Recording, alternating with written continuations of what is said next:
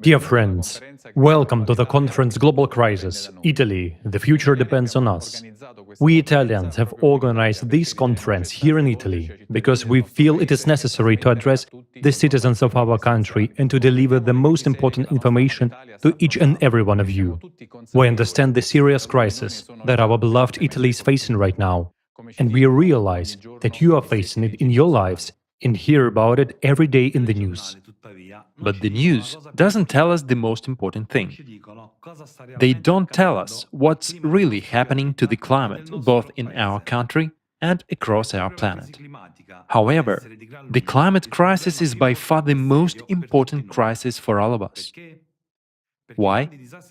Because when climate disasters come to our homes, we are no longer worried about problems at work and the high cost of utilities. We are trying to save our lives and the lives of our loved ones. Meanwhile, cataclysms are hitting us, Italians, more and more often. We are unprepared for them. We become completely vulnerable as the climate floods our cities more and more frequently. Wildfires burn our forests and volcanoes become active yet more suddenly. We cannot do anything against climate disasters because we don't see the whole picture and don't understand the true causes. That is why we would like to start today's conference by analyzing the climate situation on our planet and in Italy in particular. Now it is the most important topic for each of us. I'm sure you will soon understand why. We, Italians, have already witnessed an unprecedented increase in climate disasters in our country. Many of our citizens are forced to leave their homes or are left with nothing as a result of natural cataclysms. But this is just the beginning. What is the reason for such dramatic changes on the planet? What is ahead of us, and what is the solution? Today, many respected scientists and speakers will talk about this at the conference. Right now, the conference Global Crisis, Italy, the future depends on us, is being broadcast in many countries of the world with simultaneous interpreting into 39 languages. Because what we are going to talk about today here in Italy concerns the whole world. Climate cataclysms are on the rise and will become catastrophic in the near future. We would like to make it clear at the very beginning that global warming caused by anthropogenic CO2 emissions cannot be the only or main cause of the current natural disasters. The reason is different. Today, at this conference, you will learn about years of interdisciplinary work by leading scientists all around the world. This will give you a comprehensive understanding of what is happening to the planet. We'll also talk about how we can solve the climate problem once and for all. So, let's begin. To better understand what is happening to the climate, let's see what disasters Italians have already faced in recent times.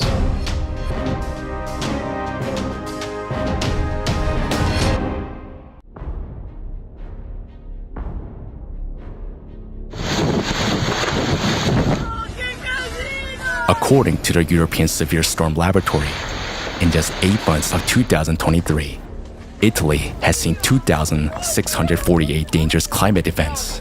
That's an average of 11 extreme events per day.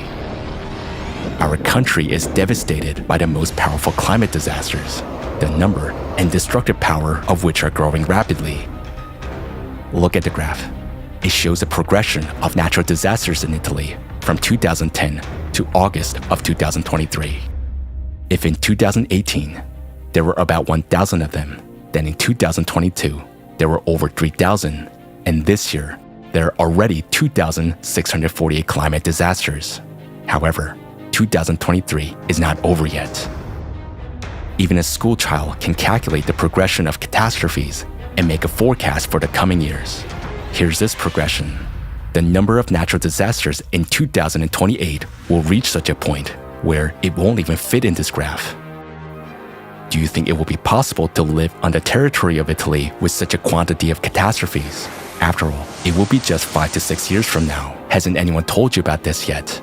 But it's happening right before your eyes. With natural disasters still being labeled as a bad weather. Do you think anyone is dealing with this issue seriously? At the same time, climate catastrophes are escalating, which cannot be related to anthropogenic factor and also cannot be explained by the increase in CO2. So why don't we Italians, along with the rest of the world, realize the obvious and accept reality? Floods. Italy, due to its geographical location, has historically faced the risk of floods, landslides, and coastal erosion. However, dramatic climate change has recently expanded the risk zone enormously. In 2022, nearly 94% of all municipalities in the country were already at risk. In 2023, nearly 40,000 people were affected and evacuated due to landslides and floods in just 6 months. It is twice the cumulative total of the last 5 years. Furthermore, the number of unprecedented large-scale floods in our country is skyrocketing. You can see it in the graph. The number of these disasters has increased from less than 20 per year to 105. That is more than 5 times. The reason for this dramatic increase in floods and landslides is due to record-breaking downpours. They are called water bombs because extreme amounts of rainfall in a matter of minutes. The flooding in the Marche region in September 2022 was a catastrophic event. At that time, the province of Ancona was hit by a half year's worth of rainfall in less than 3 hours, causing an unprecedented flood. Residents compared it to a tsunami. In just 10 minutes, water rose by almost 1 meter. Unfortunately, not everyone managed to survive. The scale of destruction was enormous. The damages amounted to approximately 2 billion euros. In May 2023, another tragedy struck Emilia-Romagna. The region was hit by 2 waves of massive floods. At the beginning of the month, 300 millimeters of rain fell there, and 2 weeks later, the region suffered half a year's worth of rain in just 36 hours. According to experts' estimates, rains of such intensity can occur once in 100 to 150 years, and typically during the rainy season in either fall or winter, but not twice in a spring month, as it happened in Emilia-Romagna. Tell me, those of you who are over 40 years old, do you remember such heavy downpours and floods before 2010? How often did they occur?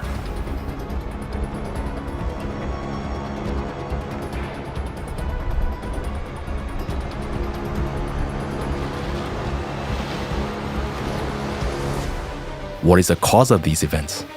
Look at this graph on the increase in ocean temperatures.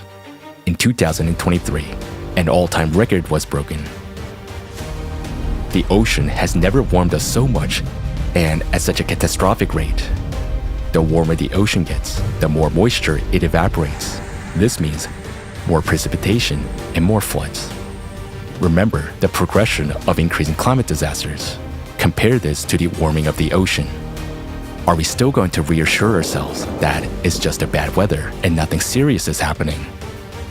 At the same time, we're facing another problem. Precipitation is no longer evenly distributed across the territory. In some regions, it falls locally and in a short period of time, while in others, it doesn't fall at all. This indicates chaotic and imbalanced atmospheric processes. That's why the citizens of Italy are facing such a paradox. Along with the increase in precipitation and floods, droughts are also on the rise, and this imbalance is observed not only in our country, but also all over the world. Drought. Look at the graph. The number of droughts in Italy and the damage caused by them are also increasing rapidly. Since 2021 onwards, this trend has skyrocketed. In the winter of 2021 to 2022, the situation was critical due to the lack of snow. According to the CIMA Research Foundation, the Alps received 53% less snow than usual. This year, the trend has continued. 2023 began for Italy with a severe winter drought, and the snow shortage has increased to 67%. Many Italians know how catastrophically fast the Alpine glaciers are melting. They're the source of surface and groundwater recharge in northern Italy. This has led to severe shallowing of rivers and reservoirs in the region. Over the past few years now, drought has been turning the Po River, the largest river in Italy, into a scarce water stream. In the spring of 2023, the water level in the river in some areas was 73% below the historical average. The filling percentage of Italy's major lakes ranged from 19% to 40%. while in Lake Garda, the water level dropped so much that people could walk where they had previously traveled by boat. As a result, in 2022, Italy faced the most serious hydropower crisis in the country's history. The graph shows that the production of this type of energy fell by a third, and in 2023, the trend continues. This is a serious blow to the country's energy sector, as hydroelectric power plants account for more than 15% of Italy's total electricity production. The Coldiretti Agriculture Organization is sounding the alarm. In 2023, the situation in agriculture is worse than last year, when the drought caused at least 6 billion euros in crop losses. This is driving up prices in the face of an inflation rate already at its 40-year high. And what will happen next, given the intensifying disasters?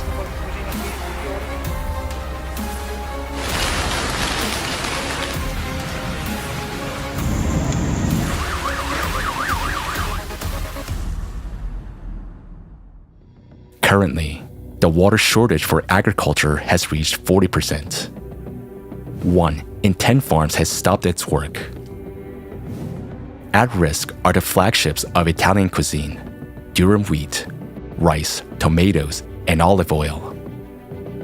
But the fact that we may lose our favorite national dishes is not the worst part.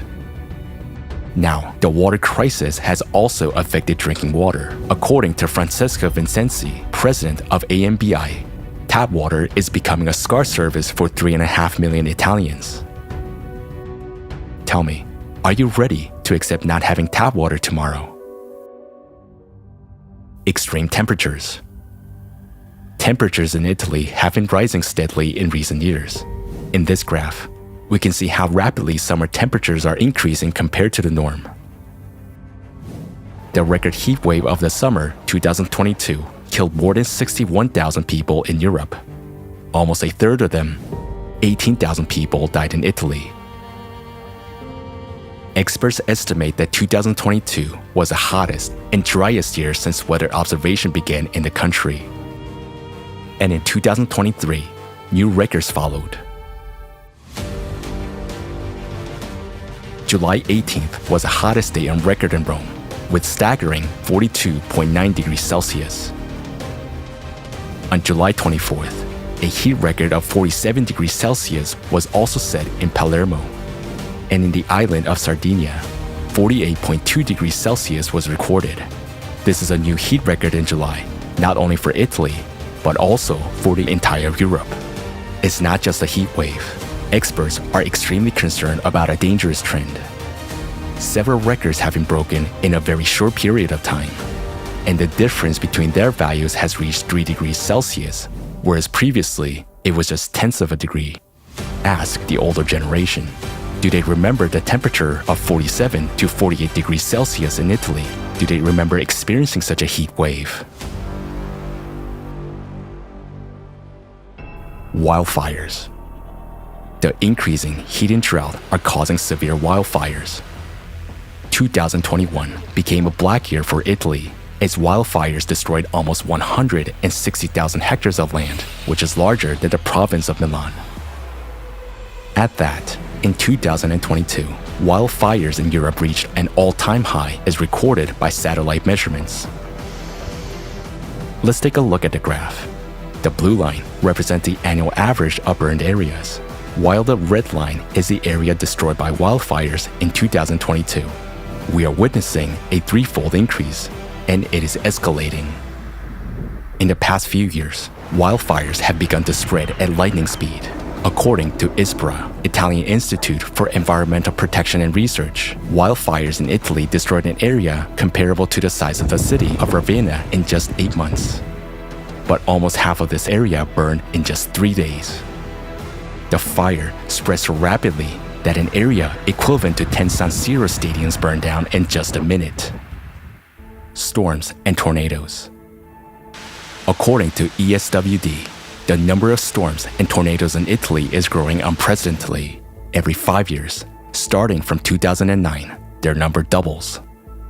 And in 2023, in just 8 months, there were as many storms and tornadoes as there used to be in the previous 5 years combined. This is happening due to the heating of the seas surrounding the Apennine Peninsula. In July 2023, the surface temperature of the Mediterranean Sea exceeded the norm by 5.5 degrees Celsius. This has increased the frequency of Mediterranean tropical cyclones. Last winter, 3 such events formed off the coast of Italy, which is a record since the beginning of observations. The number of hailstorms is also increasing, and the falling hail can hardly be called precipitation. These are icy cobblestones falling from the sky. In July 2023, the European record for the largest hailstones was broken twice in Italy within 5 days. First, it was 16 centimeters, and then 19 centimeters. Do you remember hail like this falling before? It is not just the size of hail that has grown. In the last decade, it has fallen more frequently with over a 30% increase. And on July 22, 2023, 46 hailstorms hit Lombardy and Emilia-Romagna in just one day, destroying hundreds of hectares of crops. Are you sure you heard that? In just one day, 46 hailstorms. In 2022, Italy experienced an unprecedented surge in the number and severity of natural disasters, and they continue to increase at record speed, causing enormous damage. Over the last 40 years, Italy has suffered losses from floods, landslides, and heat waves totaling 82 billion euros. However, in the last 2 years alone, 2021 and 2022, the damage totaled 24.5 billion euros. In 2023, flood damages in Emilia-Romagna in just 1 month exceeded 9 billion euros. Our country is setting records, but they're nowhere near the records we can be proud of. On the contrary, it is a series of climate disasters that are destroying our future at a record pace. In the blink of an eye, Italians are losing not only their possessions and homes, but also what is most precious, their lives. Look at the graphs. No one will tell us about it in the news. If we remain silent, what future awaits Italy and us Italians? If we continue to ignore and turn a blind eye, nothing will go back to normal tomorrow. We're the only ones who can defend our lives. Whether we like it or not, the responsibility lies with us.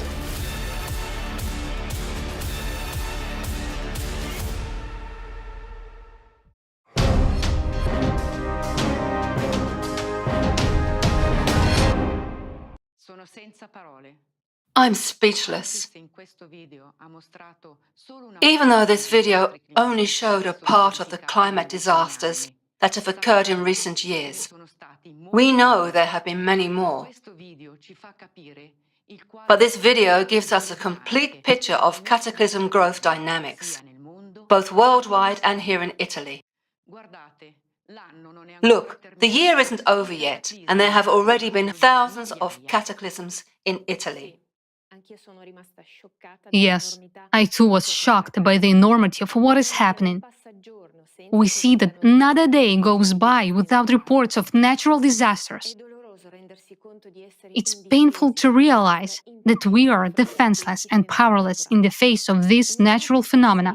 On any given night, one can be awakened by screams and horrible noises and see one's home destroyed by natural force.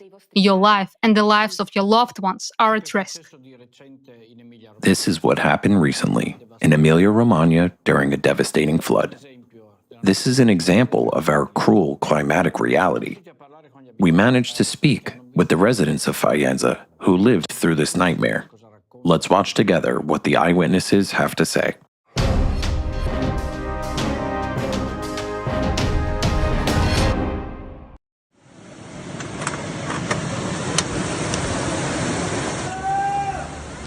Just a moment passed, all bridges were flooded, and suddenly a wall of water appeared. And in a matter of seconds, everything was taken from us. In apartments, there was only 30 centimeters of air left. They would have died there. I mean, these apocalyptic scenes can only be understood by those who were here, who experienced this. We are in Emilia-Romagna, the region that suffered the most from the floods which occurred on the 16th and 17th of May. In this region, 23 rivers overflooded, 280 landslides occurred, and 400 roads were destroyed. 41 municipal areas were affected. Bologna, Forlì-Cesena, and Ravenna suffered the most. Today, we are in Faenza. This is a city, a street where people lived peacefully. And in a matter of seconds, everything was taken from us. Our work, our efforts. Guys, absolutely everything went underwater. Suddenly, around 3 o'clock, a torrent of water came down from above, and then there was nothing. Nothing. Just a moment passed, all bridges were flooded, and suddenly a wall of water appeared. In less than an hour and a half, the water level rose from a low level exponentially. They began to close bridges and evacuate people, and I could no longer go back to the shop to save at least something. The wave came and it seemed like a waterfall, like the sound of a waterfall. And in a while, I don't know, we saw the water going up and we went up one floor, and after that I was watching all night. They turned off the light. My elderly parents were with me, and I prepared them, dressed them, in case we had to go up, and after that, the next evening, we were evacuated in a rubber boat. I saw people being rescued by helicopters and rubber boats. People were by the windows when the water entered the house. Yes, I lost my business, a hair salon right on the street. There was 3 meters of water inside, so the entire building is gone. I live on the ground floor, and the water reached the level of 2 meters or so. Those who were downstairs, who didn't manage to evacuate. For instance, my neighbor managed to escape through the window. The water was up to his neck. He survived, thank God. This happened to many families who completely lost their homes. So, there truly was divine providence here. I think that at least one floor of the house remained, and we managed to save our lives and the lives of our loved ones. Unfortunately, there were casualties as well. I hope that step by step, little by little, we will be able to receive some aid. I'm asking because there are those who unfortunately don't have money to buy a new home, to live in normal conditions, as they have truly lost everything. We didn't expect anything like this, and a week before, there was no alarm, nothing. This time, the alarm signal was given, but we all thought they were exaggerating it because it wasn't given a week before, and we said, "Mamma mia, they're making a big deal out of it." But in fact, it's not that we didn't understand, it's just that they didn't provide proper information about the real danger we were facing. We were sure that at most we would be flooded again by half a meter in the garage. I mean, we were sure of this. We weren't prepared for such an event. It's something unimaginable, surreal, out of this world. People were on roofs calling for help. In apartments, there was only 30 centimeters of air left. They would have died there. Elderly women with children were being rescued from attics. I mean, these apocalyptic scenes can only be understood by those who were here, who experienced this. Excuse me. It's terrible. There is a river here, so I cannot know what will happen, but such a thing has never occurred in our area before. Actually, they're supposed to have evacuation plans, safety plans in case of such major disasters. However, there are definitely no such rescue plans in Italy. The situation here is truly very difficult. There are those who have really lost everything, and our strength lies in these guys who are here and who are helping to clear tons and tons of mud. From the bottom of my heart, I sincerely want to thank all these guys who are everywhere here, because they are truly doing a crucial job. I'm just at a loss for words. It's nice to see this. If I had any doubts about people's humaneness, if there's anyone who's talking about it, just come here and look at the affected areas. Thank you to all the volunteers who came here and to all people who surround us. We need everyone, but above all, we need your warmth, your support. Because in this material life, nothing matters but people around us. They mean a lot. We lack the words to express our gratitude. Emotional state. In such times, you only see the negative, the damage, people's despair. But at the same time, I see so much strength in our people of Faenza and Emilia-Romagna as a whole. And amidst all this negativity, there is one positive aspect: the people whom I want to thank from the bottom of my heart. These are the volunteers. Although many believe or say that young people don't want to do anything nowadays, a lot of young people have actually shown the opposite in places like Faenza and other cities. What would you like to say to people who have never been in such situations and perhaps watch this and think, but this won't happen to me, right? We also thought that way, but unfortunately, it can happen. In this area, we can't remember events like this happening for so many years. Because you always imagine that you are on a happy island, and as you said, it will never happen to you. But eventually, it does happen. The only thing I can advise is to always stick together. That's the most important, because on your own, you won't do much. We see similar situations now in the rest of the world. They're becoming the norm, unfortunately. In places where this happens, it leads to destruction. The problem is that now, as in this case, it's no longer localized. My father is still alive, and he tells me that even the Second World War didn't cause such a massive destruction, because the front was along the Sinjo River, and only some areas were subjected to bombing.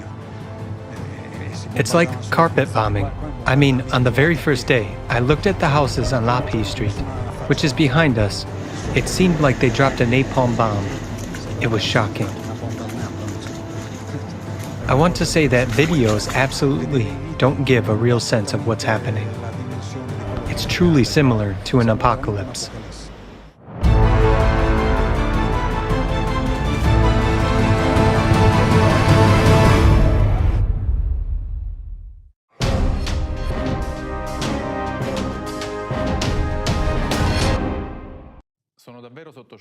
I'm in shock. Even though there was a warning about the impending disaster, people didn't expect the flood to be so severe and rapid. It seemed to them the water would rise gradually. They really couldn't imagine that a massive wall of water would suddenly appear and instantly sweep away everything in its path. We express our deepest condolences to all those affected by this terrible disaster. I join you in offering condolences. It's a loss for all of us. Unfortunately, it's clear that we are not prepared for the new climate reality. The destructive power of climate disasters is rapidly increasing. An eyewitness said the devastation after the floods was worse than that after bombings. We expect that in case of an emergency, rescue will arrive, but with disasters of this magnitude, no country is capable of organizing the necessary aid. And all this because we still don't realize the seriousness of what's happening. Yes, and we need to quickly grasp the extent of the climate crisis we are experiencing and that will progress. We must realize the danger of the situation. After all, what is the main problem, or, more precisely, who is the problem? The core issue is us, human beings. Moreover, People say that if emergency services don't warn us about disasters, it's their fault. And if they do, they are still to blame, because they are too intrusive or because they raise unwarranted alarms. We should be grateful to those who alert us, as it's extremely difficult to calculate or predict a climate catastrophe. We don't know exactly what and where the next disasters will happen. Today, no one knows anything about climate disasters, what will happen, where it will happen, and how it will happen. It's time to grow up. If we don't value our own lives, how can we value the lives of others? Do you know what I realized while watching the eyewitness video of the flood in Faenza? For those who haven't faced the harsh weather yet, cataclysms may seem like just a show, numbers and facts. But behind all of these, there are the fates and lives of people. But do we really need a major tragedy to understand that humanity must come first? How many more disasters have to occur before all people realize that nothing is more important than human life? When each of us values our own life and the life of others, then we will take the warnings of impending catastrophes seriously. Let's now hear what the scientists are warning us about. At the forum, Global Crisis, Our Survival is in Unity, an international team of scientists presented a mathematical model that not only describes the causes of catastrophes, but also shows their subsequent development, the exact sequence of events that will unfold. Many things scientists had already warned us about have already occurred. Increased earthquakes, intensified volcanic activity, ocean warming, and much more. And now, we have the honor to introduce our distinguished speakers. John Ahn, PhD in Chemical Engineering with an MBA, expert in the development and commercialization of new technologies in the fields of energy, chemical processes, and natural sciences. John Ahn holds an MBA from INSEAD, a PhD in Chemical Engineering from Technical University of Munich, and an MS from the University of California, Berkeley. Anastasia Pashagreva, Research and Development Scientist, PhD in Chemistry. Anastasia collaborates with scientists within the independent international platform Scientific Community, which is part of the Creative Society Project. She has conducted dozens of interviews with experts in various fields.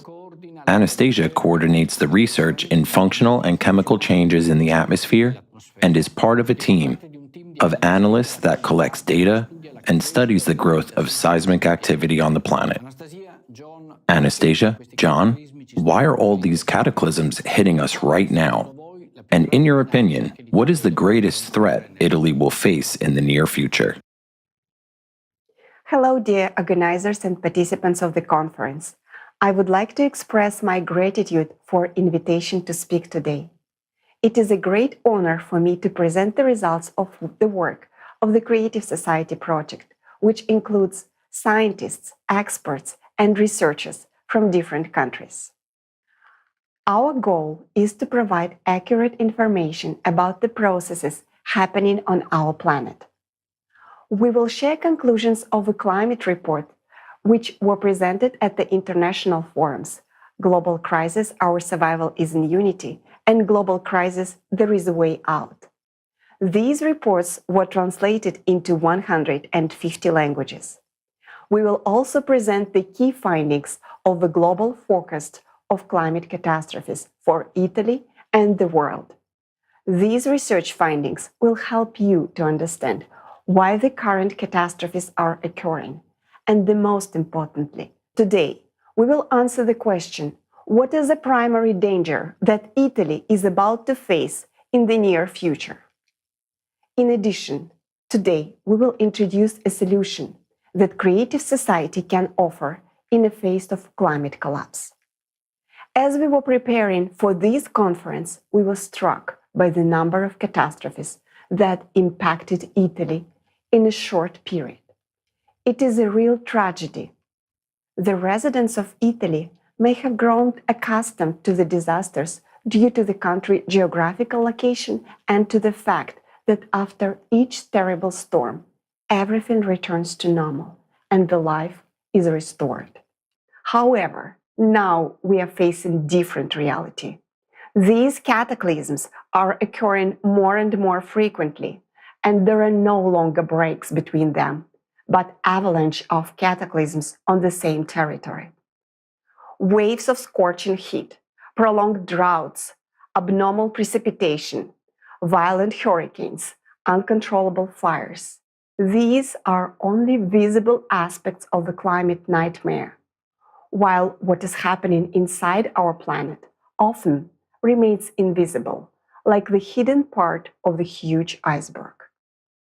All these disasters are not just a series of random events, they are pattern. Today, you will learn how processes within the Earth shape global climate changes that we observe on its surface.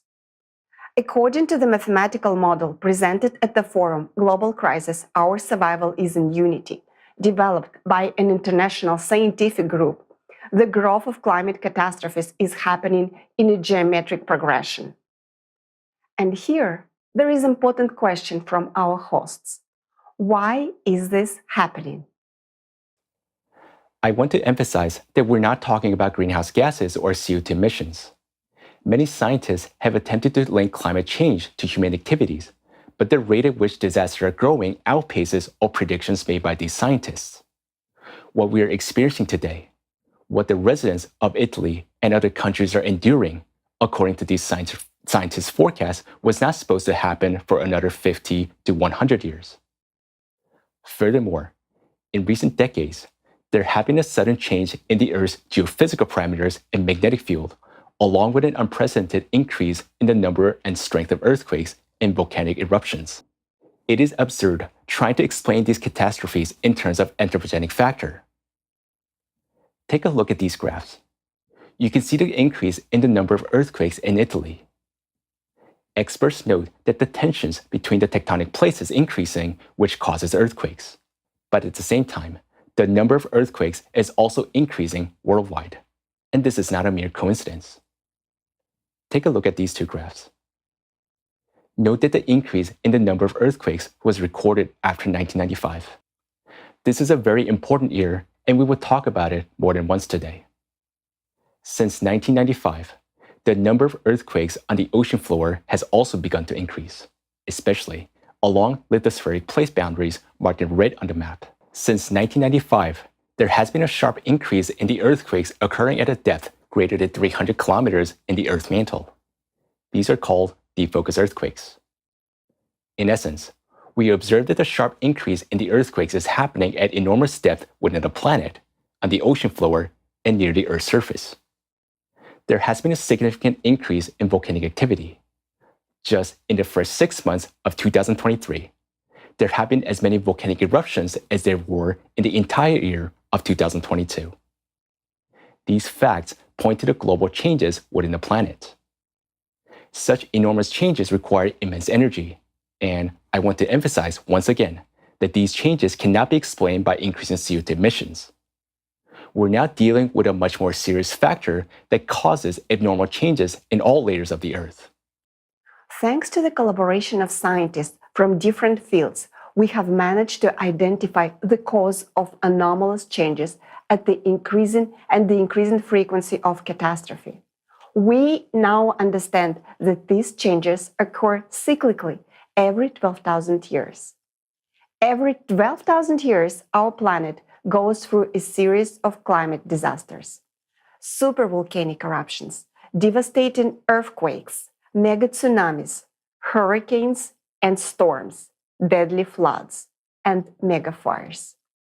Scientists have established this 12,000-year cycle by analyzing data from numerous sources, such as ice cores, ocean floor sediments, ash layers from eruptions and megafires, as well as from paleomagnetic studies, tectonic reconstructions, and archaeological findings. Thorough examination of the geological data has revealed that 12,000 years ago, our planet also faced catastrophic changes, similar to what we're already observing today. What happens every 12,000 years on our planet? Let us watch the next video.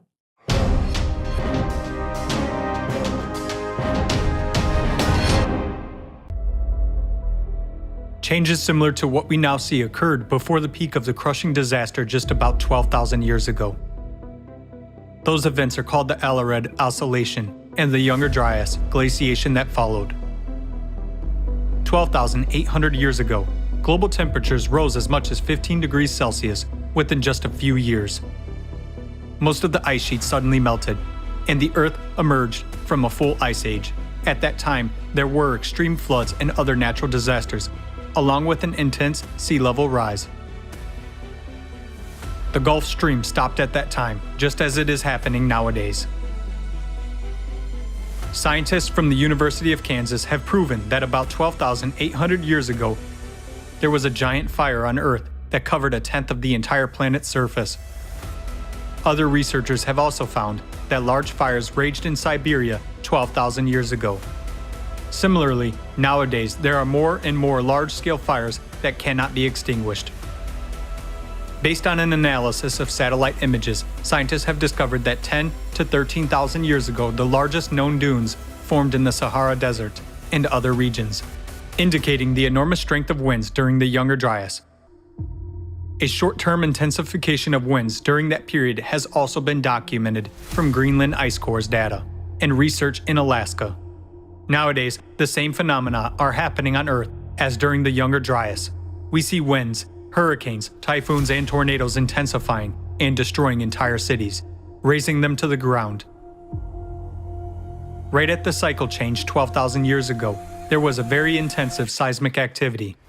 This is indicated by radiocarbon data, as well as paleographic reconstructions of the Younger Dryas. During the same time period, more than 12,000 years ago, as well as now, there was a drastic weakening of the magnetic field and a pole shift, which was called the Gothenburg excursion. The reason for all these abrupt changes was an abnormal magmatic activity caused by changes in the core. This was expressed in large-scale volcanic eruptions that scientists recorded in the Younger Dryas by dust and traces of acid rains and glacial cores. Analysis of sediments found in Hall's Cave points to volcanic eruptions that caused a volcanic winter about 13,000 years ago, and glaciation across the globe. After the sudden warming in the Younger Dryas, an equally abrupt cooling occurred. This event caused a mass extinction of megafauna. Thousands of frozen mammoths and other mammals were found in the ice on the northern slopes of Siberia. There happened a drastic decline in the human population, including extinction of the Cro-Magnon. All of those catastrophic events occurred within just a few decades. The same catastrophic events occurred on the planet not only 12,000 years ago, but also earlier.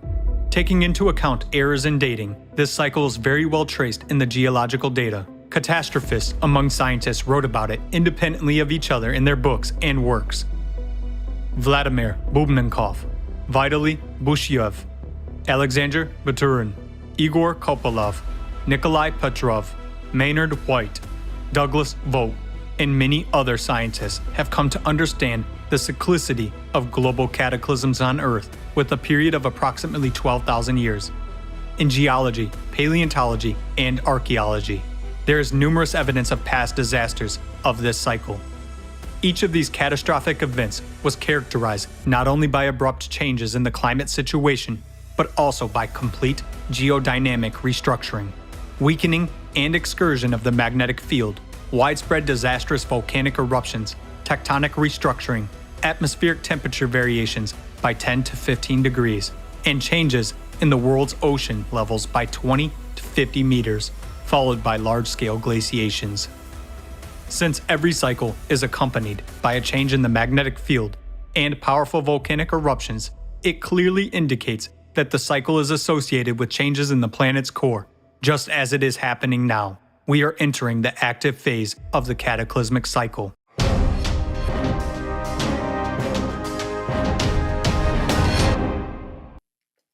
Every 12,000 years, there are catastrophic events. The magnetic field weakens. There is a sharp change in the climate. The average temperature on planet changes by 10 to 15 degrees Celsius.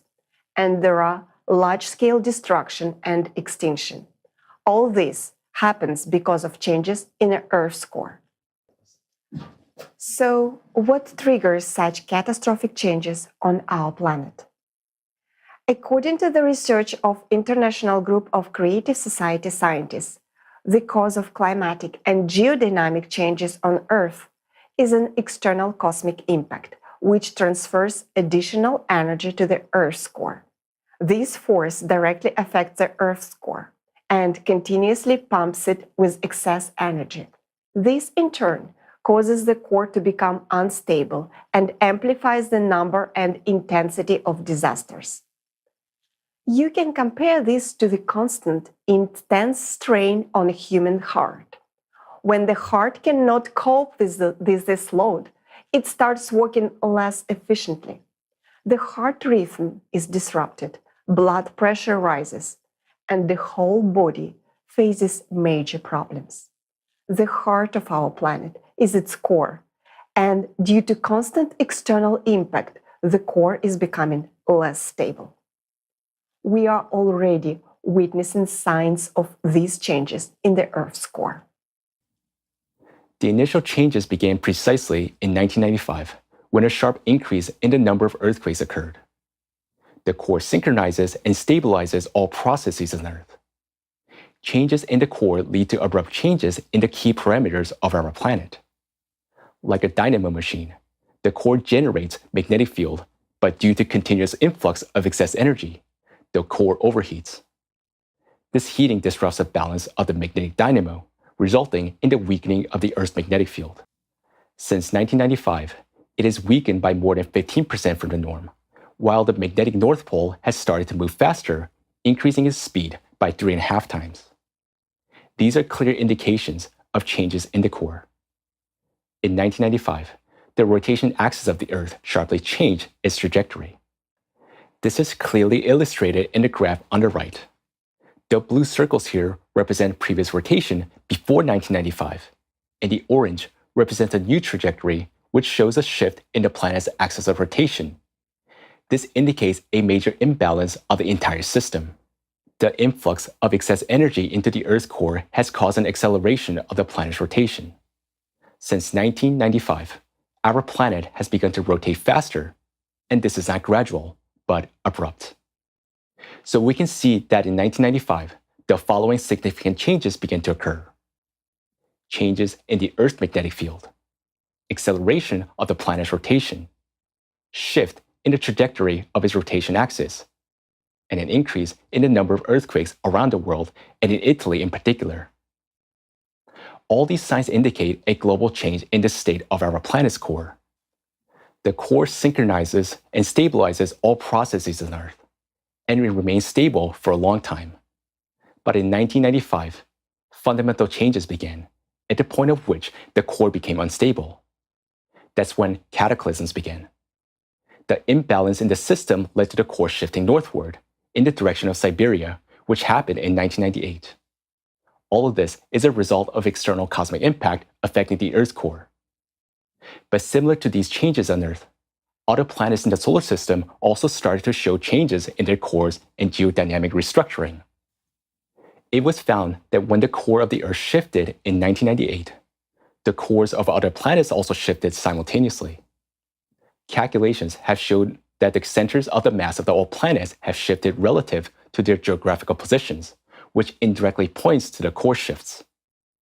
In addition, we're seeing changes already related to rotational dynamics, electromagnetic fields, and temperature regimes.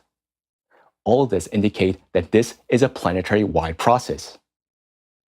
This, in turn, allows us to conclude that these cycles are driven by the influence of external cosmic impact on all the planets within the solar system. The entire solar system goes through a cycle every 12,000 years, and every 24,000 years, this cycle has the highest intensity. Unfortunately, we're currently in the 24,000-year cycle, which is more catastrophic. Therefore, we're facing the worst-case scenario in which the death of all humankind and our planet is a real possibility. According to existing calculations, we will fully enter the cycle in 2024. But in fact, we can already see today that the world is starting to collapse. According to the archaeological data, the increase in the intensity and the frequency of natural disasters is occurring much faster than it had happened before in previous cycles. Changes in the core trigger a change of sequential changes in all layers of the Earth, and thus we're witnessing escalating cataclysms. In other words, the natural disasters that we're experiencing right now are consequences of this cycle. Our planet is now entering an active phase of catastrophes, and Italy is facing extreme climatic events ahead of other countries in Europe. Soon, you will understand why this is happening. External cosmic impact on the Earth's core leads to the accumulation of excess energy and destabilizes the core. The area around the Earth's core starts to heat up, contributing significantly to the abrupt heating and magma uplift. This forces the heated magma to move from the core towards the surface. Italy is a tectonically active zone with numerous volcanoes, including active ones. This means that the huge magma reservoirs are close to the surface. It is this area that responds first to the rise of magma from the depths. As a result, we witness catastrophic increases in disasters, specifically on the territory of Italy, earlier than in other European countries. The rise in magma hits the ocean from the bottom up, and the rates of its heating are catastrophic. Italy, surrounded by water on the three sides, faced record temperatures in the Mediterranean Sea in July 2023. The hot magma is so active that it essentially melts through the Earth's crust from below and approaches underground water reservoirs. This process hits the crust and causes intense evaporation of both underground and surface water. Consequently, humidity in the atmosphere increases, leading to more intense precipitation and widespread flash floodings. Recent events, such as flooding in Faenza and the massive flood in Marche in 2022, illustrates this problem. Italy has been facing this issue for 2 consecutive years in the same region, which shows the seriousness of the situation. The heating of the water from below contributes to the formation of stable heat zones. This summer, heat waves have warmed the Mediterranean Sea, resulting in excess energy that can fuel formation of strong storms. Scientists predict that a high number of storms in the Mediterranean Sea in the near future, and this process will intensify. The rise in magma also causes the changes in wind patterns and wind strength, leading to more intense and sudden wind gusts. Local overheating of the Earth's crust can create prolonged updrafts of heat flows, resulting in extremely large hail, reaching up to 19 centimeters in size. And this is not the limit. Imagine a hail size of a watermelon falling on your head. As the magma rises, it puts greater pressure on the Earth's crust, causing seismic activity and opening up in new fault zones and cracks. This allows water to escape from the surface into the depths of Earth, causing the lakes and rivers to dry up. In the last 3 years, have you noticed how quickly water disappears from lakes and rivers? Even after a heavy rainfall, the water levels are not replenished. The water level in the Lake Garda in Italy reached a critical point in 2022 and still remains low, exposing a sandy path to the small island of San Biagio. So, let's briefly summarize. What we are observing in Italy is the result of hot magma rising, and these consequences manifest through a series of catastrophic events. All these disasters happening in Italy have one common cause: destabilization of the Earth's core. The changes happening inside our planet are shaping the atmospheric phenomena that we see on its surface. Based on the dynamics within the Earth, our mathematical model predicts that more devastating disasters await Italy, and what is currently happening in Italy will spread throughout Europe. It's important to understand that the climate situation will only get worse from here on.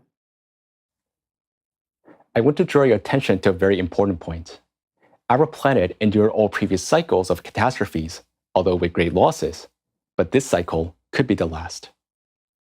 Events in the current cycle are unfolding much faster, and the conditions for the planet are much more dangerous, with a high probability that the planet will not be able to withstand the stresses of this cycle. Now, let's explain why this is happening. As you already know, climate changes on Earth are related to the cosmic impact that transfers additional energy to the Earth core.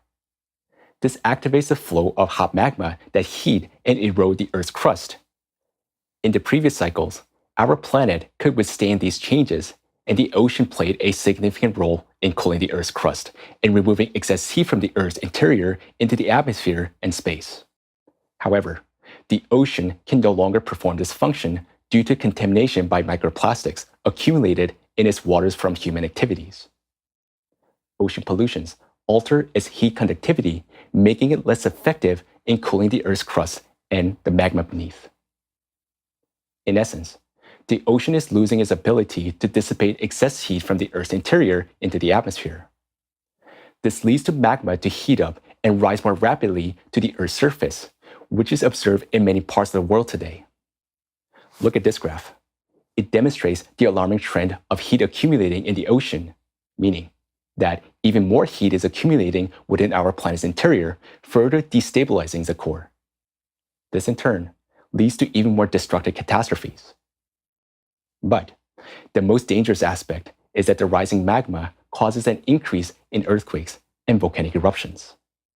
Dear Italians, we are well aware that you are used to earthquakes and volcanic eruptions, but now it is time to draw your attention to important information that we are about to share. This is a matter that concerns not only your safety, but also the future of our planet. I'd like to emphasize that the 12,000-year cycle is characterized by catastrophic eruptions of volcanoes and supervolcanoes. In the graph, you can see when such eruptions occurred. The size of the circles reflects the size of eruption. Take a note of the big red circles. They indicate that every 24,000 years, volcanic eruptions are more catastrophic. Supervolcano eruptions during every 12,000-year cycle wiped out almost all life on the planet. Archaeological evidence suggests that during each of these catastrophic eruptions, entire species of Homo sapiens almost died out. Unfortunately, we are currently in another 12,000-year cycle, which overlaps with a more catastrophic 24,000-year cycle. Therefore, we are facing the worst-case scenario. The most significant danger in the coming years is volcanic eruptions, including supervolcanoes. We've now entered a period when hot magma is ascending from the Earth's interior to the surface. On the Earth's surface, magma activity is primarily manifested by the changes in the eruption patterns of volcanoes, which is still in the preparation phase. However, we're already witnessing changes in several parameters during volcanic eruptions, keeping volcanologists astounded. The primary trend that we observe worldwide is a catastrophically rapid rate of magma ascent. On average, magma rise to the chamber of a volcano takes from several months to a year. However, in 2014, the dormant volcano Borga Hraun, inactive for 1,000 years, awakened and astonished volcanologists. It took only 10 days for magma to rise from a depth of 24 kilometers or 50 miles to the surface. But this is an existing volcano with an established magma channel. But nowadays, volcanoes began to appear in a matter of moments. For example, in 2019, before the eyes of researchers, a new underwater volcano was born off the coast of Mayotte, near the Madagascar, where it had never existed before. It typically takes decades or even centuries for a volcano to form, but here it took just a year to form a new magmatic channel in the 80 kilometers thick crust. This location is just above the region of hot, rapid magma ascent from the depth near the Earth's core. The activation of the core and the magma pressure lead to such a record-breaking ascent rates. The rapid ascent and penetration of active deep magma into rocks are accompanied by a large number of earthquakes. The series of earthquakes resulting from magma intrusion is known as the earthquake swarm. The increase in the number and intensity of earthquake swarm from year to year has been well studied in some regions. The number of earthquake swarms continues to break records and can reach up to 85,000 in a half a year, as was the case with the Deception Island volcano off the coast of Antarctica in 2020. The change in the magma composition to more deep-seated magma is increasingly described in volcano eruption studies. Deep-seated magma is hotter, more fluid, gas-rich, and destructive to the Earth's crust. Now, magma has enough energy to ascend from deep layers and erupt directly to the surface. For example, in January 2022, the volcano Hunga Tonga Hunga Hapai set the new record for the most powerful volcanic eruption ever recorded. This eruption was so powerful due to the change in magma composition. The magma became hotter and more enriched with gases. Such lava composition had not been observed in eruptions of 2009 and 2014. In previous eruptions, magma lingered in the intermediate chamber, but this time, fresh magma quickly ascended from the deep layers to the surface. In March 2021, Iceland's Fagradalsfjall volcano began erupting. Interestingly, the chemical composition of its lava changed more than 1,000 times faster than usual.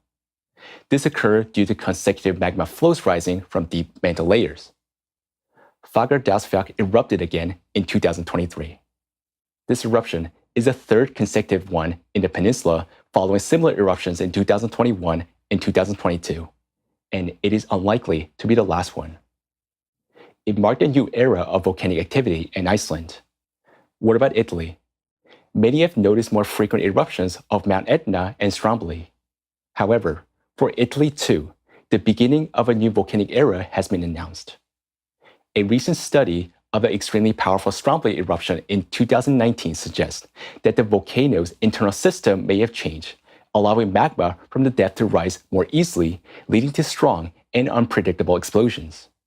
Thus, the Earth is currently experiencing a period of increasing volcanic activity, marking the beginning of a new volcanic era characterized by unusual rapid changes in volcanic activity. Unfortunately, most scientists do not comprehensively address this issue and fail to see the full extent of the changes taking place.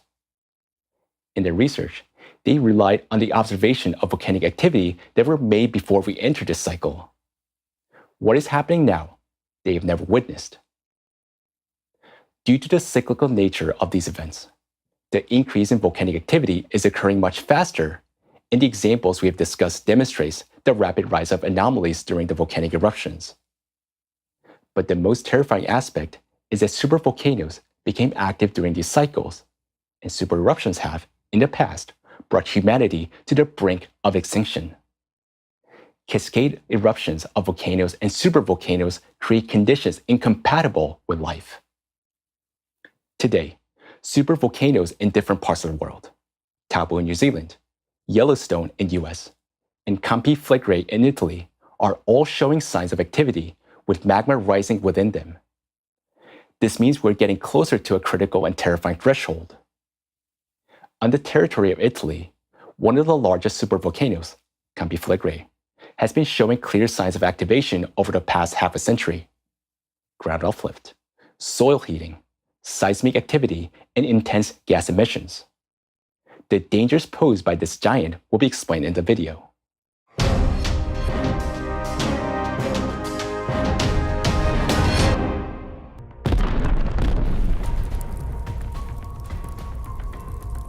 Everyone has heard of the Yellowstone supervolcano, but have you ever heard of a supervolcano in Europe? Not only is there an active, non-dormant supervolcano in the heart of Europe, in Italy, but there's also a picturesque town called Pozzuoli with a population of 80,000 located right in its crater. And that's where we are right now. It makes you wonder, do the residents here know that they're literally living in the mouth of a volcano? Hello, dear viewers. We're in Pozzuoli, on the territory of Campi Flegrei. Do you know that Campi Flegrei is a supervolcano? Yes, sure, I know that. Yes, I'm quite well informed. I know we are on a magma bubble. Yes, of course. The second largest caldera in the world after Yellowstone. Of course we know that, quite. When you fly to Naples from the airplane, you see all these volcanic events, you see everything. But we are aware of it. We have learned to live with it. When there is an earthquake, when there is bradyseism, here, we are used to it. But we feel quakes. We are very used to it. But Well, yeah, I keep thinking about it because we've had some really strong quakes lately. The Campi Flegrei, along with its adjacent islands, constitute an immense volcanic complex. Here, you won't find a typical volcanic cones, but rather an enormous caldera containing a network of 24 craters. Many of these craters are currently submerged beneath the Tyrrhenian Sea. The caldera's area measures, by various estimates, between 100 to 200 square kilometers, surpassing the size of Naples. This is why Campi Flegrei is referred to as a supervolcano. Over its 80,000 years of existence, this supervolcano has experienced only 2 super eruptions, around 36,000 and approximately 12,000 years ago. Each time, they resulted in a catastrophe for Europe. And it appears that right now, the supervolcano is on the brink of eruption as well. Why this could happen, and how the history of our civilization might come to an end, will be explored in this video. Over the past half-century, scientists have documented numerous instances of vertical ground movement and earthquakes in the vicinity of the volcano. In 2012, the Italian government raised the volcano's danger level from green to yellow. Naturally, when you walk over the mouth of a volcano every day, you become desensitized to the potential danger. However, the events of recent years cause a growing sense of alarm and fear, even among those residents who have long grown accustomed to this reality. Bradyseism is in our blood, Italians say. Bradyseism is the uplift of the ground caused by the awakening of a volcano. It is through bradyseism that local residents can observe the visible activity of the volcano. The most significant uplift of the ground is observed in the vicinity of the port of Pozzuoli.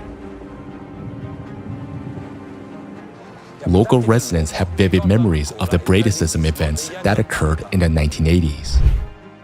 From August 1982 to December 1984, the city endured hundreds of underground tremors and bradyseismic activity. It resulted in the damage to 8,000 buildings in the city center and the evacuation of 36,000 people who never returned to their homes. The bradyseismic activity raised the seabed by nearly 2 meters and rendered the Pozzuoli Bay too shallow for large vessels. That night, Pozzuoli uplifted at least 1 meter. In fact, the whole dock, all the boats on the dock. I'm a fisherman, so I knew they were all on land. There was no water anymore. The dock uplifted, then immediately descended. Boats in the Pozzuoli Bay are practically resting on the sand even now because bradyseism resumed in 2004. The ground has long risen to the level of the year 1984 and continues to rise. In just a month of February 2023, the land was elevated by nearly 10 centimeters. This uplift was accompanied by 1,000 small earthquakes. After 2000, there has been an activation of the volcano, and various factors have come into play since then. 2000. The year marks the onset of active gas emissions, primarily CO2. This sign indicates the influx of new magma from the mantle, heating the volcano's chamber. 2004. Gas pressure begins to lift the ground. 2005. Hot magma heats everything up to the surface of the soil and causes hydrothermal waters to boil. 2006.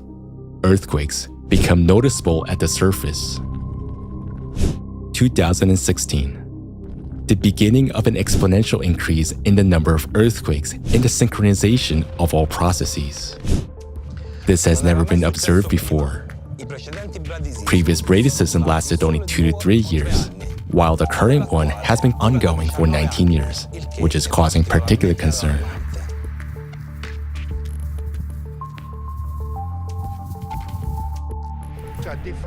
Excuse me. Unlike the year 1980, when there were actual earthquake tremors, here we only have tremors related to steam underneath. Whereas in 1970, 80, and 83, Due to browdicism, there were earthquakes above level 6 on the Richter scale, which is not that small. One was on October 4th, and the other on September 4th. But there were actual earthquake tremors.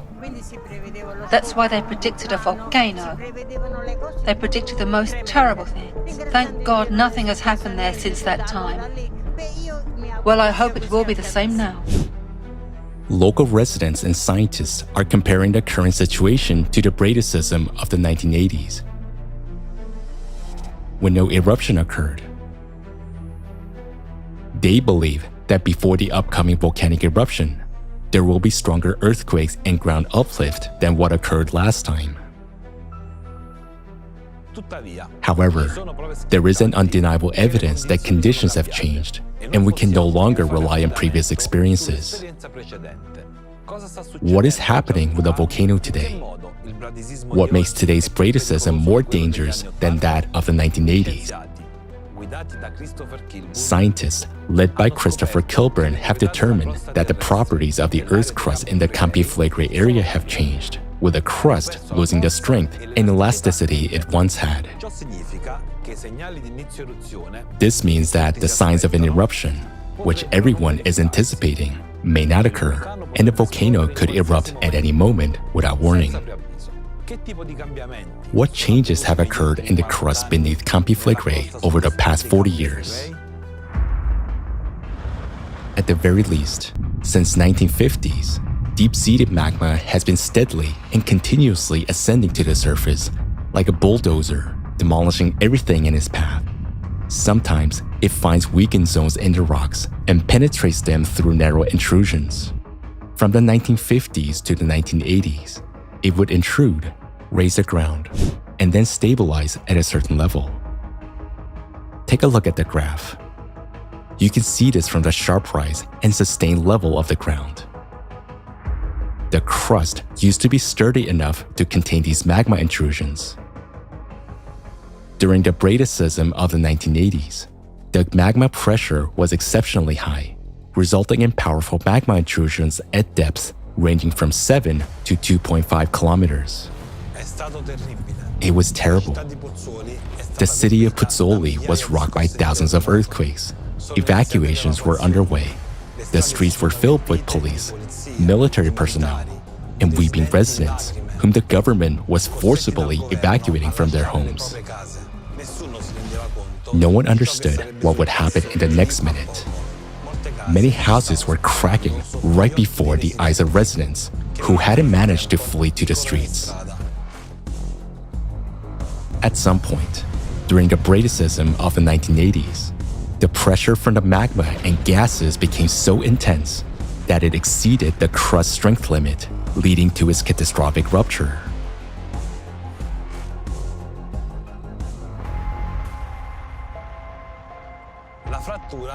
The rupture allowed the accumulated gases to escape, which, in turn, temporarily halted the ground uplift and even caused a slight subsidence. This was a natural degassing of a volcano's chamber, which, on one hand, temporarily delayed a mega eruption. However, on the other hand, it was just a temporary respite.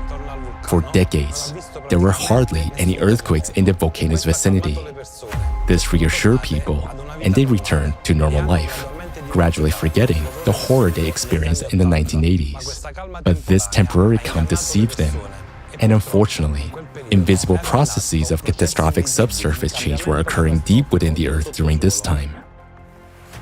The gases that break out from the depths possesses extremely high chemical and physical reactivity.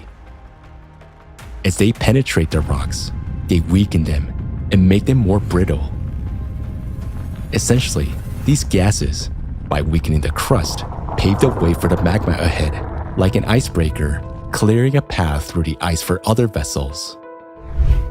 While peaceful life continued on the Earth's surface, the crust above the magma chamber essentially lost its ability to withstand the pressure from the magma.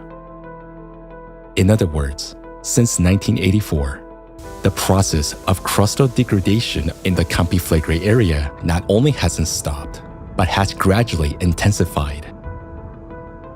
And now, the volcano's activity is entering a new stage, as magma is intruding closer to the surface of the caldera. This is indicated by the fact that the majority of earthquake swarms have approached depth ranging from 1.5 to 1 kilometer. In August of this year, a powerful swarm of earthquakes occurred at depth ranging from 4 kilometers down to 200 meters. This indicates that the magma has already come so close to the surface that it could trigger a volcanic eruption. Currently, the crust in this area can be likened to glass, with a network of fine cracks running through it. How much longer can such a crust contain magma giant that is yearning to burst to the surface? Let's summarize all the information about the current activity of the Campiflegrei that we gathered. Magma from the depths is gradually approaching the surface of the volcano, causing continuous ground uplift and earthquakes. The crust has weakened and cannot resist the intrusion of magma. If no preventative measures are taken, an eruption will occur in the coming years. There is an opinion that the coming eruption of the Campiflegrei will be a minor lava flow, like its previous Monte Nuovo eruption in 1538. Some believe it will merely release steam. However, the facts tell us otherwise. Over its 80,000 years of existence, the Campiflegrei volcano has already experienced 2 catastrophic eruptions. It always gives warning signs of such explosions. Scientists, while studying the chemical composition of lavas from past eruptions, have noticed that each time before a mega eruption, specific changes occur in the magma. A minor eruption with a particular chemical composition of lava takes place. This always occurs several hundred years before a catastrophic mega eruption. Such a lava composition was indeed discovered in the eruption of Monte Nuovo in 1538. These warnings have occurred twice in the history of caldera eruptions. On the graph, you can see them labeled as number 12 and 53. Please note that following these events, several hundred years later, came the catastrophic eruptions of the Campiflegrei caldera labeled as number 54 and 84. Now, take a look at the eruption number 5, flashing in red. This is the eruption of Monte Nuovo in 1538. Monte Nuovo indeed served as a signal and a warning shot before Campiflegrei will unleash its devastating eruption and wipe out all life in Europe. This cataclysmic event could occur at any moment. The previous caldera eruptions were the most devastating volcanic events in European history over the last 200,000 years. According to the reconstructions by volcanologists, during these eruptions, ash and lava columns reached height of 44 kilometers. Incandescent clouds spread instantly over a radius of 60 kilometers. All life in this area was obliterated within seconds. Ash was carried by the wind for thousands of kilometers, blanketing the entire continent of Europe up to the Ural Mountains. In Romania, 1,000 kilometers away from the volcano, the ash layer reached 1 meter in thickness as determined by ash deposit studies. As a result of these eruptions, the temperature in Europe dropped by 6 to 9 degrees Celsius. The volcanic winter that followed the eruption approximately 36,000 years ago led to the extinction of Neanderthals. Those who survived were forced to flee from Europe. There exists a cycle of cataclysms that our planet undergoes approximately every 12,000 years. During this cycle, there is an escalation of catastrophic natural events such as hurricanes, typhoons, wildfires, and floods. But the most alarming aspect is the increasing seismic and volcanic activity, with supervolcanoes becoming active.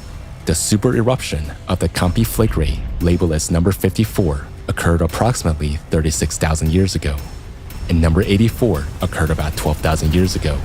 The timing of these supereruptions confirmed the 12,000-year cycle of cataclysms. What triggers the eruptions of supervolcanoes during this 12,000-year cycle? During this cycle, external cosmic influences activates the Earth core. This leads to an increase in endogenous energy, resulting in a widespread ascent of deep-seated magma. Deep-seated magma is hotter, more liquid, and mobile, and it is what initiates mega eruptions. Analysis of mega eruptions approximately 12,000 and 36,000 years ago revealed the presence of deep-seated magma in them. Just like in the past, magma is currently rising from the depths. There is a critical question that no one is discussing. Deep focus earthquakes occurring in various parts of the world affects the seismicity of the Campi Flegrei, thereby inducing magma ascent.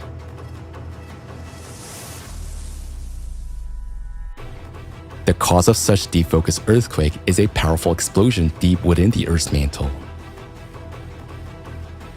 As a result of this explosion, we observe deep focus earthquakes.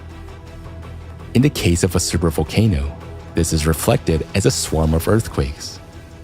The catastrophic increase in the number, depth, and strength of deep focus earthquakes indicates a buildup of internal energy within the Earth. Such explosions can trigger a spontaneous eruption of the Campi Flegrei and any other supervolcano. We are already witnessing this phenomenon in the example of supervolcanoes like Yellowstone, Ira, and Campi Flegrei. They are undergoing synchronous awakening. Furthermore, there is an increase in activity of Taupo, Lak, and Toba, precisely the same supervolcanoes that also erupted in the previous 12,000-year cataclysmic cycles. The planet has already entered a cycle of cataclysms, as evidenced by all the climatic and geodynamic processes. Campi Flegrei is a volcano of this cycle. The eruption of one supervolcano, acting as a detonator, will trigger a chain reaction of eruptions in all others. If Campi Flegrei alone is capable of blanketing the entire Europe in ash, what will happen when other supervolcanoes start erupting? What will become of our planet? This will be a catastrophe not only for Italy, but for all of humanity.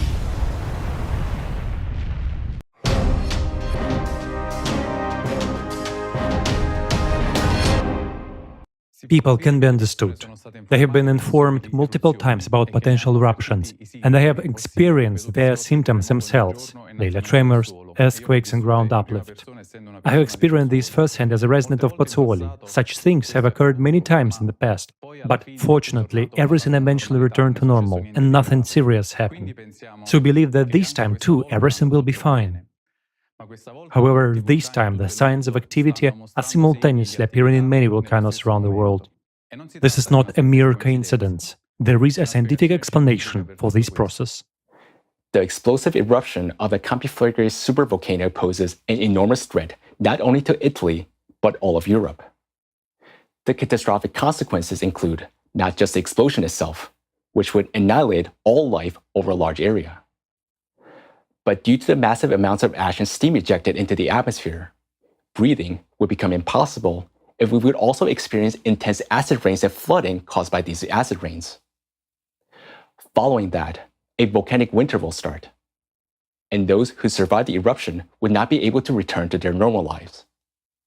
Life would become a struggle for survival. So, the most significant danger to Italy is presented by explosive eruption of the Campiflagre supervolcano. But that is not all. As we have mentioned before, the growth of catastrophes is occurring at a geometric progression. Here, you can see a graph depicting the progression of earthquakes according to our mathematical model. They're also growing exponentially. All other disasters are progressing in the same way. Life will soon become unbearable. I want to appeal to every person watching us right now.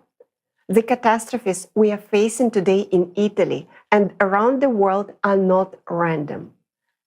They are related to cyclical changes that repeat every 12,000 years. The catastrophic changes are caused by the external impact, which affects the Earth's core. In 2024, our planet will enter a new cycle of catastrophes. During this cycle, among other disasters, devastating volcanic eruptions always takes place. What is particularly concerning is the fact that the Campiflagre supervolcano is already showing signs that it's ready for a large-scale eruption. This forecast is based on a mathematical model, and we see confirmation of this model in the rise of devastating catastrophes worldwide.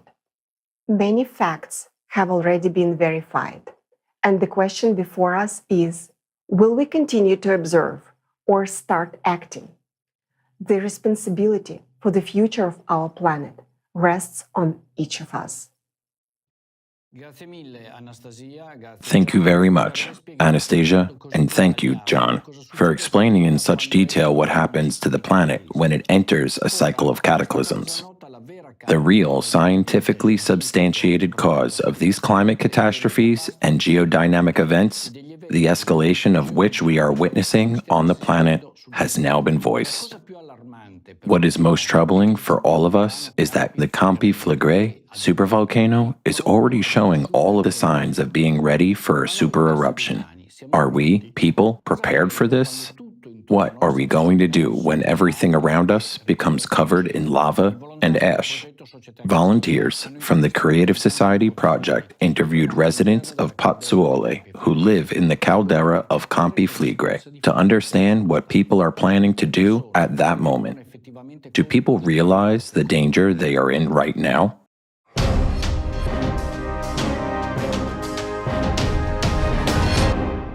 Good evening. Do you know that Campiflagre is a supervolcano? Yes, of course. Were you informed by the local authorities about what you should do? An evacuation plan, any other actions in case of an emergency? Yes, there were some news reports, but it's not, well, they didn't really handle it properly. No training was held. It's just like this from time to time. Personally, I'm from Baccoli, and currently we haven't received any information yet. Yes, the official sources, in fact, don't say anything. There is no information at all.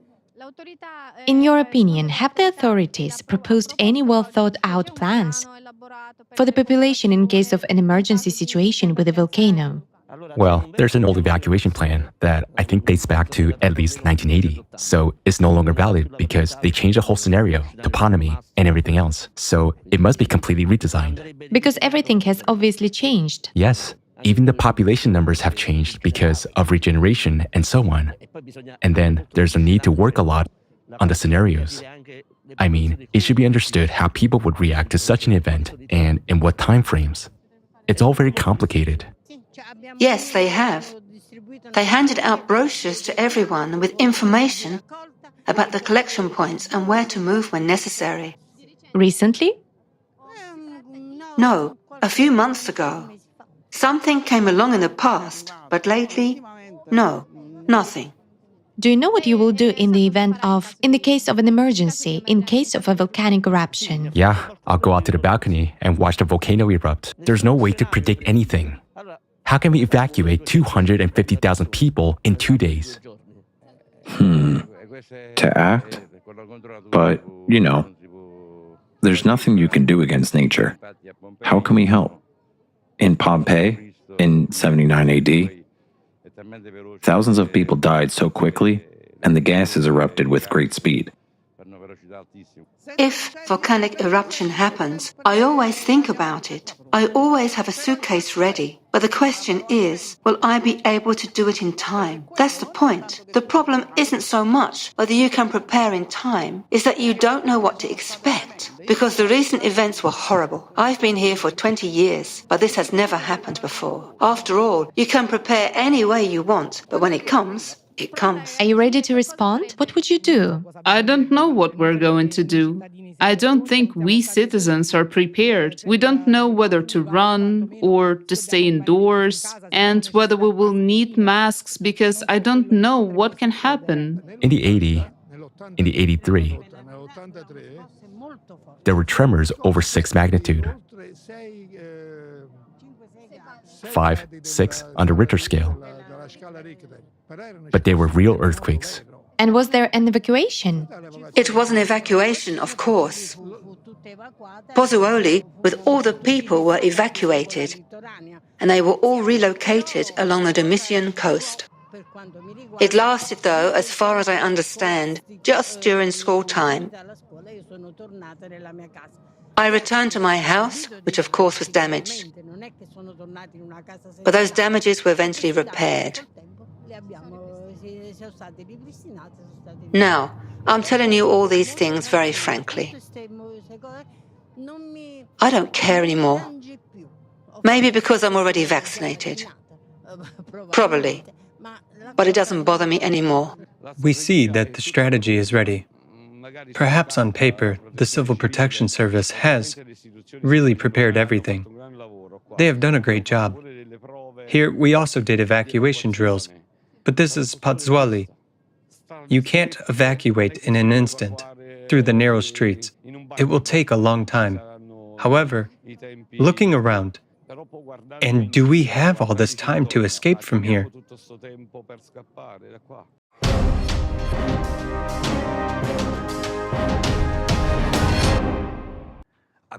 Apparently, the residents of Pozzuoli have no clue about the kind of disaster that's looming beneath their feet.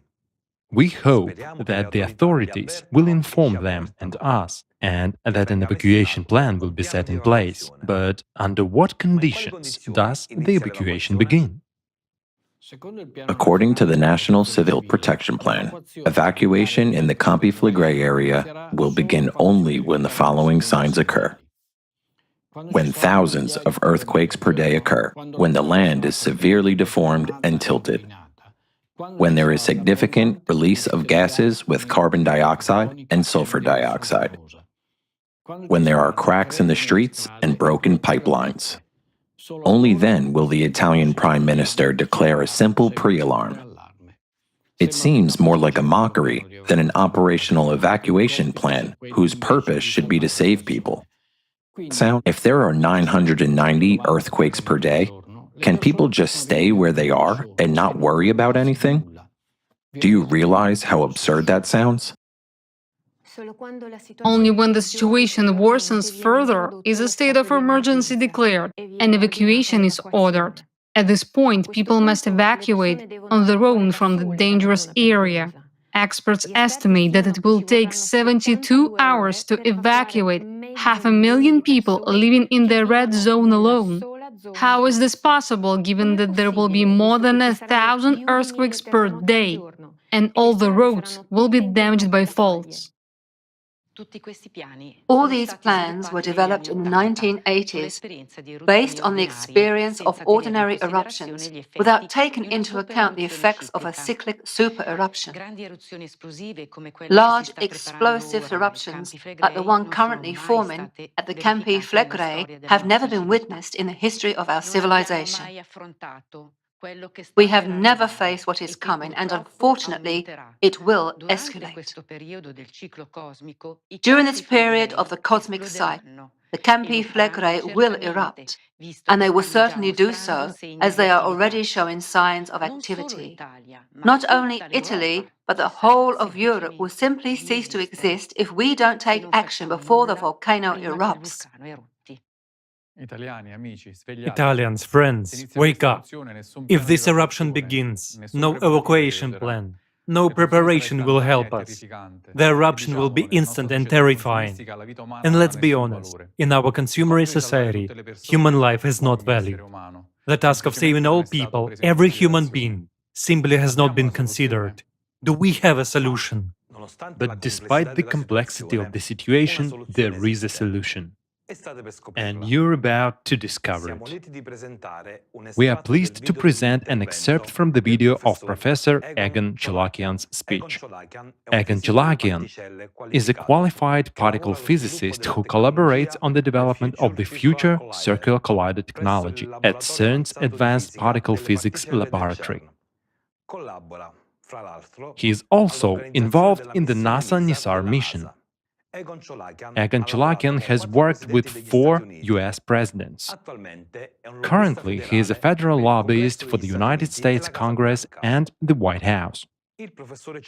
Professor Chalakian has proven himself as a recognized expert on climate change and matters of national security.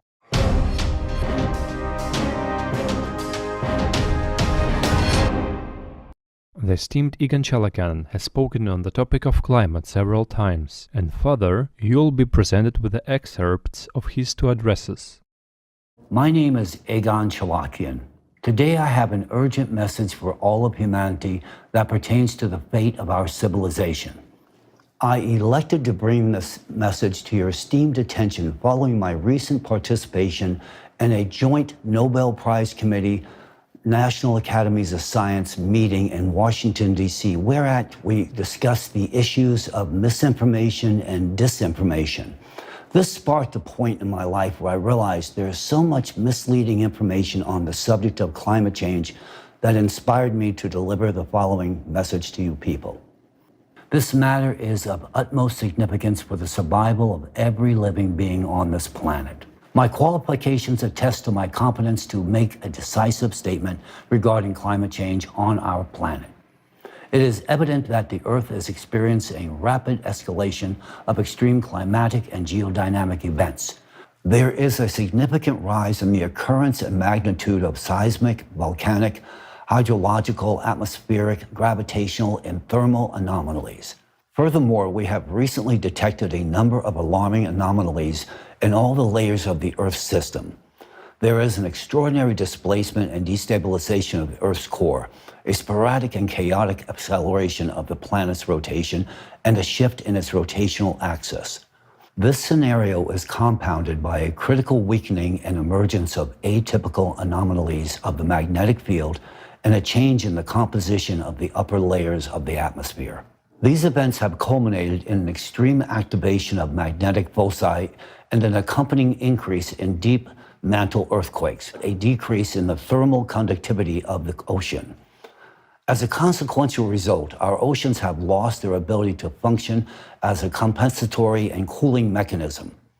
All these alarming factors indicate only one thing, to wit, our planet is on the verge of self-destruction, and humanity only has a few years remaining to avert this impending catastrophe. Right now, our planet is entering a cycle of climatic disasters that affects all the planets of our solar system. This entire solar system undergoes this cycle every 12,000 years, and every 24,000 years, the cycle has its highest intensity. Similar to Earth, evidence processes of change in the cores of other planets and geodynamic restructurings, as well as the increase of atmospheric anomalies, are occurring elsewhere within our solar system. This, in turn, would suggest that these cycles are caused by the influence of an external cosmic impact on all the planets of the solar system.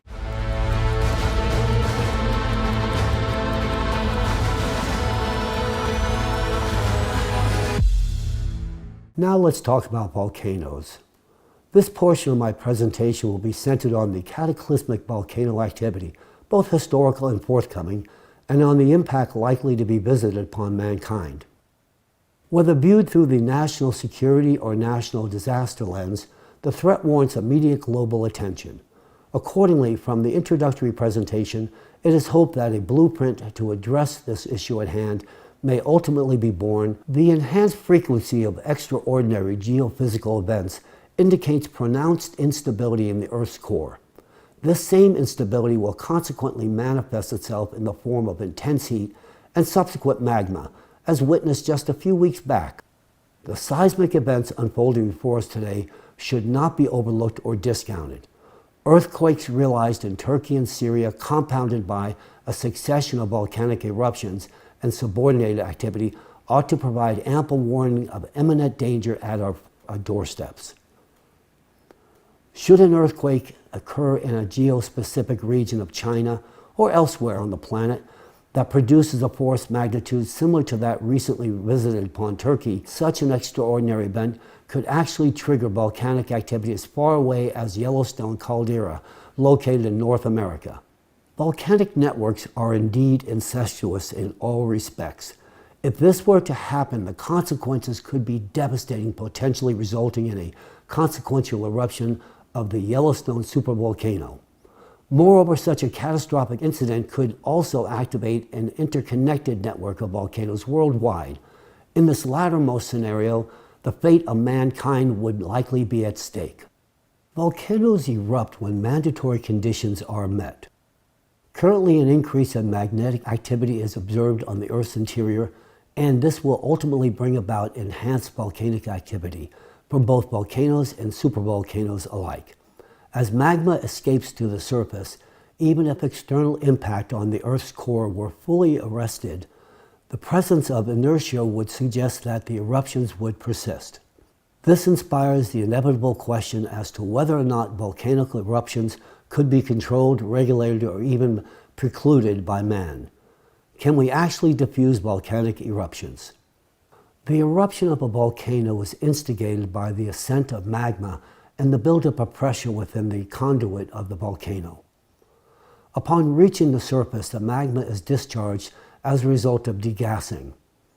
The process of eruption is also accompanied by a series of small earthquakes that cause the surrounding plates to shift, which can influence the upward movement of the magma. In fact, volcanoes function as a remediating mechanism for our planet, with the goal of stabilizing magmatic outflows. What about earthquakes? Earthquakes are not a mere consequence of plate destruction, but rather a fundamental mechanism of natural remediation, a protective mechanism for our planet. A series of earthquakes within the Earth's crust indicates that the crust of our planet itself compensates for an increase in pressure of magma in the trough, thereby averting volcanic eruptions. During the eruption, only a portion of the accumulated magma is spent, with the remaining balance falling subject to the natural remediation process. This same process manifests in an integral series of stabilizing earthquakes of varying magnitudes, which further serves to stay magma escape. Such a mechanism of natural compensation does not, however, apply in the case of supervolcanoes. A supervolcano possesses a massive magma chamber embedded in the Earth's crust, where magma can ascend and penetrate through the tectonic plate, resulting in a volcanic eruption. Unlike regular volcanoes, Earth's crust is unable to manipulate and restrain the powerful supervolcano eruption through the movement of its plates. Instead, the tectonic plate succumbs to its elimination through a process of melting, which allows magma to flow less impaired directly from the magma chamber under enormous pressure. In the present moment, we have an unprecedented opportunity to avert such catastrophes. These are not fanciful theories, but rather fundamental principles that are being implemented today. We have acquired the knowledge of how to properly degas and unload volcanoes. By implementing a controlled preemptive degassing strategy, we conceivably could harness the potential of alienating the buildup of pressure in supervolcanoes, thus preventing magma from burning through the Earth's crust, and thereby averting the catastrophic consequences of a supervolcanic eruption. To properly perform degassing measures and activate the compensatory mechanisms already in place, it would be necessary to control both the plates and the pressure of magma in order to regulate closure of the trowel. By carefully controlling the processes, we could release the growing pathological tension in the areas most influencing the lithospheric plates, thereby reducing the frequency of earthquakes and volcanic eruptions. In other words, the process of earthquakes can be influenced and possibly regulated. We can prevent the catastrophic eruptions of a supervolcano. However, this can only be achieved after we stop the external impact on the core, which takes place every 12,000-year cycle. This is an undeniable fact. If we fail to take corrective action or improperly conduct degassing, the excess energy will intensify the cavitation process of magma and lead to a sharp expansion of magma pressure, which the crust would not be able to withstand. In such a case, our planet may well face the same fate as Phaethon, a catastrophic explosion that would transform it into an asteroid belt.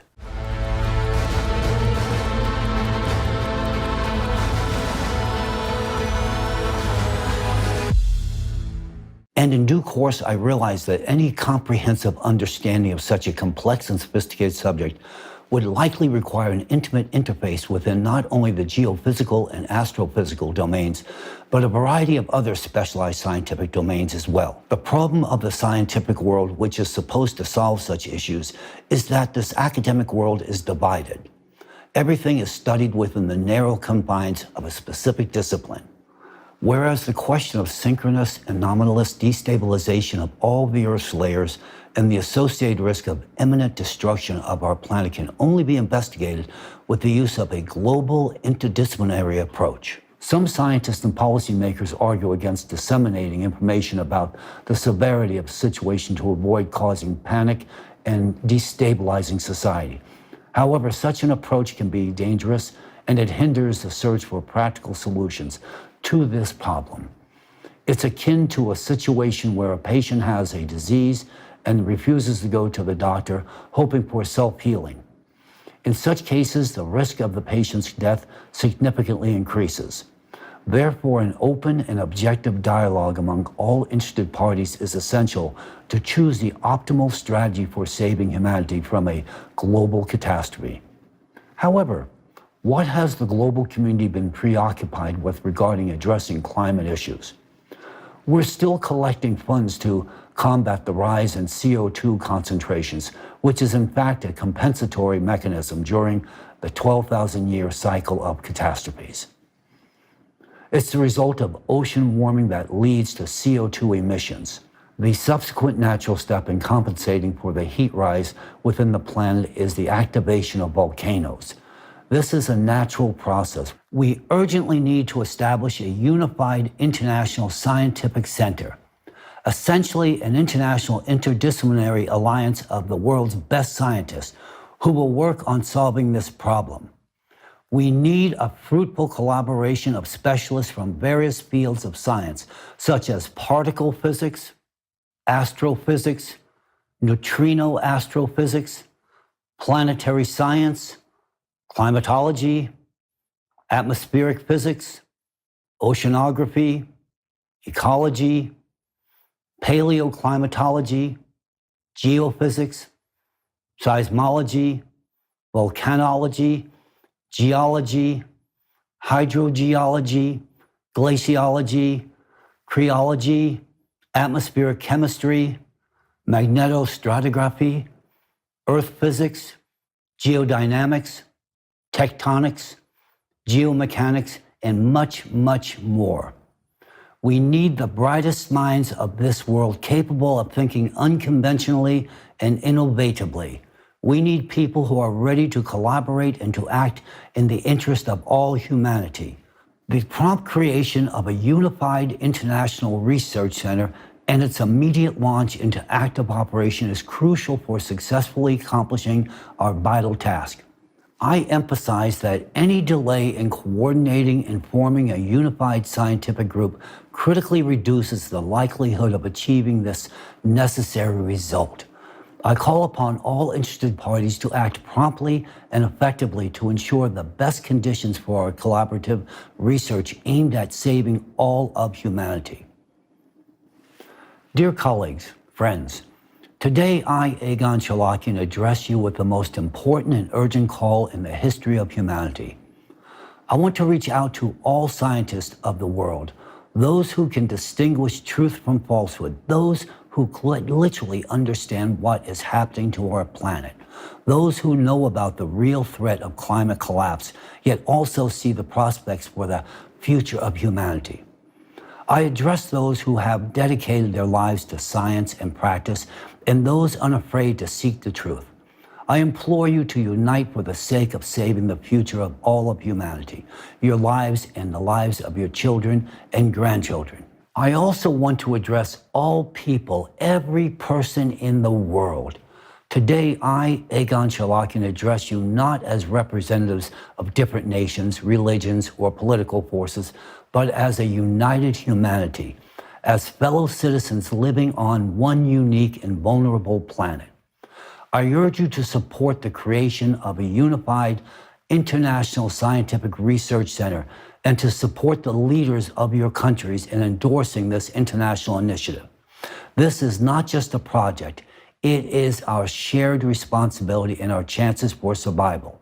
We cannot afford to waste time on conflicts, disputes, and divisions. We cannot afford to ignore facts, evidence, and warnings. We cannot afford to be indifferent to the fate of humanity and to each one of us. We must change the world, and for that, as a society, we need to mature in the shortest time possible. It's now time for collaboration, not competition.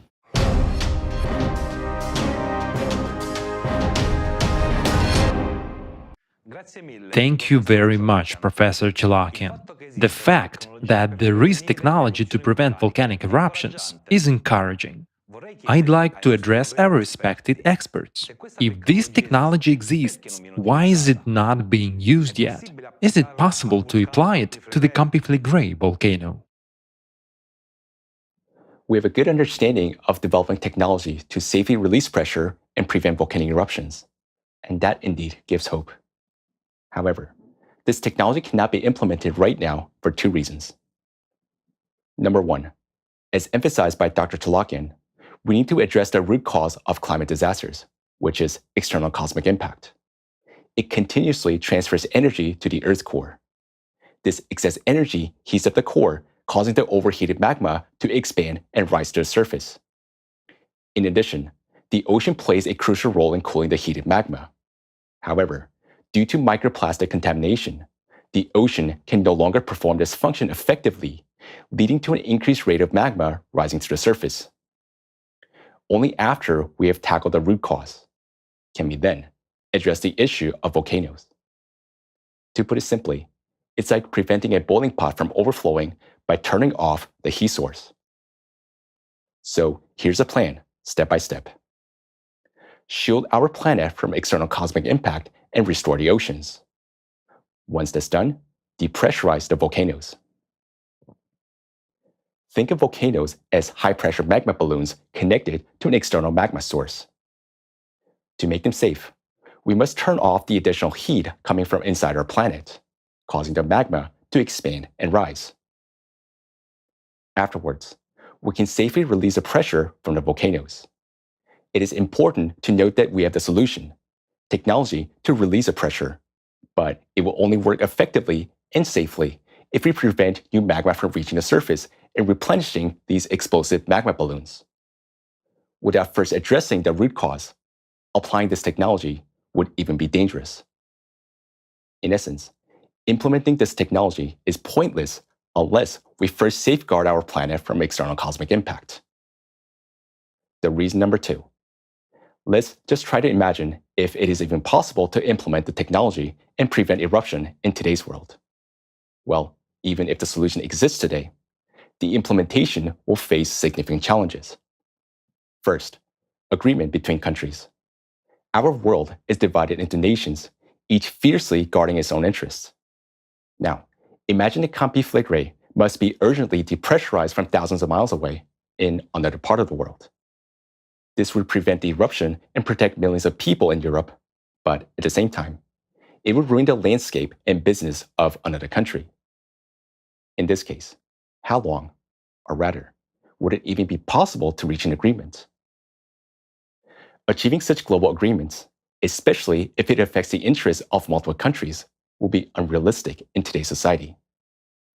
Second, the funding. Recall the scenario of depressurizing Campi Flegrei from another country. It is unclear who should bear the cost.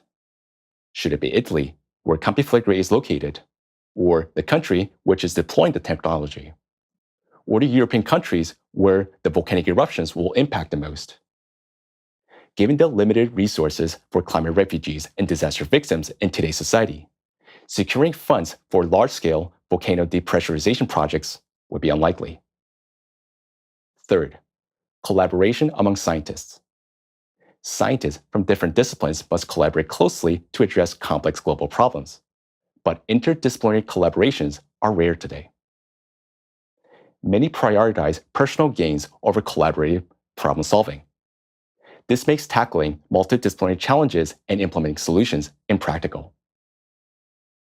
Finally, the most important reason has been mentioned already by our host. That is, there's no common goal to save everyone's lives from cataclysms. And this is especially evident in disaster aftermath discussions, which are focused on cost rather than lives. Honestly, we're living in a world where your and my life are just part of numbers and statistics. In summary, even if life-saving technology is available, it can't be implemented because our society values money and interests of countries and individuals more than human life. If we're talking about a technology that is well understood and ready to be implemented, this means that we can't solve a more complex external cosmic impact problem, which requires major scientific breakthroughs. Enormous resources and extensive collaboration among scientists and countries will be necessary, and we now see that this is impossible. So does that mean that we're all doomed? We are here today to say that there is a way out. Otherwise, there will be no point talking about natural catastrophes in a dreadful future. The way out requires a shift from our current power-seeking, divided society to the one that values human life above all else. And that solution is called creative society. In the creative society, human life takes precedence over money and power, ensuring safety and well-being for everyone. Because of the shift in priorities, international agreements will be reached rapidly. Enough funds will be allocated, and scientists will collaborate for humanity. Dr. Chalakian, in his appeal, proposed a practical solution that would enable scientists to collaborate through a unified scientific center. His initiative provides an opportunity for our survival and aligns perfectly with the solution proposed by Creative Society. It emphasizes respecting individual rights, preserving lives, and fostering international collaboration through a unified economy. And this vision can be implemented most effectively in Creative Society. Thus, in Creative Society, we will be able to save the lives of all 8 billion people. We will find a solution to protect against external cosmic impact, stabilize the core, and prevent all climate catastrophes, including supervolcanoes. Creative Society opens the door not only to survival, but to build a unified civilization that can withstand similar challenges in the future. The Creative Society is our lifeline. However, making the Creative Society a reality relies on each and every one of us. With time ticking away, we urgently require your help in spreading the information about the seriousness of natural disasters and how we can overcome them together. Your voice carries immense weight at this critical moment, because it's through informed individuals like you that others can also make informed decisions to support creative society. This is a time for our collective choice that shapes the future of all people and our planet. It is time to act now. Many thanks to you, Anastasia, John, for the information you have provided. And many thanks to the entire international team of scientists and volunteers of the Creative Society Project for their tremendous work for the benefit of all of humanity. Thank you for being honest about what's going on. People need to know the truth. Italians, you've heard it all. In order for scientists to cope with volcanic eruptions and prevent a planetary catastrophe, certain conditions are required. And these conditions can be ensured only by the creative society. Now we know the truth about the climate crisis, and we know there is a way out. We don't need to live in fear and wait for everything to happen. We don't need to prepare for evacuation. We agree with what Egon Chalakian said. We need to unite scientific potential and consolidate all the countries in the world. We, participants of the creative society, firmly believe that the fastest and most effective way to do this is to build the creative society. Hello, friends. If we want to have time to find a solution to the global climate threat, we need to have certain conditions that will make it possible to achieve this. Creative society gives these conditions to us. Let us focus now on what the creative society actually is. The creative society is a new format of society for all mankind, where human life is the highest priority.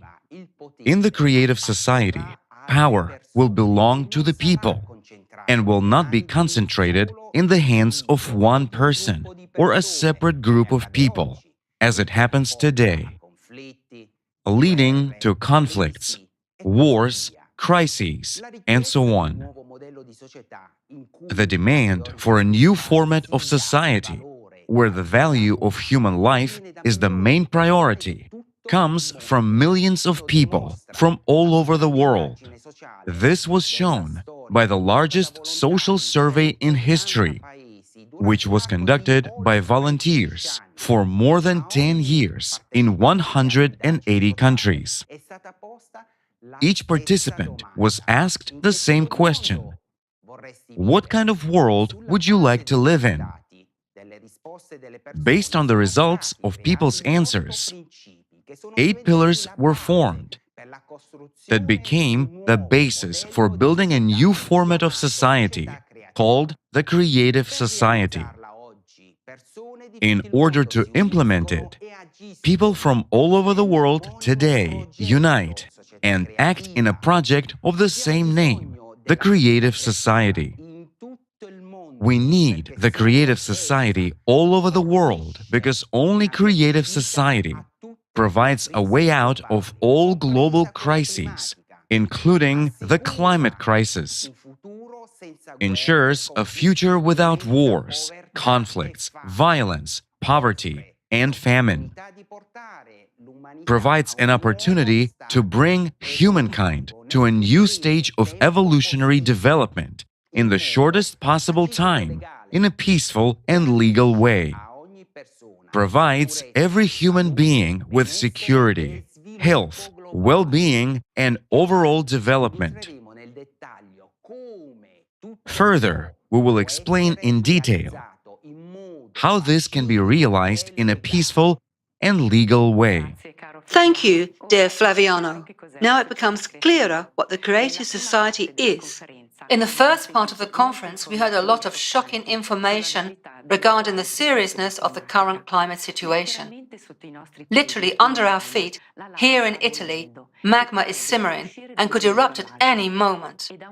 And at any moment, it could not only lead to the demise of our country, our beloved Italy, but also trigger a chain reaction of disasters worldwide. is a truly frightening scenario. However, this global problem is not being taken seriously. Moreover, it is silenced by the global media.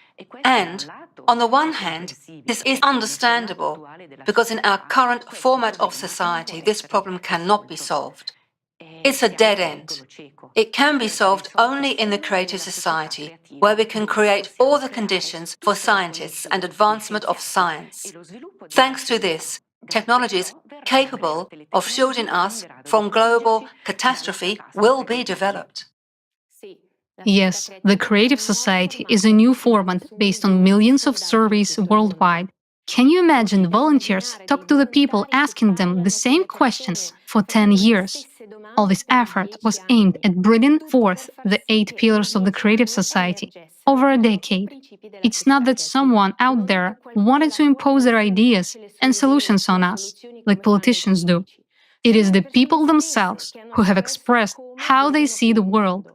The Creative Society provides us with the opportunity to solve not only the climate problem, but also to emerge from all the global crises, which are becoming more severe every day. But we can do this only together. It is not by chance that the title of our conference is Global Crisis, Italy, the Future Depends on Us. We, Italians, have repeatedly received recognition and fame far beyond the borders of Italy. Thanks to our abilities, Made in Italy has eventually become a genuine brand, recognized and admired all over the world. It is now that we can be at the forefront of the Creative Society project, setting an example of how to rise from the ruins. Do you doubt it? Then let's watch a short video together and take a glance into the history of Italy over the last 70 years.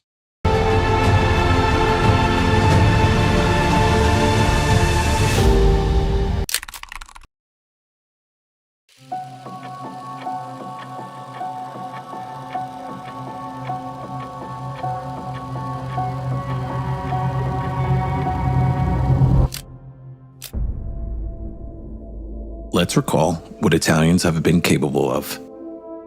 Rolling up their sleeves, the entire nation worked hard to rebuild Italy.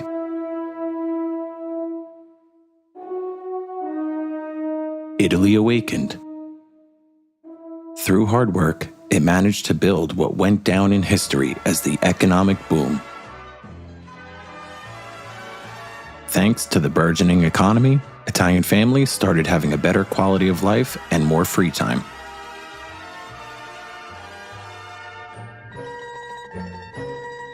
All this ensured that we were appreciated and recognized far beyond the borders of Italy.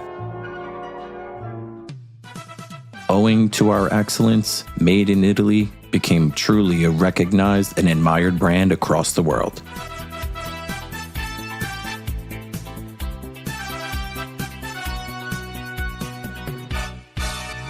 However, afterwards, the rise was followed by a decline, and starting from the 1970s, Italy experienced a number of crises.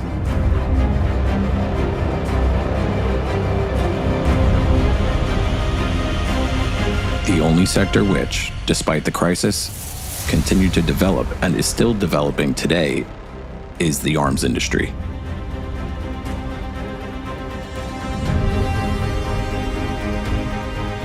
The latest events have shown that this field will not help to save people's lives. How did we get to the point that in the conditions of aggravating cataclysms and the economic crisis, the only developing sector is the military industry? Can weapons actually stop these processes? We have the opportunity to create a wonderful future and to become one united civilization. Italians, with their talent, diligence, and organizational skills, can contribute to the building of the creative society. Italian craftsmen and thinkers will again be at the top of the world list of the most famous people, as it was with Leonardo da Vinci and Michelangelo. And they will make history, not just for centuries, but forever. Our only way out is the creative society. It's time to unite. It's time to take action.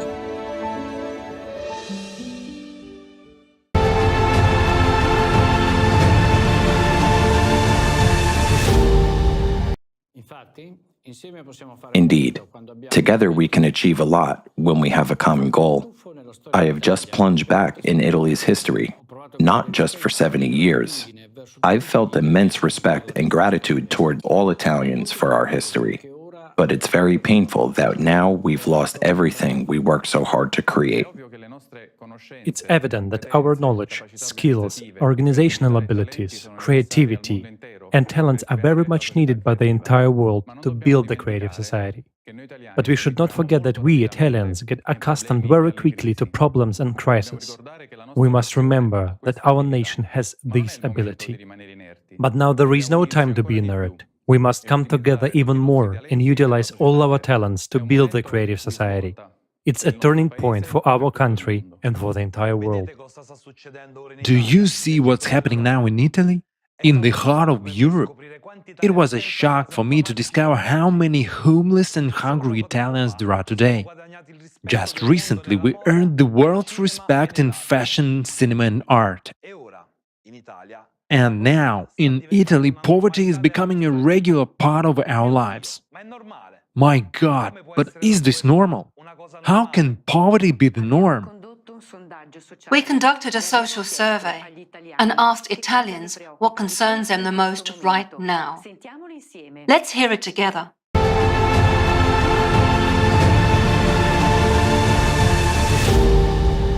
Looking at the current situation in Italy, what are you most concerned about at this historical moment? Unfortunately, this is not an easy time from any perspective. Economic, social, commercial, as well as international, both in Italy and in the whole world. Today, it is difficult to create something.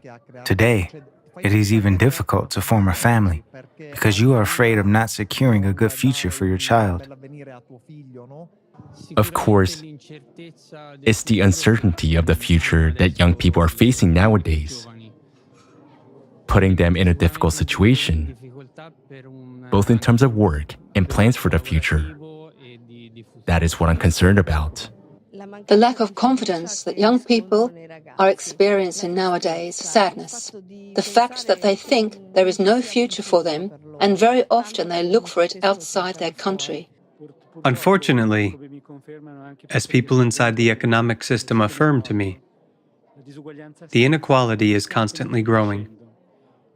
Rich people are getting richer and richer. Poor people are getting poorer and poorer. And poor people are exploiting other poor people to survive. Thus, we are traveling down a perilous slope.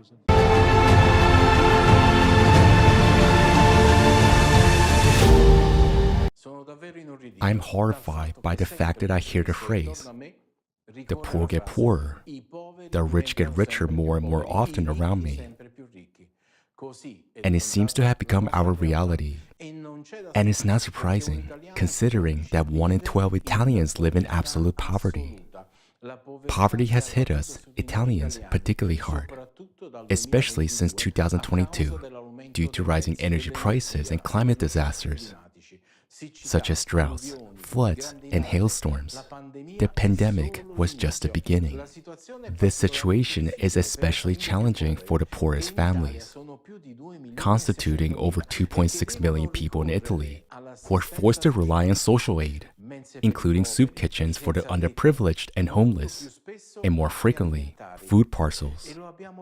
We witnessed this during Christmas in Milan, when a kilometer-long line of around 10,000 people, including the elderly, mothers with children, young people, and people of various professions formed outside the Pane Quotidiano social kitchen. According to the staff, there are so many people, we can't keep up. There are hardly any homeless people in the queue. It's mainly families facing financial difficulties, struggling to pay rent and bills and feed their children. Moreover, Italy is among European countries with the highest proportion of poor people among its permanent population. the level of poverty is on the rise. And the saddest part is that child poverty, particularly among those under 6 years old, is increasing. In 2021, this figure reached 667,000 children. What was truly shocking for me was an article on the official Cold Ready website stating that 540 children under the age of 15 require aid even to have a glass of milk or a meal. This information is shocking. In the 21st century, in the heart of civilized Europe, 500,000 children are going hungry. It's simply inconceivable.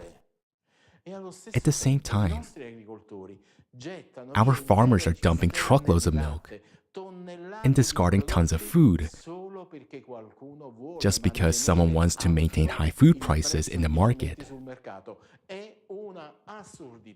It's utter madness. This is absurdity of our consumer society. Why are we silent when it concerns our children and our future? Our silence, our inaction, and our reluctance to take responsibility while our children go hungry are baffling. We ourselves created the conditions where the top 5% of Italians hold more wealth than the bottom 80% of our country's population. This is according to a new Oxfam report released during the World Economic Forum in Davos. Each one of us is already feeling the inevitability of poverty. As for me, for instance, I calculated that on average, I spent 20% of my monthly income on food, while non-food expenses and services make up 80% of my total income.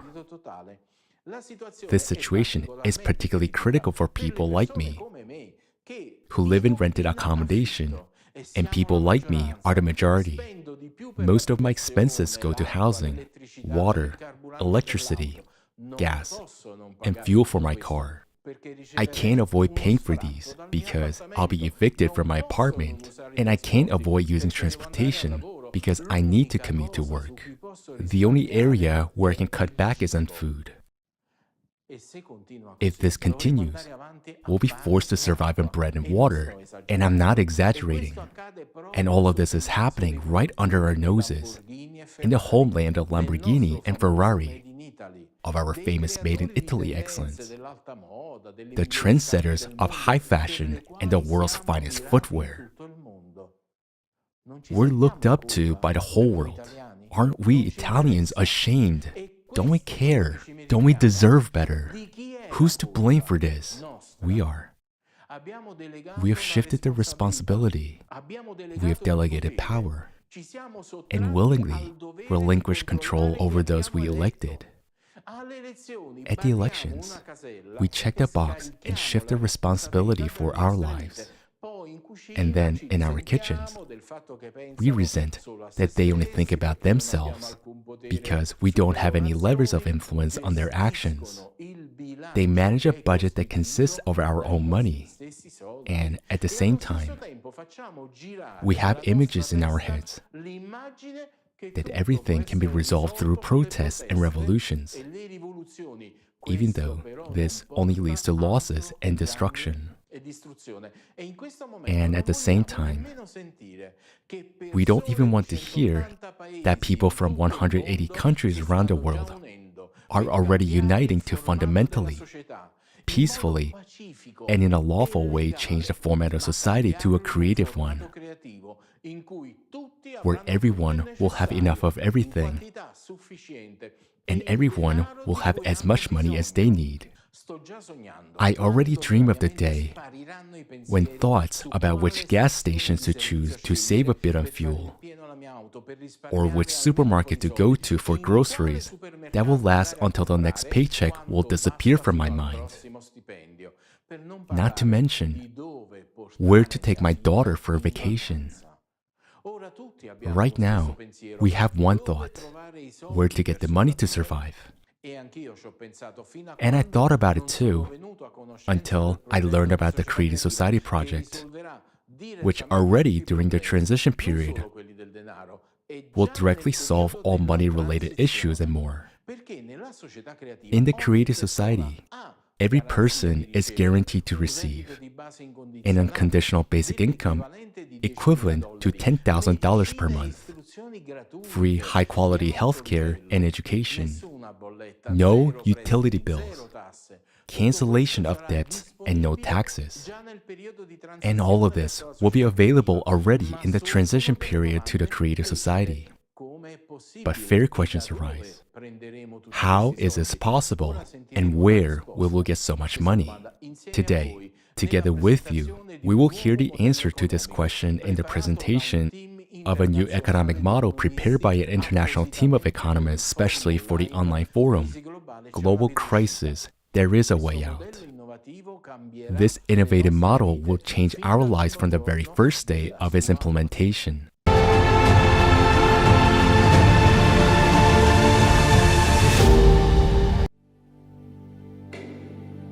In the transition period to the creative society, each person will have universal basic income equivalent to $10,000 US, free housing at least 650 square feet per person, free healthcare of the highest quality, free education for a lifetime, safety in every part of the world, work 4 hours a day, 4 days a week, paid vacation for 2 months a year, equally high salaries across the world, no taxes for individuals, small and medium-sized businesses, fixed prices on all goods.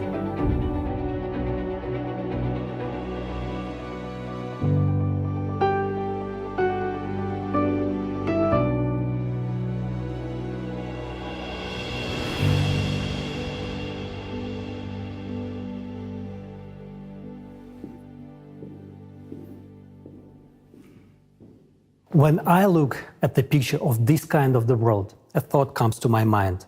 This is incredible. This is incredibly cool. And yes, I want this kind of life. But just like in any person, a skeptic inside me begins to rant and says, first of all, it is impossible to implement. And even if it is possible, it certainly won't happen in my lifetime. And goes on to affirm, no one will let you do this. And you know what I reply to him? You're right. And indeed, he is right in today's economy of the consumerist format in which we exist nowadays. This cannot be implemented. This requires a different economic model. We need to look beyond the confines of the current system.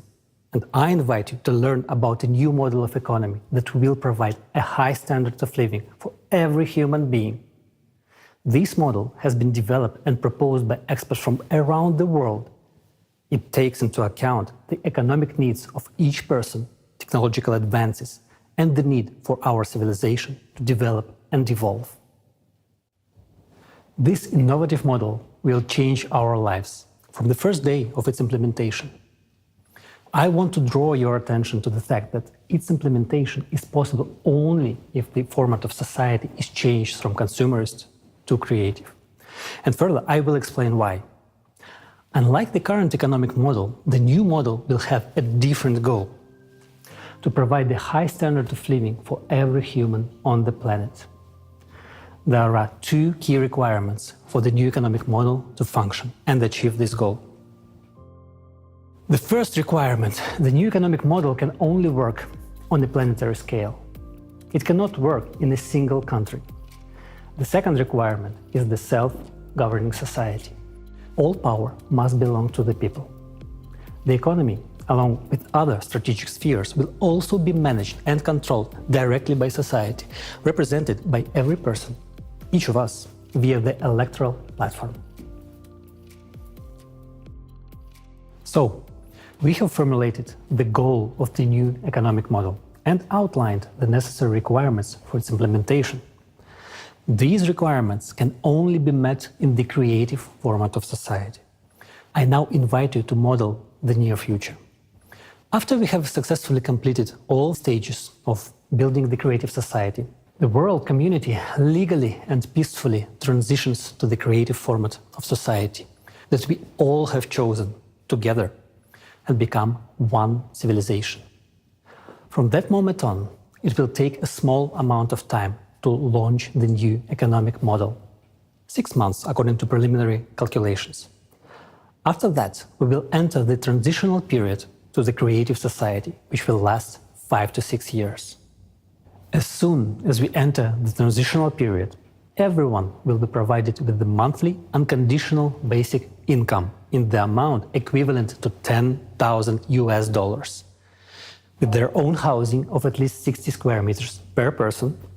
Education and healthcare will be of high quality and free, as well as resources, electricity, water, heating. All debts will be written off. Loans will be interest-free, and there will be no more taxes for individuals, small and medium-sized businesses. Of course, this raises a lot of questions. Will people work? What will the prices be? Will there be inflation? And the most common and important question, where will the money come from? So let's take it in order. Where will we get the money from in the transitional period to the creative society? In the new economic model, money will be created by a single fund for global financing, which belongs to society and serves its interests. The single fund for global financing will only serve the function of creating and redistributing funds. It will not accumulate money like the funds do today, nor will it make money as the banks do in the consumer model of the economy.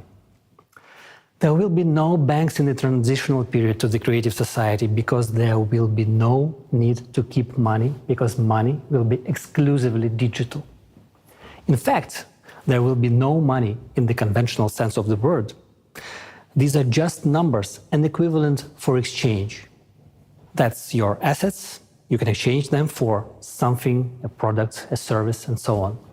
The more the economy grows, the more means of exchange, what we now call money, are created. In contrast to the consumerist format, all financial transactions will be open and transparent to everyone. The task of the single fund for global financing is to supply the right amount of means of exchange at society's request. Well, how will this work? Society decides what needs to be improved, created, and what projects and initiatives to implement. Experts will use the artificial intelligence to calculate how much money is needed to achieve those goals. And the single fund for global financing will create the necessary amount of money.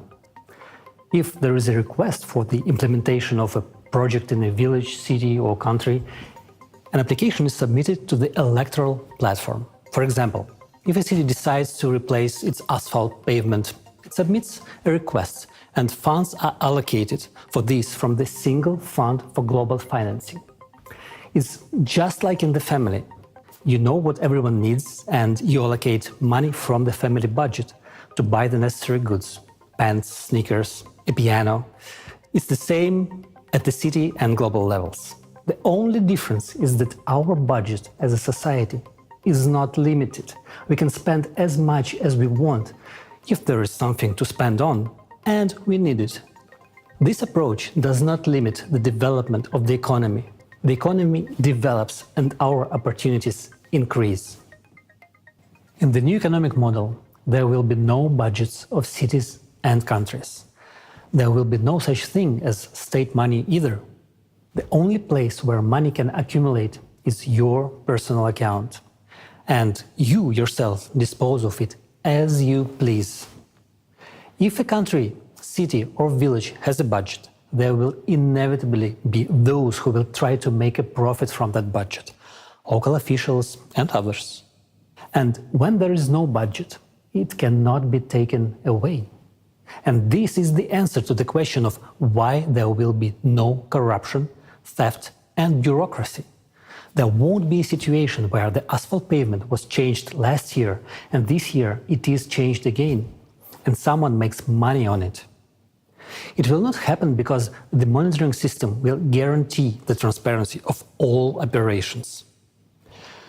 Monitoring that the money allocated has been used as intended will be done with the help of technologies that already exist, such as the multipurpose complex Voskhod. You won't be able to buy building materials for a higher price than those that are sold everywhere, and everyone can see their price. How is it possible to steal if what you buy and sell can be seen immediately? Money flows are transparent. Anyone can see what every penny is spent on. Now, in the consumerist format, this information is hidden. But in the transitional period to the creative society, it will be available to everyone. You can see exactly how money has been spent in any part of the world, regardless of where you are, because society's money is your money. For the convenience of transactions and complete transparency, a new single monetary unit will be introduced, which can be used anywhere in the world. It will belong to society and be created by the single fund for global financing. It will be digital. It will not be possible to seize or freeze it, and it will not lose value.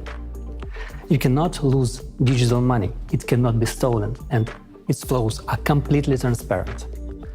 From the first day of the transitional period to the creative society, an exchange of existing currencies for the new monetary unit will take place. All savings, capitals, and assets of people and enterprises will be converted into it. Why will the single currency be digital? Because firstly, it guarantees the transparency of all financial transactions. And secondly, with modern technology, there is no need for paper money or documents. Digital money is both environmentally friendly and convenient. A person doesn't need to carry a wallet, a passport, or a plane ticket. No chips or third-party devices are needed. A person can be identified by retina or a fingerprint. All this information will be stored in a single database that would be under the control of society as a whole, rather than individual countries or special services, as it is today, where everything is fragmented. This high-tech approach would simply eliminate any illegal activity. It will be impossible to engage in stealing or money laundering. It will all stop. In the creative society, a person has nothing to fear or hide. They are absolutely open and free. Everything starts with a clean slate. The key mechanism of the new economic model will be a limitation of wealth, which is the limit of maximum wealth per family that we will set as a society. At the present time, the recommended amount is $10 million, and it is confirmed by recent research. This is the total amount, including all movable and immovable property, all the assets and liabilities of each family member. This amount is more than enough for a comfortable, prosperous life, but not enough to gain unlimited power. When a person's wealth goes over the set limit, the excess funds simply disappear. They are not credited to anyone's account and are essentially written off. We are used to thinking in terms of the economy of the consumerist format, but here you have to understand that this is a different form of settlement, not the usual banking form. Therefore, money is not accumulated. When society needs money, the single fund for global financing simply allocates the necessary amount, which goes into circulation.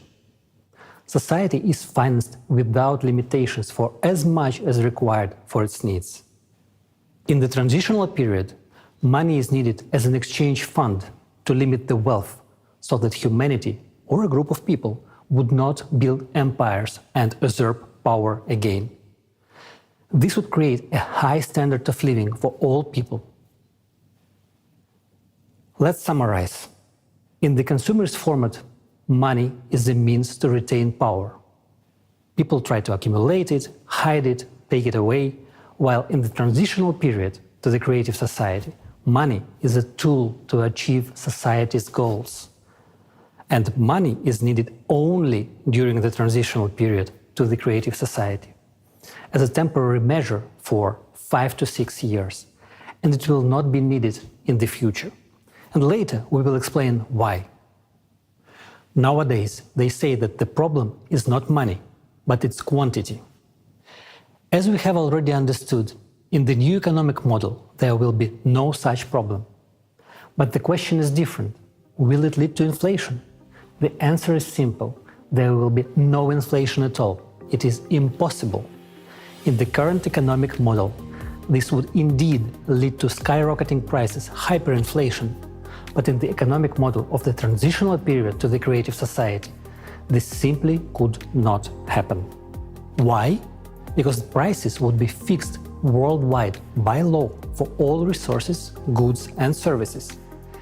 They simply cannot be raised, and this means that inflation cannot be created. But it raises another question. At what level will the prices be fixed? Will the bread cost $1,000?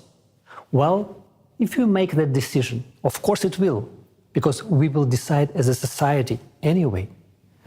The optimal prices will be calculated using artificial intelligence, considering all the costs and profitability, but the final decision on pricing will be made by people. Therefore, you surely understand we are unlikely to want the bread to cost $1,000.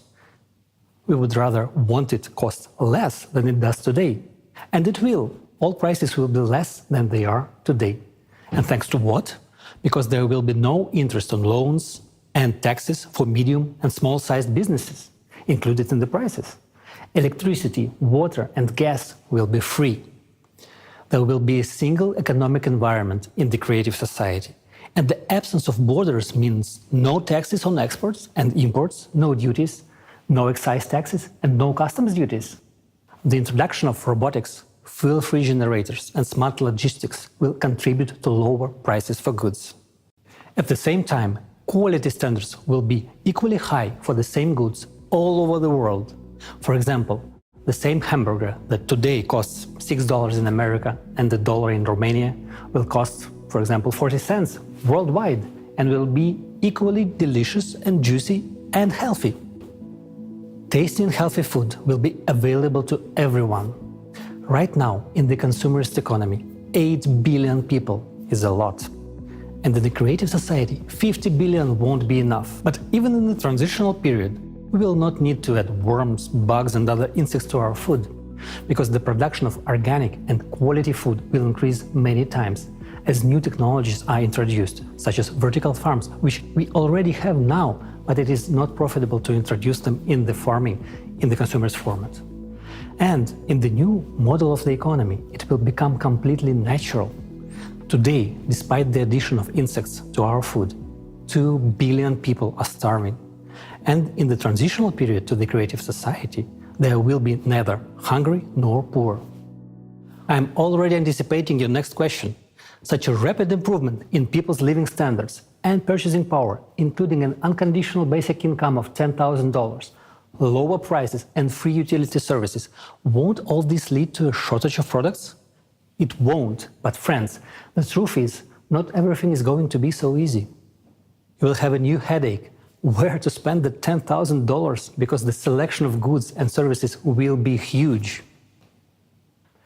In the transitional period to the creative society, almost immediately you will see a huge increase in economic growth, because people will have enough money and there will be an unconditional basic income, which means that the purchasing power will increase many times over.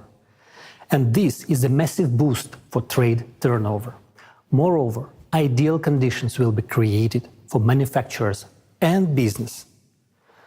These include interest-free loans, no taxes for small and medium-sized businesses, free water, gas and electricity, access to the latest technology, and most importantly, a great demand for their goods and services. This will be a huge stimulus for them to create more goods, develop and expand. The new economic model is a real paradise for consumers and entrepreneurs. First of all, the absence of taxes for small and medium-sized businesses means not only a reduction in prices, it also means economic freedom. All the money you earn is yours and you are free to spend it as you like. No one will be able to take them away as it is done today through taxation, taxes will be simply not necessary because there is a wealth cap and funds above a certain amount are already directed towards the needs of society. And this money will anyway be exchanged for goods and services which will make manufacturers themselves richer. This is much more beneficial than taxes. Secondly, loans for small and medium-sized businesses will be interest-free. You can take out a loan and develop your business, but this does not mean that you can borrow without limit and not pay it back. Obviously, there will be a mechanism for control. Of course, you have an obligation to repay the loan. No one will allow anyone to live off their back. It is not good for someone to live off the president's back. And considering that each person is the president, you cannot get a free ride on anyone. But on the plus side, no one can get a free ride on you. And thirdly, another key benefit for business is the economic model itself. It will be structured in such a way that any entrepreneur will always know what is in demand. This will be possible because we will use a planned economy model, which will be calculated using artificial intelligence on a global level. This means that any businessman can always visit the electoral platform and, with the help of artificial intelligence, find out what will be the demand for their goods and services in a particular location. Artificial intelligence will help them process the data and make the right choice so that their business becomes profitable and successful. For example, you have decided to open a coffee shop. You can go to the electoral platform and see how many coffee shops are in your area, how busy they are, and if there are already 2 half-empty coffee shops, it would be foolish to open a third one. Such a business will fail on its own and harm others. At the same time, the artificial intelligence will prompt you that there is no bakery in this area. Therefore, opening a bakery will be profitable. This way, you get to understand which profitable business you can open for the benefit of yourself and society. Moreover, when starting a business, the same artificial intelligence will offer you options for premises, purchasing goods at the most favorable price in nearby places to reduce logistics costs. It will connect you with a logistics company, calculate the required loan amount if one is needed, and also calculate the cost of necessary repairs of the premises. Find the companies that will do the repairs at the most advantageous price. Find options for design solutions and propose the necessary employee candidates in the required location.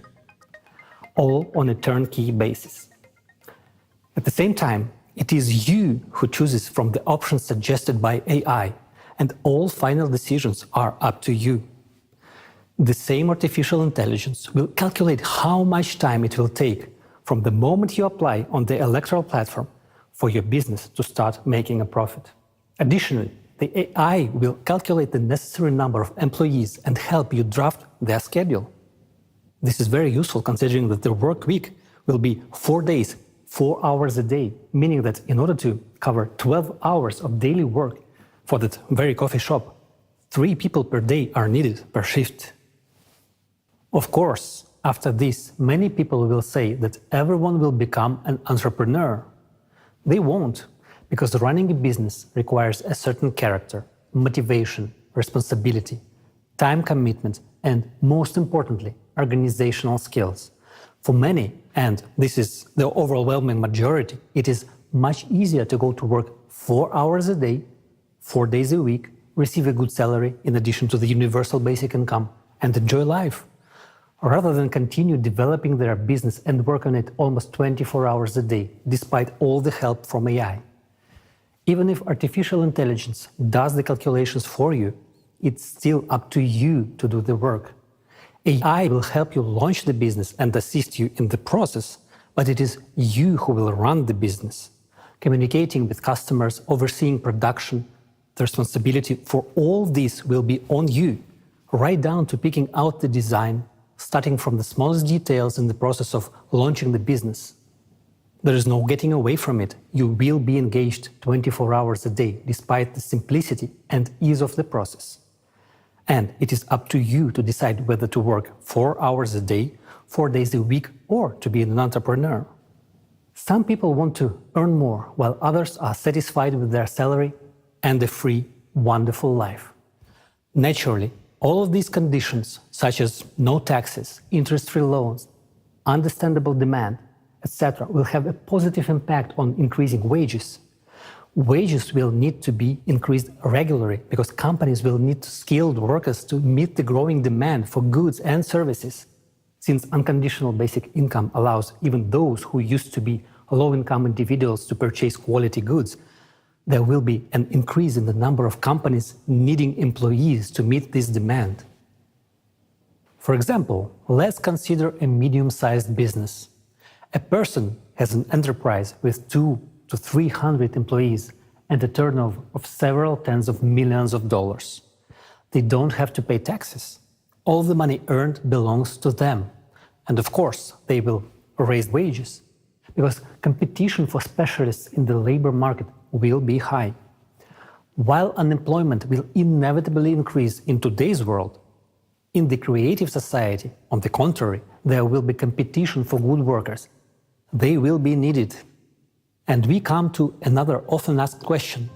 Will people want to work if they already have a comfortable life provided by universal basic income of $10,000? People will still work because a $120,000 universal basic income per year for a person is just an average level of prosperity. Few people want to be in the middle class. People strive to live better. For example, if a person wants a new good car, then to buy it, they will have to live on just their basic income for several years. Wouldn't it be easier to go to work to buy their dream car faster? In this case, a person could earn an additional $5,000 to $10,000 or more per month, and in a year they could save up for their dream car and drive it to the job they love. You will also want good watches, a good phone, and a new laptop. Why? Because you have the opportunity to buy them. You will want to go to a good restaurant. You will be too lazy to cook, and you will go to a restaurant near your home to eat there. This requires money, and this is a good incentive to work. Not to mention that the transitional period to a creative society implies working for 4 hours a day, 4 days a week, and having 2 months of paid vacation and high salaries worldwide. Furthermore, thanks to the implementation of new technologies, boring professions and hard labor will gradually disappear. People will have much more interesting work to do because there will be many new professions that will reveal their potential and talents. Everyone will be able to easily and freely learn a new trade or train for a new profession. Thus, we understand that people will have all the conditions to earn themselves a good house and even more than one, any car or real estate. And then this question arises, what about private property? Everything a person earns, up to the wealth cap, belongs to them, their house, their yard, their car, and so on. An entrepreneur's private property may include a store, service areas, manufacturing, restaurants, cafes, and the like. But all minerals and resources of the earth will belong to the entire society. It is thanks to this that electricity, water, and gas will be free for people and small and medium-sized businesses. Thus, the new economic model creates all the conditions for the maximum development of both businesses and entrepreneurship, as well as the development of every individual and society as a whole. One more reason why the world economy will become many times more efficient in the transitional period to the creative society is the use of a planned economy at the global level. Just think how much unnecessary money and resources are now spent on overproduction, as well as on liquidation of finished products in order to increase the value of the remaining products. And yet, at a time when a third of the ready-to-eat products are being destroyed, there are countries where people have never ever tried these products. Meanwhile, those countries have things that are needed in other countries. The new model of the economy will solve this problem with smart planning and smart logistics. Logistics will be calculated by experts with the help of artificial intelligence in order to efficiently redistribute goods so that everyone will have the opportunity to buy everything they need. In the model of the transitional period to the creative society, there is no limit to improving human life. It will be possible and necessary to improve life, but prohibited to make it worse, and it will be fixed at the legislative level. Remember, the highest value in the world will be human life and his benefits. Well, friends, let's sum it up. Now you understand how the economic model of the transitional period to the creative society works. It provides everyone with the high standard of living. This includes a monthly unconditional basic income equivalent to $10,000, fixed prices for all goods, high level of wages, free and high quality healthcare, education, and excellent conditions for business development. What's more, there's only a part of its advantages over the current consumerist format of economy. The absence of wars, inflation, crisis, and stable income, all of this makes society healthier, and this is extremely important. There's no need to commit crimes, no reason to risk a happy life. The simple question is, what for? When human life comes first, the world changes drastically. Your happy life is what you will treasure. These are your opportunities, and these are the opportunities for the entire civilization. Today, humanity stands at the threshold of controlling matter. This is the reality of today. Only minor gaps in understanding separate us from controlling matter. The only thing we really lack to fill these gaps and make a scientific breakthrough is scientists from around the world working together in this direction with unlimited funding. And this will be possible from the very first days of the transitional period to the creative society. And most importantly, unlimited funding for science is the only chance to eliminate the climate threat, because this is the top priority vital issue today. As early as this stage, we will be able to save the planet from climate collapse and launch the processes to solve environmental problems. The transitional period will take about 5 to 6 years. After its completion, we will enter the creative society. And the creative society is a world of incredible possibilities where the latest technologies will be available. The health capsule will allow everyone to extend their lives beyond the species limit and live in a healthy and young body for at least 1,500 years. The replicator is the technology that will enable us to create anything from the tiniest particles, manipulating matter at the quantum level. These technologies will be in every home. And that's the answer to why we will no longer need money. The creative society solves all our economic problems and opens up a new world of incredible opportunities where you can unlock your true potential. If you want to live in such a world, it is now important to act together with millions of people. You and I are now launching a worldwide demand for the creative society, which will very soon become the main trend of humanity. If each of us takes an active part in this first and most difficult stage of building the creative society, the stage of informing. In one way or another, each of us is suffering in the economic model of the consumerist format. But we are searching for a way out within the familiar paradigm. However, the way out is only in the creative society. Therefore, for those who understand what the way out is, it is important to tell others about it. Creative society will open up perspectives for growth and development of each individual and of society as a whole. This is what will make us free. In the consumerist format, there can be no real freedom for a person. There's always the exploitation of the majority by a few individuals. But even those few individuals are themselves enslaved by this format. Therefore, not a single person has freedom in the consumerist society. It is only in the creative society that the person can attain true freedom.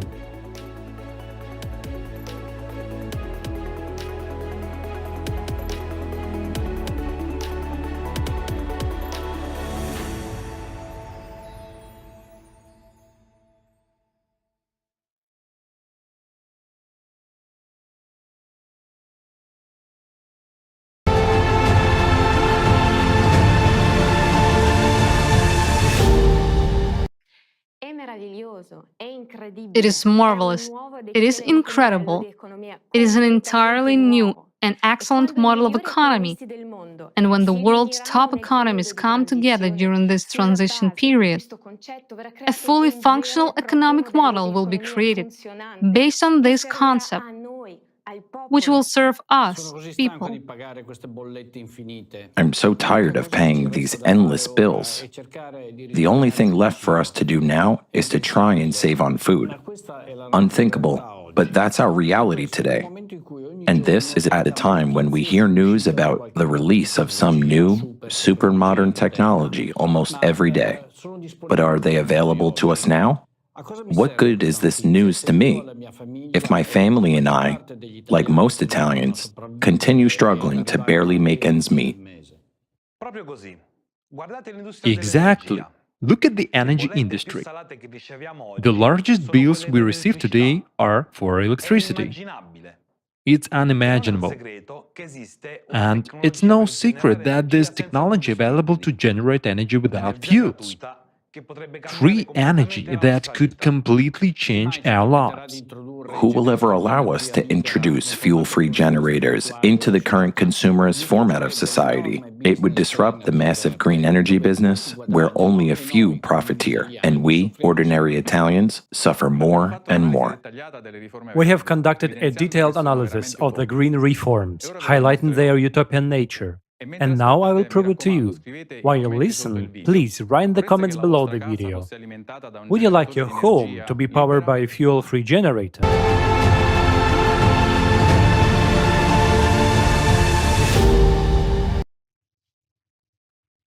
Today, every Italian can see that any climatic event can turn into a catastrophe right before their eyes. Imagine that a flood, hailstorm, tornado, earthquake, or the ash emissions from a volcano destroyed the entire infrastructure for miles, and miraculously, you are still alive. The first thing you will have to face is the lack of vital resources like water and heating, because all industries rely on electricity. In fact, to devastate a region, you can shut off electricity for only 3 days, and epidemics will take care of the rest.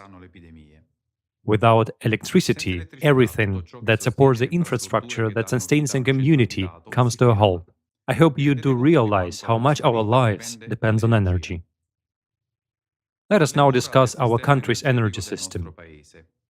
In Italy, there are 100 power plants fueled either by coal or by natural gas, along with 92 solar plants and 1,913 wind farms. There are no nuclear power plants since all 4 were shut down and dismantled in the 1990s, following the 1987 referendum that brought an end to the Italian nuclear program. Italy's energy dependence is one of the highest in Europe. Given the current climate situation, this is more than alarming. While researching this topic, I found that Italy relies on foreign sources for over 77% of the energy we consume. That is also the reason why the cost of energy in Italy is among the highest in Europe. Like other EU countries, Italy is actively engaged in the CO2 agenda.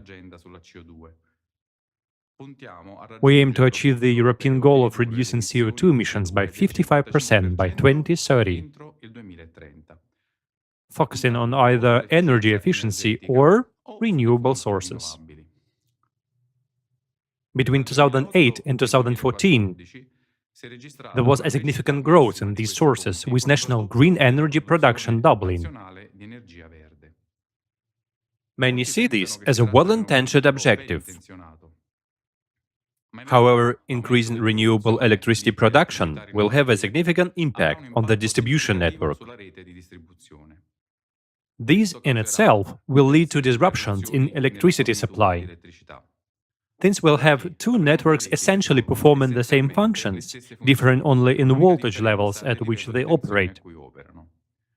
Keeping them separate will require developing a coordination procedure between transmission and distribution networks to ensure the stability of the entire power supply system, which is not an easy task to accomplish. An alternative solution is to transfer the management of these 2 networks to a single operator. However, there is a conflict of interest between the two major electricity providers and the renewable energy communities. Unfortunately, in a consumer-oriented society, the interests of the country's residents are not always the top priority. In this case, there is an insurmountable political obstacle to creating a single national electricity network, which, as it turns out, by the way, is not in the best technical condition either. As time passes in our country, the conditions are increasingly being created to make access to energy complex unstable, bureaucratic, and also highly inefficient. Moreover, of course, the icing on the cake is that it is very expensive.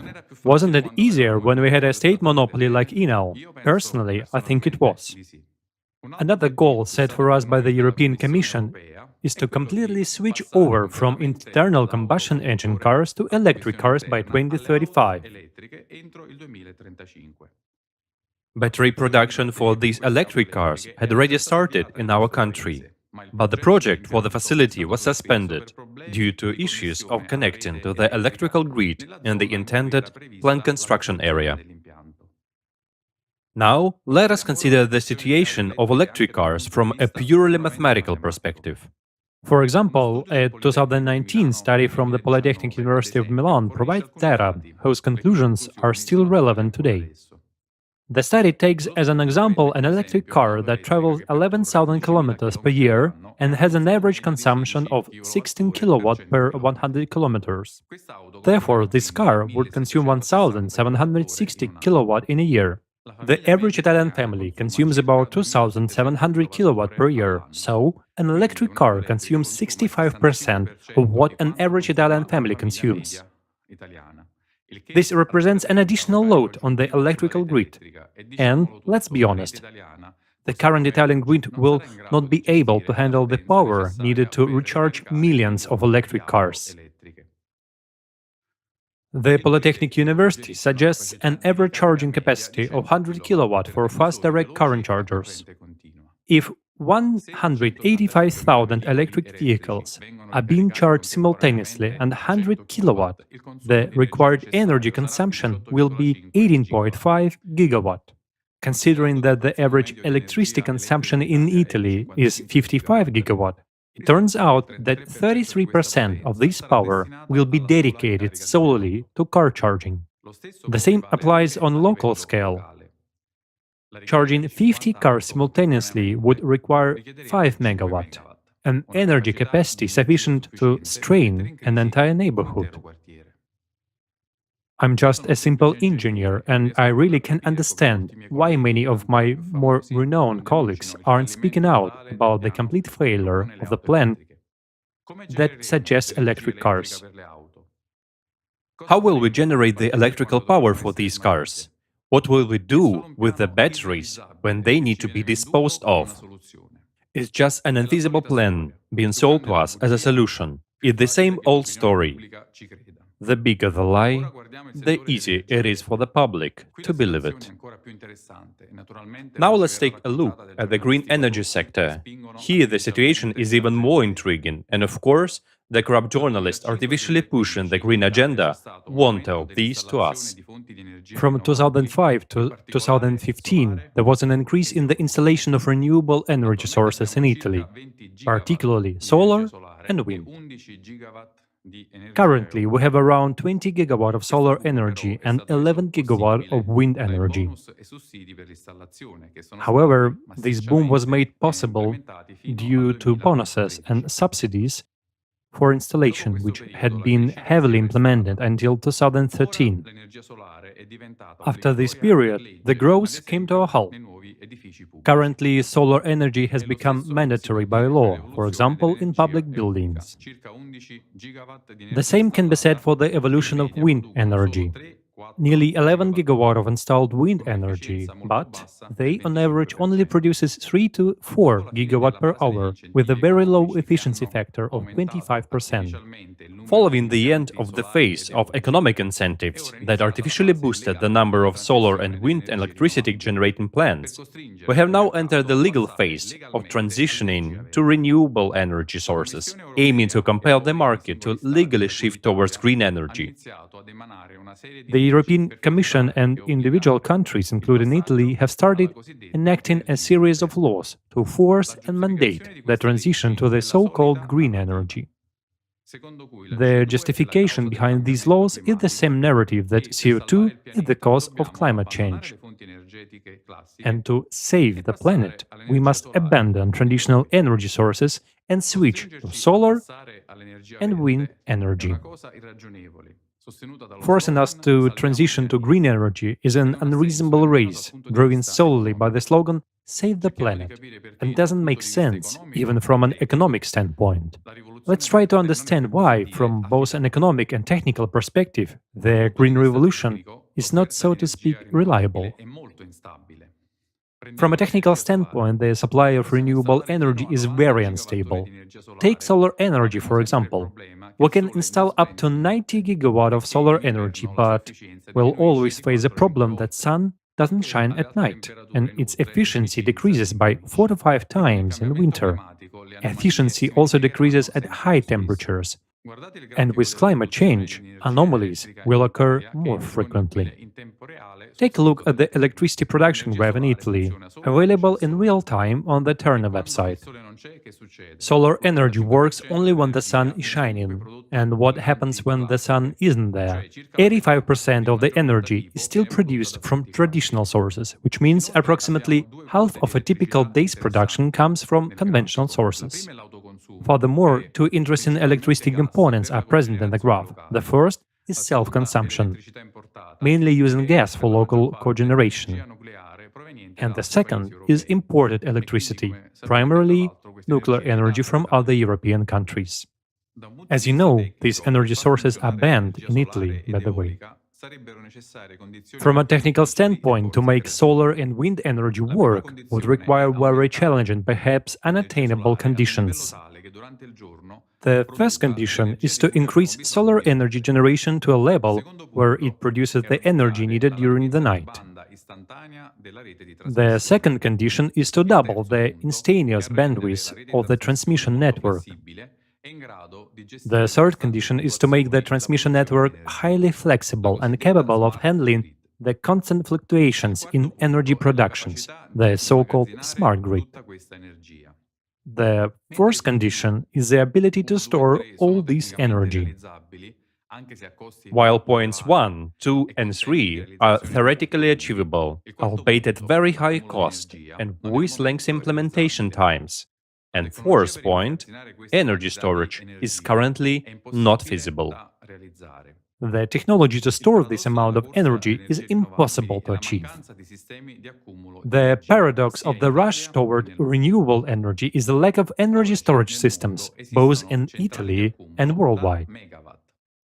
Today in the world, there are power plants with storage capacities in the megawatt-hour range. The largest is in Australia, capable of storing around 300 megawatt-hours. Imagine that Italy alone, as was estimated, will need to store a much larger amount of energy by 2030, approximately 93 gigawatt-hours. Moreover, these 93 gigawatt-hours would barely cover 2 hours of electricity demand in Italy. We are chasing after solar and wind energy, which are unstable and require storage, whereas reliable storage technology is very challenging to develop. Now let's clarify another point that makes all of this physically impossible to achieve, even if we truly wanted to. Every kilowatt-hour of a battery contains about 150 grams of lithium and 450 grams of cobalt. Therefore, theoretically, to produce storage with a capacity of up to 90 gigawatt-hours, according to the National Environmental Transition Plan, we would need about 13,500 tons of lithium and 40,000 tons of cobalt. So, for just 2 hours of energy consumption in Italy, we need such large quantities of these rare minerals. However, since the night lasts at least 6 hours, we actually need at least 3 times that amount, 40,500 tons of lithium, which corresponds to 50% of the world's production of this mineral, and 120,000 tons of cobalt, which corresponds to 100% of the world annual cobalt production. And let me remind you that we Italians represent only 1.65% of the world's population. Taking into account all the countries involved in the race for batteries, the entire world's lithium and cobalt won't be enough. Not to mention electric cars, which also have batteries made with the same minerals and will be mandatory throughout Europe by 2035. Let's set aside, for now, the environmental consequences of the theoretical extraction of these rare minerals from our planet's crust, which are already depleted due to human activity. These calculations demonstrate that the quantity of rare minerals like lithium and cobalt will never be sufficient to create energy storage systems, neither in Italy nor in the world. In conclusion, the so-called green energy transition is not general public. Despite this, it is legally binding for our country. We are already seeing the consequences in the form of rising prices and poor services. The question is, what happens if they actually do it? It seems like a crazy world to me. Now let's see.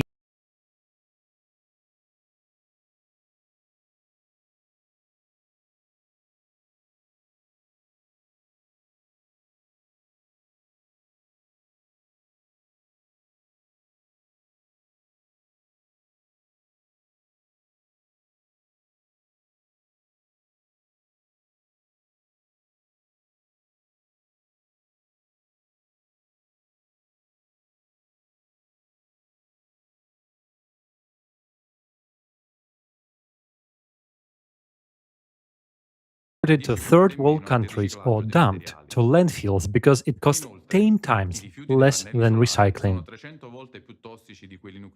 Furthermore, solar panel waste is 300 times more toxic than nuclear waste and can end up in groundwater, negatively affecting human health. And that's just the tip of the iceberg.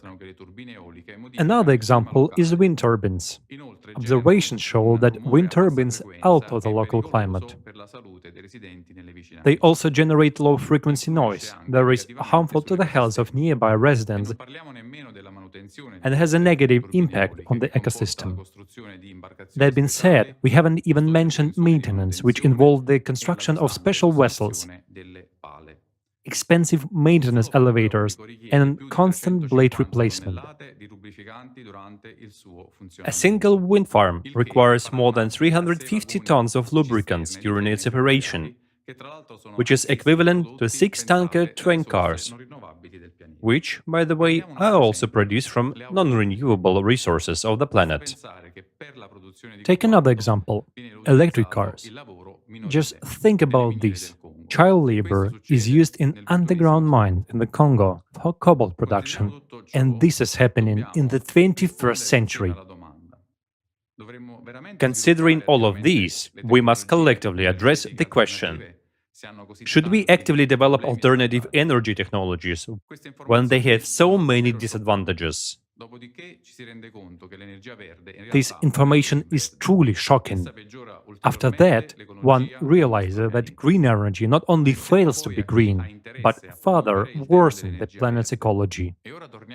Let's think about who has an interest in promoting their green energy agenda.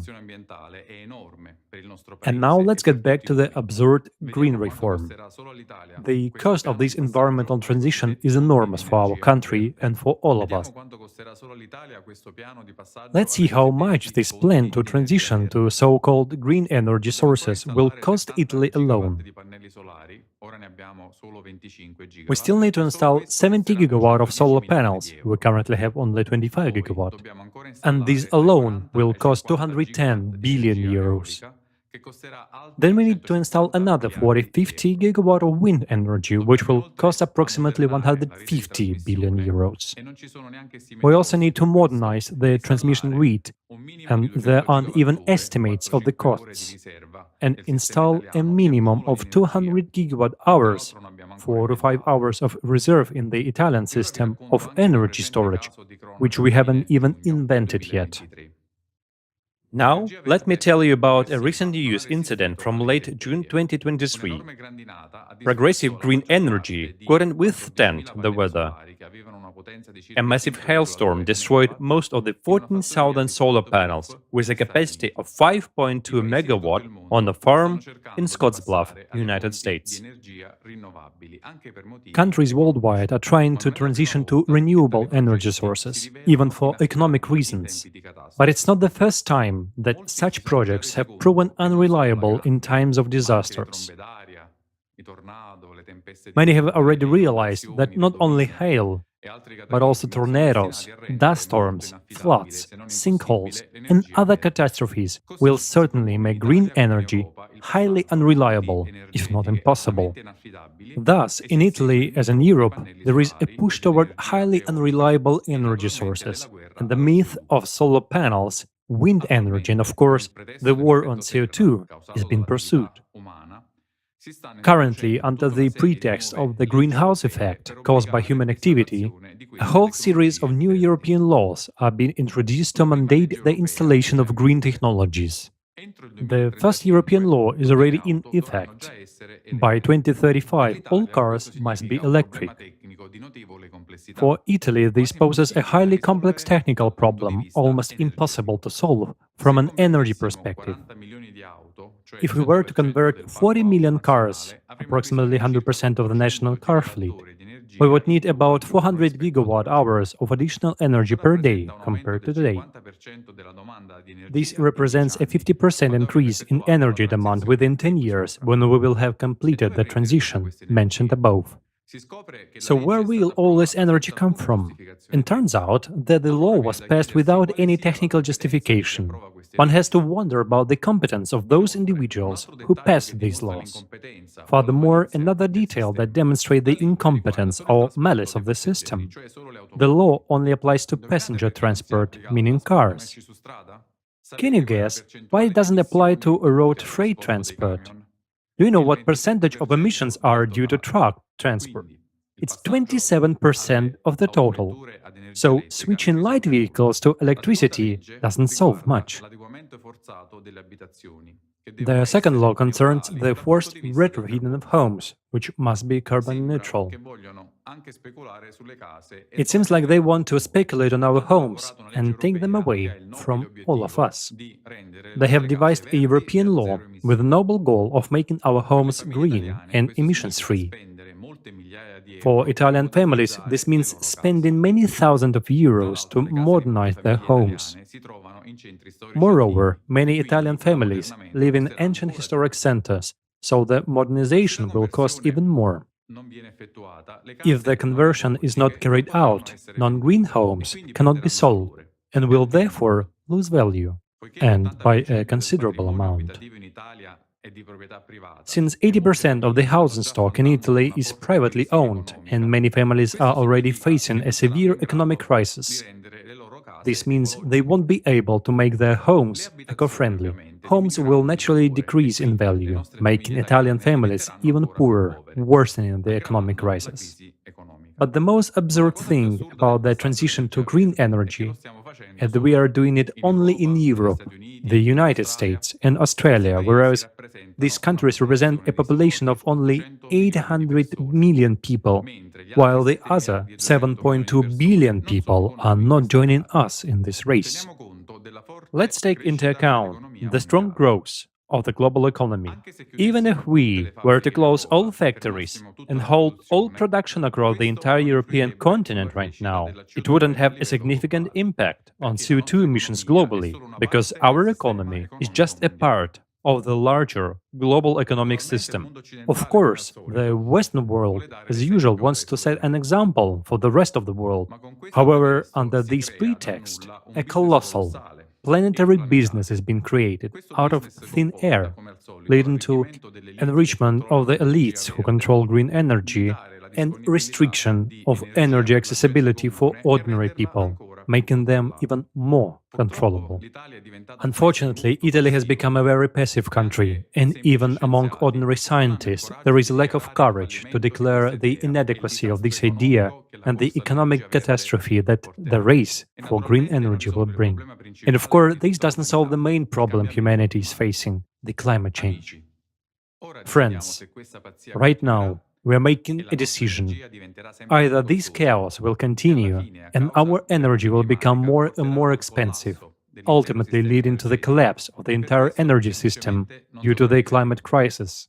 And because of that, we simply won't survive, or we change the format of society to a creative one. And then, naturally, the energy problem will also be solved, and it will be solved gradually.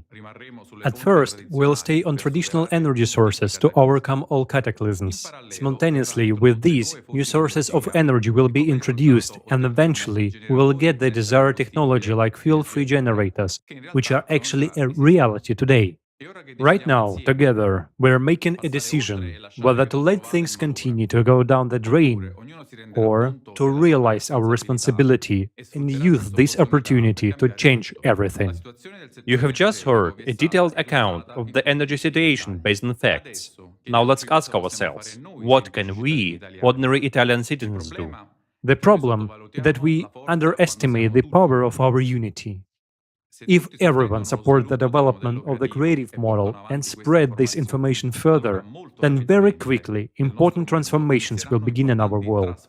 In the creative format of society, everything will fall into place, and together we'll take care of it.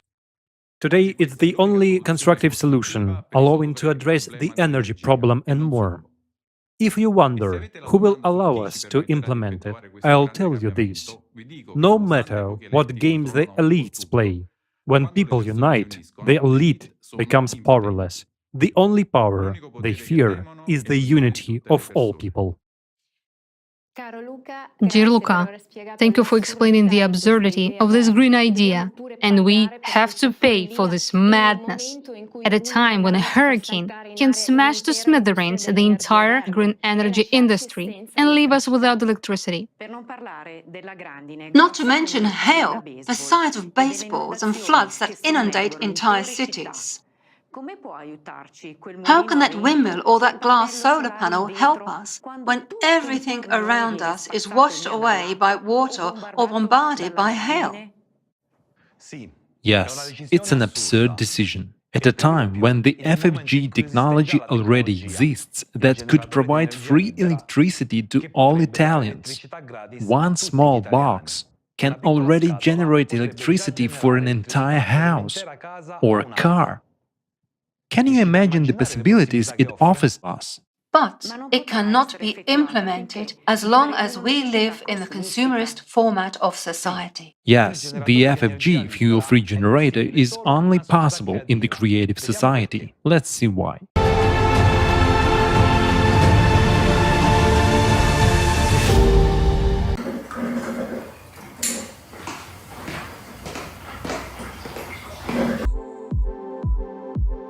Power industry, this is something which without our civilization cannot exist.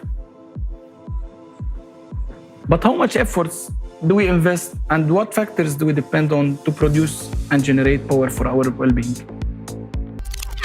Hydrocarbon energy.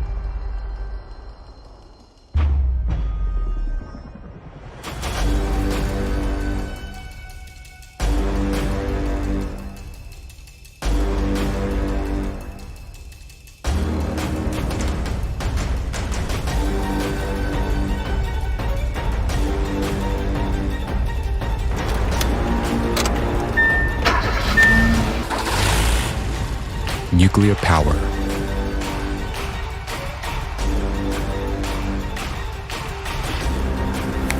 Hydroelectric power.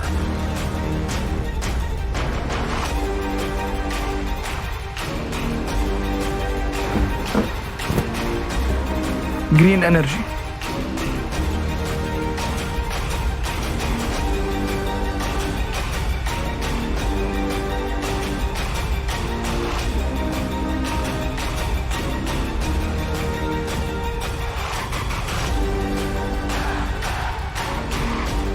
What's happening, guys?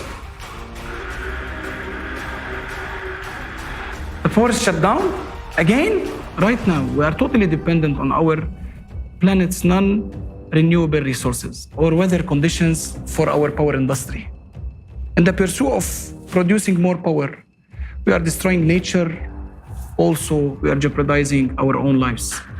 Is this the limit of our dreams and technological capabilities? We need a new technological leap, and we are able to do it now, but only on one condition. First, let's understand how realistic such a leap is and what benefits each person would gain from it. Fuel-free generators, what are they? Let's start by comparing them with traditional generators. Internal combustion engines and nuclear reactors require a constant supply of fuel to convert thermal energy into electricity. Green energy requires winds or clear skies. Gasoline and nuclear fuel are finite. The sun, wind, and water are unstable, whereas engines based on these operating principles have low efficiency. What does this mean?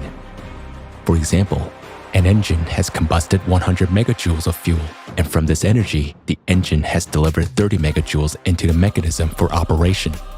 Thus, the efficiency will be 30%. The remaining 70% of the energy will be lost as heat to the surrounding space. The efficiency of traditional energy sources is extremely low. Efficiency of thermal power plants, up to 43%. Efficiency of internal combustion engines, up to 40%. Efficiency of nuclear power, up to 35%. Efficiency of solar panels, up to 22%. Even if we go to the most efficient hydroelectric power plant, we can see that its efficiency is no more than 85%. And at the same time, we lose most of this energy while we are transporting it to the end consumer. Because it's impossible for us to implement and put hydroelectric power plant in every home. But it's very possible for us to equip every home with an FFG. The fuel-free generators requires energy only for its startup, and then it operates autonomously, which means the efficiency of fuel-free energy is greater than 100%. Thus, FFG is not a perpetual motion machine, since it requires an input of energy, but a smaller amount than what energy it can produce. An obvious question arises: how energy then would be generated if no fuel required for that? We know from the school physics class that according to the law of energy conservation, we can't get more network output than we had spent on it.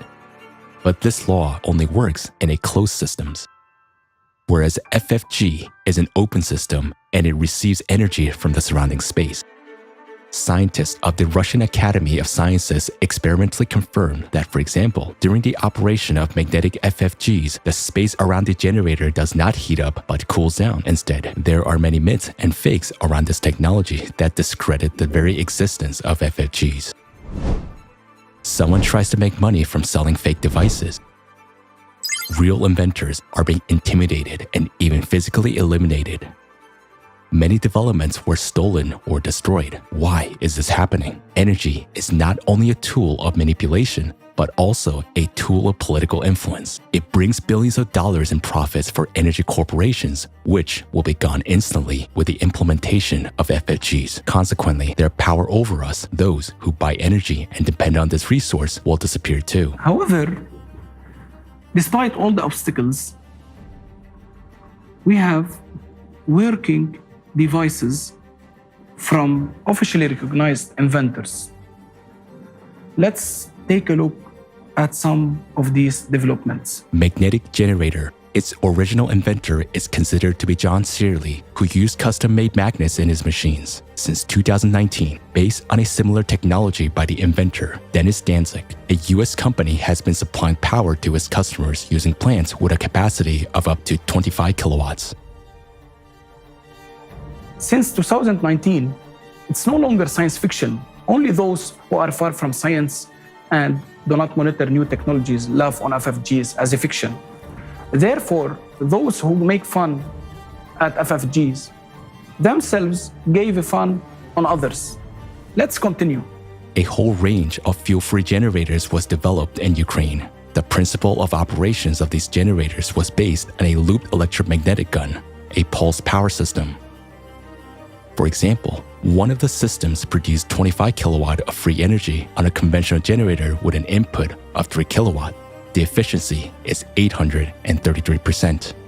Gravity generators. In one type of such machines, the pneumohydraulic principle is used. The generator runs on the buoyant force of water according to Archimedes' law. The output of such units depend on their size. The most famous generator of this type is called kinetic power plant. It is also known as Roche generator. Such generators are produced by a German company which has branches in Mexico, Serbia, Switzerland, and Colombia. According to official expertise, the compressor of the generator of one of its units consumes 4.5 kilowatt, while a generator itself produces 11 kilowatt of electricity. That is, the efficiency is more than 200%. How much is that? Is a typical country home power consumption. 6 kilowatts per hour. Radio wave generators. Their inventor is Maxwell Chikumbutso from Zimbabwe. He is called the African Tesla. A very compact African technology made it possible not only to create a free energy generator, but also to upgrade a car so that it could move without fuel or recharging. As a result, even a helicopter was upgraded. Recently, the inventor presented a very small 500-watt power generator. Its output allows you to power a widescreen TV from free energy. And there are dozens of less-known inventions in different countries. In the USA, Malaysia, Georgia, India, Turkey, Japan, Uzbekistan, Mexico, New Zealand, and many other countries, there are research teams developing fuel-free generators. How is that, you may ask, and how it's possible to launch these technologies? How inventors are still alive and their generators are not yet been destroyed? That's because they get energy for free and sell it to consumers for money, while the generators themselves cost crazy money. The percentage of people currently receiving energy from these systems is negligible compared to all of humanity. Therefore, FFGs that are actually working now are in no way helping all people to become energy independent. So why isn't this amazing technology available for everyone in the world? Because we are living in a consumerist format of society. If FFGs are introduced all over the world without changing the format of society, then this will result in a big disaster. Millions of people will lose their jobs. Everyone who is involved in the power industry, from CEOs to janitors. This will inevitably lead to a collapse of the economic system, growth of unemployment, poverty, crime, and chaos. But when we gradually change the consumerist format to a creative one, then a new economic system will allow us to introduce FFGs everywhere. All power plants, factories, mines, dams, oil pipelines that harm the environment and pose a threat to people will be shut down. We will use hydrocarbons more efficiently instead of just burning them. While people working in the energy sector, just like every person on the planet, will be provided with a universal basic income, they will be able to easily shift into any other field of activity, being protected and well provided by the society. So let's see how the world will be like in the creative society after the introduction of the FFGs in all the spheres of life. Humanity will have a source of free, stable, safe, and environmentally friendly energy. We don't pay for it anymore. No more energy bills and utility bills. Each home will have its own compact autonomous generator of electricity and heating. This will make us independent from the centralized energy system, which is very important in the period of escalating climate disasters. Cars will no longer need to be refueled, and we will not be limited in traveling anywhere in the world. Fuel-free generators will be installed not only in houses and cars, but also in helicopters, airplanes, ships, and space stations. Robots and automatic systems that do all the hard work will be powered with an uninterrupted energy supply of the necessary capacity. Our planet will become free of the wires and pipelines that entangle it. Free energy is one of the conditions for the transition of a civilization for a new evolutionary stage. During this transition period, of creative society, energy will be available and free for everyone, everywhere inside the world. If you want FFG to be installed in your house and in your car, support Creative Society and tell your friends about it.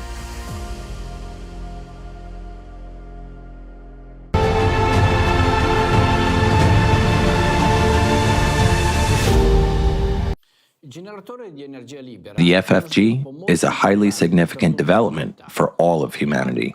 However, as we've seen, it can only be used for the benefit of all people within the creative society model. This is a technology that will solve an enormous number of problems for both the individual and all of humanity. Indeed, it will spare us so many headaches and nerves caused by the fear of running out of money. After all, today we've created a world in which money rules. The FFG and other technologies of the creative society will solve not only the problems. Thank you for giving me the floor, dear friends. My name is Flaviano, and I live in Bari. I'd like to start by saying that I love Italy very much because it's my homeland, my history, and my culture. I love Italy for our people, for their kindness, hospitality, humor, their passion for life, and their ability to find joy in small things. I love Italy for its soul, its sense of beauty, for such values as family, friendship, love, care, and responsiveness, care and readiness to help. This is what I love so much about the Italian people. Unfortunately, however, this also brings something that concerns me deeply, just as it concerns millions of other Italians.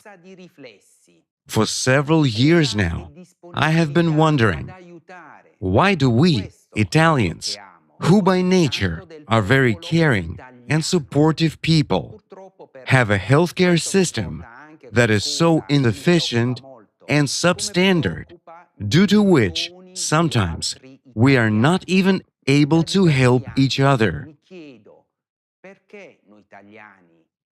I'm sure many of my fellow countrymen understand me well now. The crisis in the Italian healthcare system is a lack of medical personnel, a shortage of equipment, and unequal distribution of access to medical services among regions. Today, I want to talk about what the real cause of the healthcare crisis we are all experiencing is, and how this problem can be solved. I'll start with a little story that I'm sure will be familiar to most Italian families. One day, my son wakes up with a high fever, and it's flu season. I can see he's very unwell and realize he needs a doctor.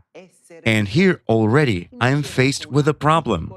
People from any other country would probably say to me, "What's the problem, Flaviano? Take your son to a pediatrician."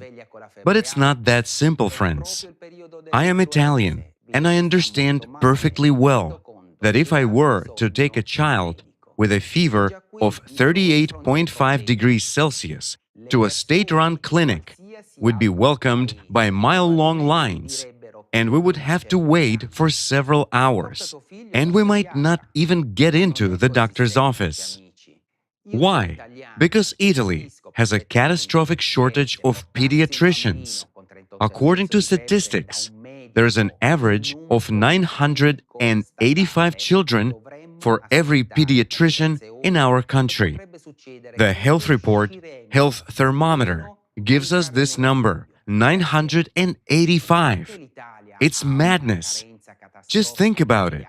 Approximately 1,000 children for every doctor. And what does this mean?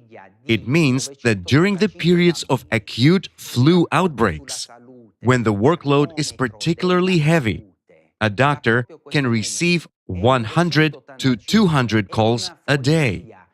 Even if a doctor worked 24 hours a day, they wouldn't be able to see even half of the children who urgently need help. It's clear that the doctor is not only unable to help patients qualitatively, but also cannot do this physically. The same report contains equally grim statistics about general practitioners, that is, family doctors. It states that each general practitioner, on average, serves more than 1,000 citizens, while older, highly qualified doctors often reach or even exceed the threshold of 1,500 patients. Do you think a physician with this workload would be available for an emergency call? And how much time could they dedicate to the patient? Certainly, not as much time as needed. And of course, most of the patients assigned to them will not be able to reach them, and those who do may not receive sufficient high-quality medical care. Furthermore, this report highlights another depressing fact. For about 3 million Italians, there are simply no doctors, simply not enough of them. This is a huge number. It turns out that for 3 million inhabitants in Italy, doctors are generally not provided. And for the rest of the population, only the most tenacious, if lucky, can reach doctors after long waiting lists, especially when it comes to visiting specialists or undergoing complex examinations. Simply put, there are not enough doctors to fill all the vacancies that arise when other doctors retire, resign, or simply leave the country. Yes, this is also a problem. 10% of family doctor positions are vacant, partly due to insufficient salaries. Many doctors leave for other countries to get better pay because they are paid more for the same work in other countries. Or dissatisfied doctors stay in Italy but take another step. They engage in private practice, open private clinics. One can understand the doctors who act in this way. There is less work and more income. And here I come back to the story of my son with a high fever and the choice I have in front of me: to take him with a fever of 38.5 degrees to the medical office, where there are long lines, or to call a private doctor and pay 50 or even 100 euros for the visit. A significant amount, considering that the average salary in Italy for 2022 was 1,300 euros. And if you add the costs of medications not covered by the National Health Service, diagnostics, and repeated doctor visits, of course, you can't save on your child's health. You just have to realize that it's a substantial sum. However, with this amount, you at least have a guaranteed possibility of receiving medical care. It's natural, then, that the trend shows more and more Italians turning to private healthcare to address health issues. But unfortunately, this means that even for not very serious illnesses, the entire budget of an Italian family can be at risk of being spent on medications, and often it may not even be sufficient. What's even more sad is that those Italians who don't have the money to afford private healthcare are left without the necessary help because their turn will never come in state institutions, or they will have to wait in great agony to get there. I remember when a friend of mine had surgery on her arm. She was discharged the same day. The next day, I had to accompany her to the hospital for a dressing change. She had a high fever and severe arm pain since she had been anesthetized the day before and didn't feel well. We waited in line for 5 hours for the dressing change. Imagine how unwell she felt. And this isn't the worst case, because she eventually received care. But there are so many people who haven't.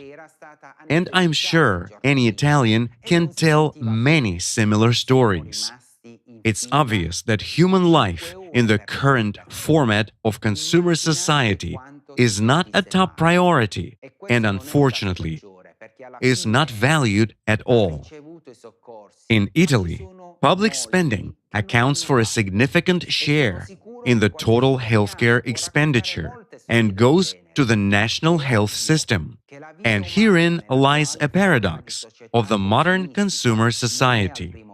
A conscientious Italian works honestly, receiving a salary from which a tax is regularly paid to the treasury.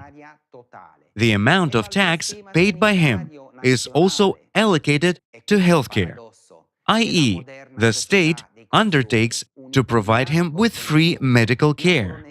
But when this conscientious Italian needs this very help from the medical state institution, he simply cannot get it. This is helplessness. Unfortunately, I must point out that Italy has one of the lowest rates of healthcare financing in Europe. In addition, in Italy, there is a big difference in the quality and accessibility of healthcare between the northern and southern regions.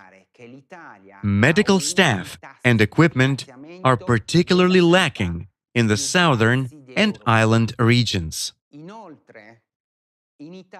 As a consequence of this medical crisis, in 2022, a third of Italians, approximately 20 million people, reported that they had to refuse medical services and/or surgeries because of hours-long queues, months-long waits, and inaccessibility of medical facilities. And by the way, their inaccessibility is also a great trouble. Italy has a very high rate of reduction of health facilities. In the last 10 years, 125 hospitals have been closed in our country. The number of emergency stations is also decreasing, and they are also critically understaffed. I know firsthand that people wait hours at emergency stations for their turn for medical care and checkups. When my son had his eyebrow smashed, an ambulance picked us up, and we waited 4 hours at that emergency room for a doctor. I saw a huge number of people suffering, crying, moaning. It was just chaos there because there were not enough doctors. I had a legitimate question. Is this really an ambulance where quick help is provided? What does it mean to wait in an emergency room for 3 to 4 or more hours with acute pain, fractures, or injuries?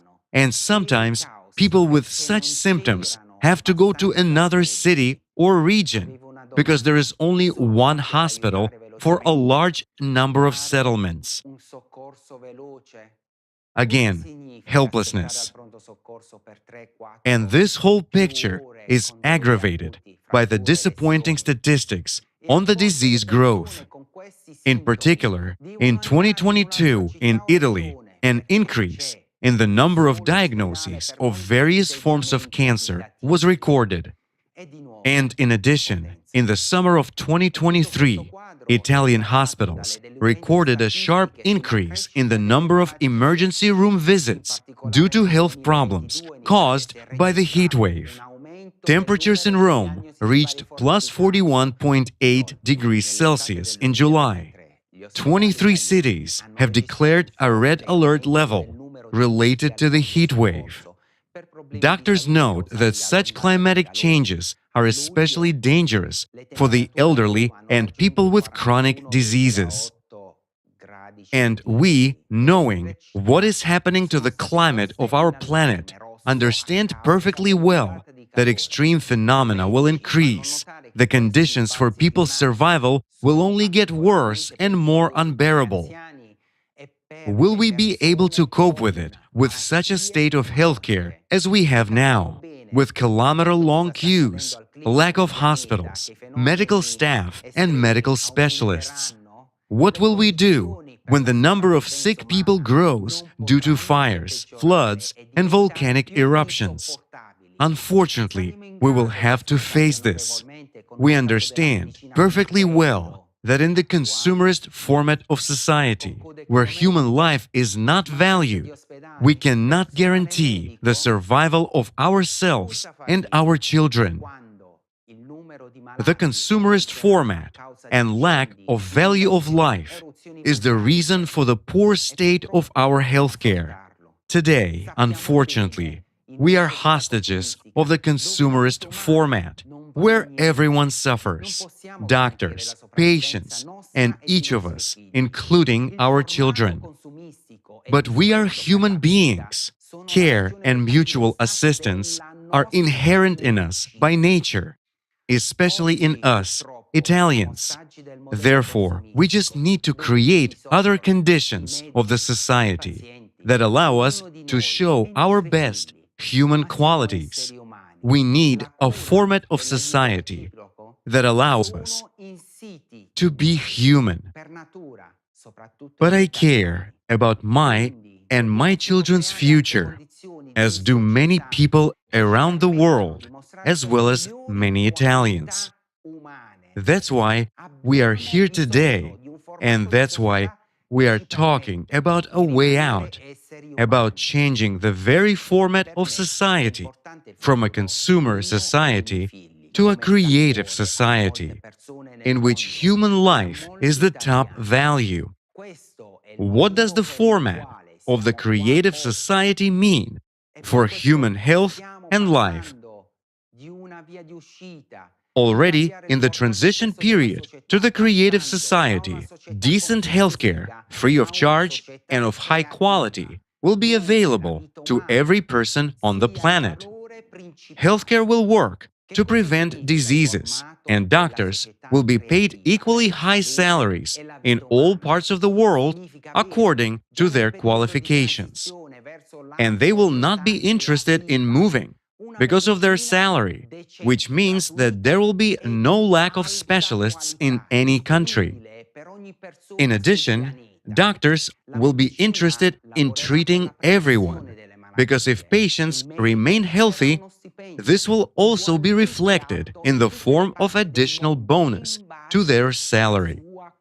In addition, doctors in the creative society will not have to work to exhaustion. Technology will help them to provide people with quality care, and at the same time, absolutely free of charge. Let's watch together an inspiring video about the medical care that will be available to everyone on the planet already in the transition period to the creative society. La tecnologia li aiuterà a fornire cure di qualità e a costo zero.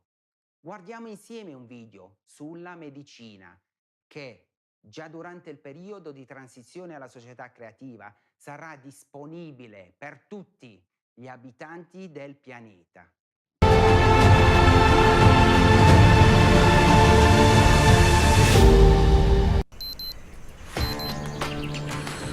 Imagine that you are completely healthy. You have no pain, and your body is in perfect shape. You have your own personal doctor.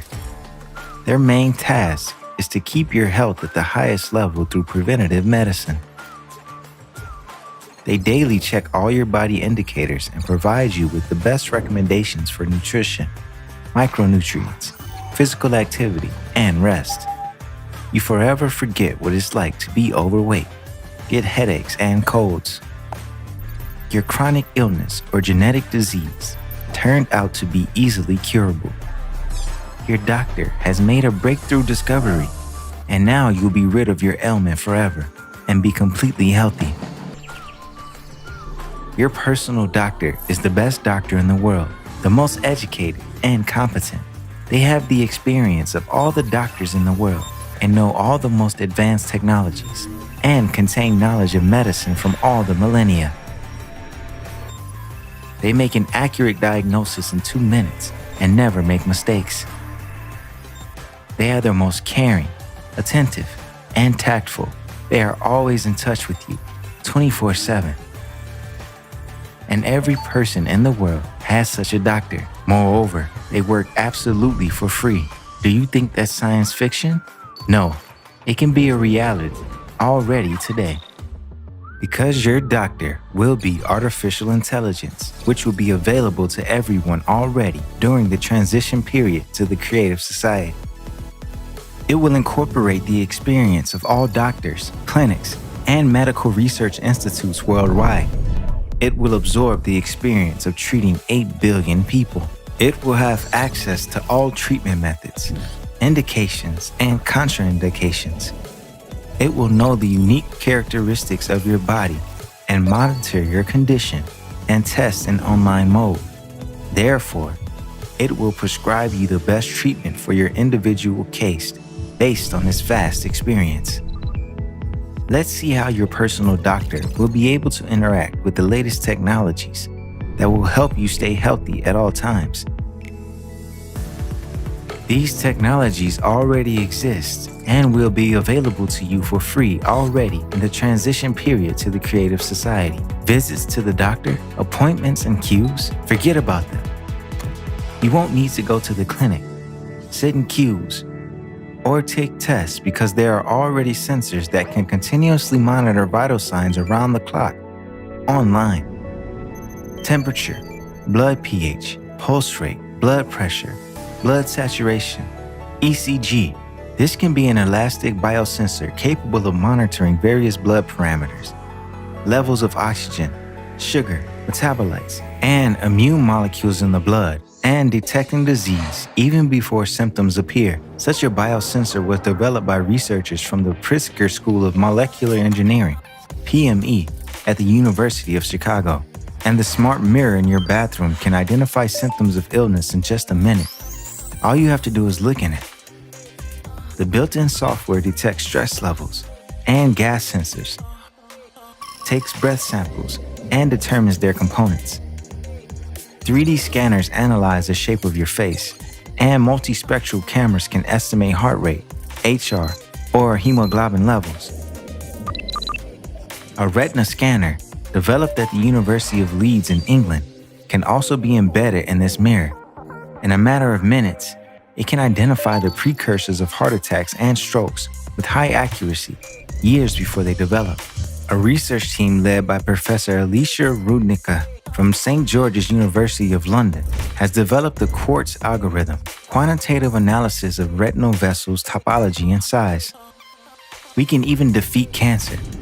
Already now, the electronic nose technology detects cancer in its early stages with more than 90% accuracy in just 20 minutes. The device sniffs out vapors from blood samples emanating by cancer cells. And by urinalysis, it is possible to diagnose brain and spinal cord cancer with 100% accuracy when there are no symptoms yet. Japanese scientists use urine tests to diagnose cancer even when there are no symptoms, regardless of the size of the tumor. Studies have shown 100% accuracy. The most malignant cancer, melanoma, can be detected in its early stages simply by taking a picture on your phone. Smart AI-based skin vision algorithms, after examining photos, will signal if something is wrong with your skin, Recent developments in gene engineering make it possible to restore vision to blind people and cope with previously incurable genetic disorders such as severe immunodeficiency, hemophilia, leukemia, and many others. The panacea for all diseases is no longer fiction. You can already forget about oncology, heart attacks, stroke, infectious diseases, arthritis, and much more thanks to universal nanorobots, because these doctors can be programmed to solve any problem. Imagine you get ill with something, and instead of running to doctors and trying to find the cause of your illness, you simply drink a glass of water containing doctors, nanorobots that you won't even feel. It will be as if you instantly visited a diagnostician, a therapist, and a surgeon. Since, moving inside your body, nanorobots will not only diagnose you accurately and painlessly, pinpointing the site of inflammation, but they will also eliminate it and completely restore the functions of your body. Nanorobots will deliver medications in a targeted manner, remove blood clots, and suture wounds. They are able to eliminate any infections, inflammations, and cancer cells. This will eliminate the need for antibiotics, antiviral drugs, antifungal agents, chemotherapy, and most pharmaceutical drugs. Engineers from Ohio State University have developed the Magic DNA program, which can create such nanorobots, and in a matter of minutes. However, all these technologies can only be available to everyone in the creative society and during the transition period to it, because today, in the consumerist format, it is not profitable. After all, a healthy patient doesn't pay money. If you become healthy, medical and pharmaceutical corporations will lose their income. Therefore, most of these technologies never reach ordinary people. That's precisely why the introduction of AI for the benefit of people is only possible if the format of society changes to a creative one. In the creative society, there is no concept of expensive. There is a concept of value of life. Therefore, even during the transition period, the most advanced medical care will be free for everyone. If you truly value your life and health, don't be silent. Share the information about the Creative Society project with all your friends and acquaintances. The Creative Society is the key to health and longevity for all people. And this key is in our hands. Take action today to be healthy tomorrow.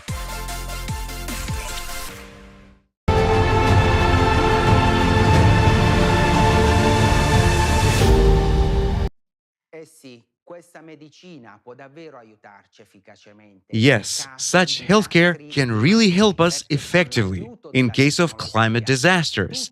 Because with the help of technology, everything is solved quickly and efficiently. In fact, who would refuse to take advantage of these benefits and improve their health and the health of their relatives and friends already now? And why don't we have it now? Because we do not have the creative society yet. And what separates us from the creative society, from these technologies and good health? What separates us is that other people do not know about the creative society, its benefits, and that such a format exists. Therefore, I appeal to everyone who can hear me now. Let's tell our relatives, all friends and acquaintances about the creative society for the sake of our future and the future of our children. Also, friends, please like this broadcast right now, post a comment, and share the link with all people. It is by telling people about the creative society that we bring closer the day when all these benefits will become our reality. Mamma mia! That's wonderful, guys. I wish for a world like that to come sooner, especially when we remember all the problems our healthcare system has. And thinking about how many times we struggle to receive medical assistance. Thank you so much, Flaviano, for bringing up this crucial topic. I believe every Italian can recall a similar story related to health issues. Unfortunately, in our consumer society, even if you pay money, there's no guarantee that you'll be well. What can the consumerist format guarantee? We've just examined in detail all the problems and crises in our country. We're on the brink. This is our beloved Italy, a civilized, developed European country. Yes, the very format we live in is detrimental to any country.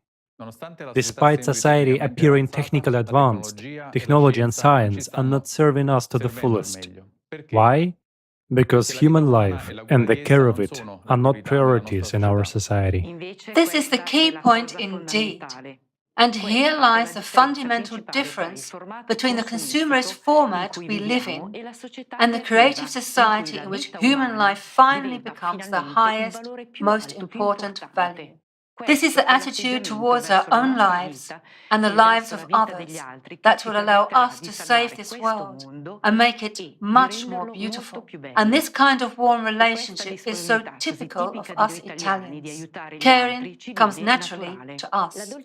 Dolce Vita is a beautiful world where people really want to live in.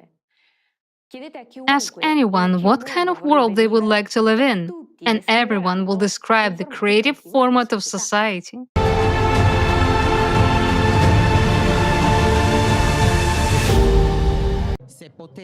If you could describe a new society, how would you describe it? A society that plans, that develops new programs, a society that respects others, cares about the environment and creates workplaces for everyone, where there is freedom, freedom of thought and freedom of self-expression, freedom to be yourself in your diversity. First of all, I would like to live in a society based on cooperation rather than competition. And then, I would like to see a civilization in which differences are not perceived as a threat or an opportunity to build walls, but as an opportunity to cognize yourself through knowing others. In every diversity, there is a part of ourselves that needs to be cognized. And that's why one shouldn't think that self-fulfillment can be separated from fulfillment of others. So, I imagine a society that has this full understanding, and it knows that by giving, one receives a hundredfold. That by helping those in need, a person overcomes one's own vulnerabilities in the first place, and no one can think that one is exempt from having them. My dream world can be described in one word: love. Because if you put love into everything you do, love for everything you see, actually love, the word love, with what it encompasses, is a very important word, because love means the absence of death. Therefore, love is life. That's why I'd like to live in a world where there is only this important value. We just need to put love into action. A society that is more supportive, more attentive to parenting, more inclusive in a positive sense, of course. I would like to live in a society that allows me to express myself freely and to have, let's say, personal growth. And that also allows me to engage in my spiritual growth, which is not easy to achieve here, especially in Italy. With more respect for others, with more focus on reading, for example. My dream society is a society in which every person can really develop oneself, to grow. When a person can nurture their talents, develop their hobbies, such a person really becomes a highly developed person, and it allows him to make the whole society more beautiful. And I think that's the first step, at least for me. My dream society is a society where there's absolute equality, where there's also safety and culture in general. I hope it will become a reality rather than just remain a dream. A better society which promotes creativity, cooperation, and teamwork, I mean, I help you, you help me. I would say it in a nutshell: balance and honesty. It is certainly a very colourful world. A world where there are no social barriers, no cultural barriers, where you can be open to others, meet and enter into constructive dialogues, so to say. Thus, the world would certainly be international, with 1,000 languages, 1,000 facets, great open-mindedness, and great sensitivity towards others. I hope and I wish that one day I will be able to live in a conscious society. And above all, if there are personal and collective problems, so to say, to have great courage to face them and to go on living. To overcome them precisely because I have someone by my side that I can count on. And so this is the kind of society I would like to live in. A more genuine society. And above all, a society that would not sell itself for money. I would be truly satisfied if there was a society where we were all interested in each other, and we were all interested in each other's culture as much as in our own, not only promoting our own, but also taking an interest in other cultures. I would like to build a society with true values. It's every person's dream. I would say, in my society, culture, school, and university education, as well as meritocracy, would obviously take a very important place. Actually, everything that has to do with culture and meritocracy. Because in Italy, particularly in the South, meritocracy is often somewhat neglected. More sincere. First of all, more sincere. And I repeat, it must be full of love, because love, I mean love for art, love for everything, because it is love that moves the world. So there is a lot in the word love that causes, first of all, respect for people, because if we love, many things become unimportant.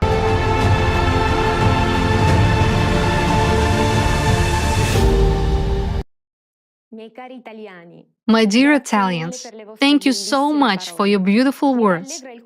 It warms my heart to hear each one of you, because when I see how many good people there are, I know that not everything is lost in our world, and now we have a chance to set things right. What we've heard is what each of us truly desires. A world of this kind is indeed our common dream, and as Irina pointed out, it would be wonderful if it didn't remain just a dream, but became a reality. We wholeheartedly agree with this idea, and whether this world becomes a reality or not depends solely on us. A little later, we will discuss in more detail what each person can do to make it happen. This world of our dreams is the creative society. It's just that not everyone is aware that this beautiful format of life goes by this name. A life with true values that are close to everyone's heart, love and respect for each other, genuine equality, abundance and freedom. This is what the foundation of the creative society is. We have already heard so much about what the creative society can give us, how beneficial it is for every person. So let's finally see how beautiful our world can be if we wanted to.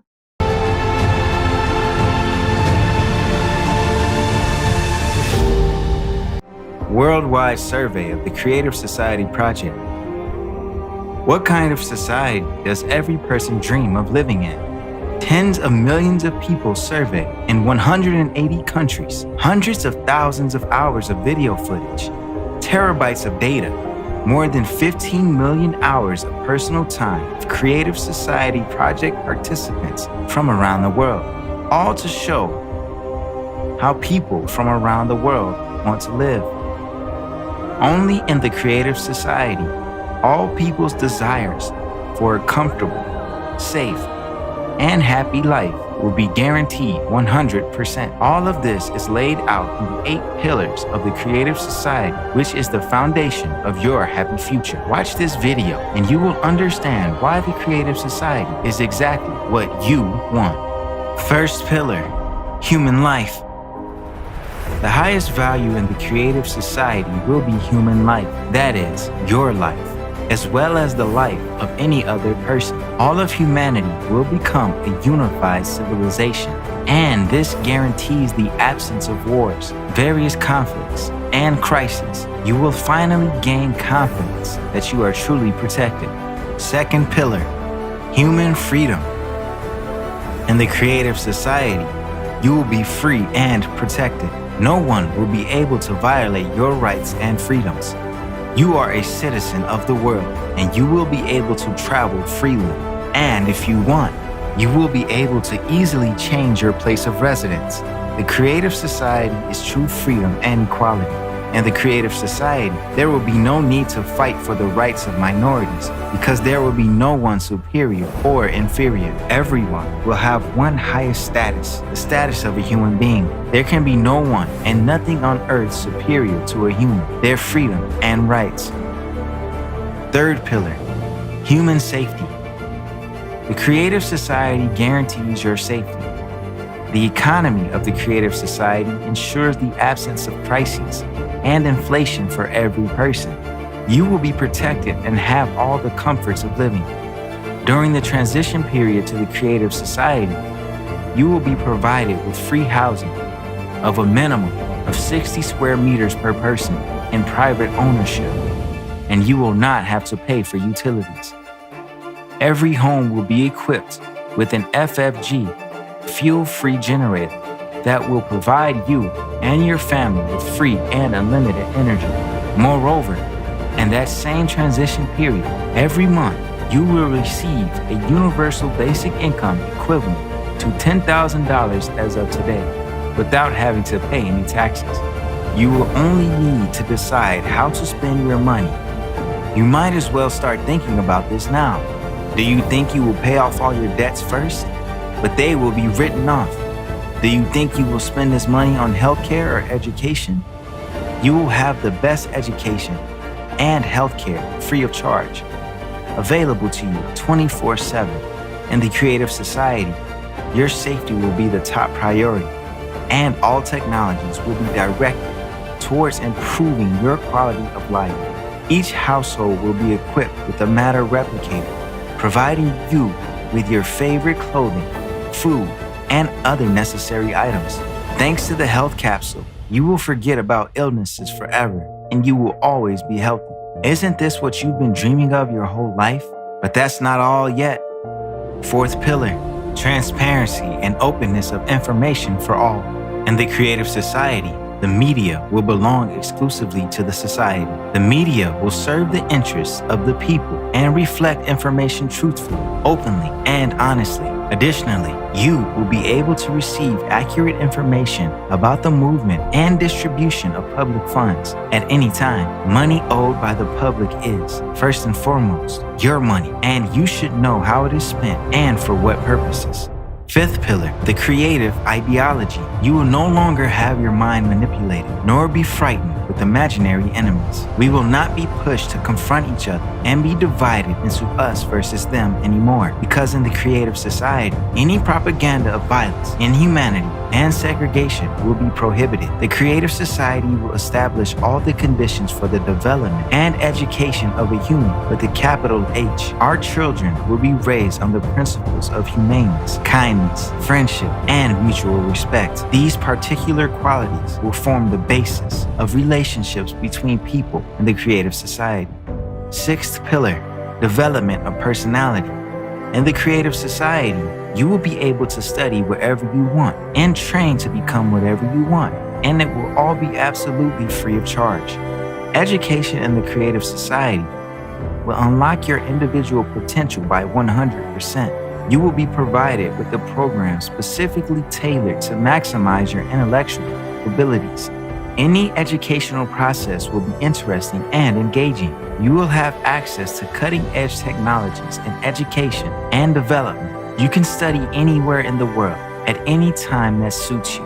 In the creative society, the world of knowledge is open for you. Seventh pillar, justice and equality. If you decide to work, you will be able to choose a profession that brings you joy. There will be a 4-day work week with a 4-hour workday. Moreover, you will have 2 fully paid vacations per year. Every job will have a decent compensation. The pay for identical positions, specialties, and professions will be the same worldwide. Furthermore, justice and equality will ensure that there will be no more private monopoly and irrational use of resources. All natural resources will belong to all people, including you. Eighth pillar, self-governing society. In the creative society, for the first time in human history, a unified, all-human civilization will be created. All power will belong to all people, to you. People know what they want and how they want to live. All socially important issues will be decided by people themselves on an open online platform. Specialists will be responsible for implementation of the tasks assigned to them. They will be appointed and controlled by people themselves. Since all processes will be transparent, corruption and dictatorship will be impossible in the creative society. In the creative society, you will decide for yourself how to live. For the first time in human history, your future will be in your hands. The 8 pillars of the creative society are formed from our desire to live as human beings. Everyone wants to live in a world without wars, without violence, without tyranny, without poverty, without inflation or any crisis, without absurd and total consumption. If you want peace, security, confidence, free and high-quality healthcare and education, freedom of movement around the world, a universal basic income, access to free energy, then the creative society will fulfill all your dreams. All of this can easily be achieved in the coming years. How to do this? Just tell this to as many people as possible, to everyone. Your dream world is separated from you by your neighbors and everyone around you who don't know about the creative society yet. Do you want the creative society to come as soon as possible? Act. Tell everyone about the creative society. For the first time in human history, your future is in your hands.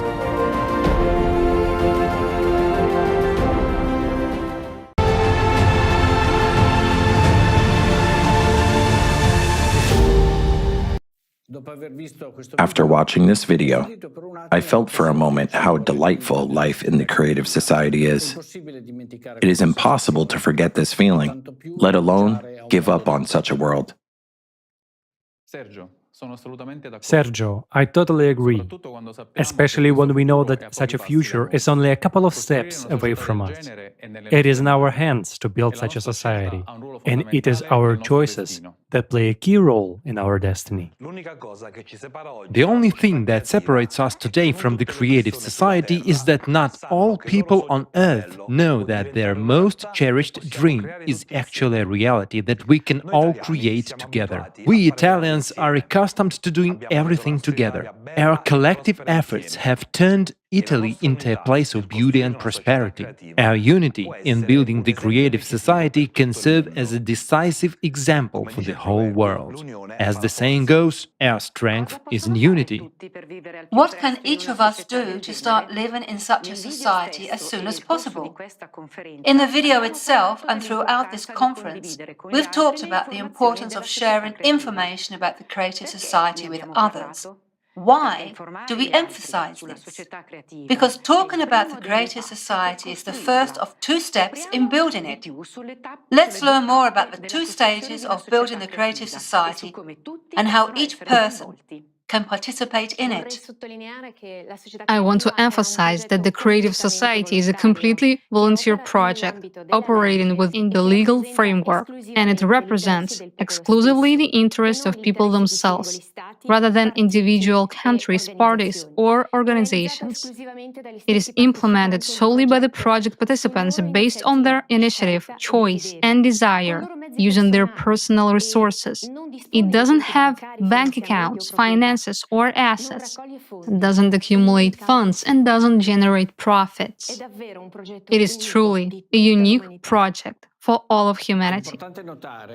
It is important to note that the Creative Society project is in no way aimed at overthrowing, opposing, or interfering with the activities of existing authorities.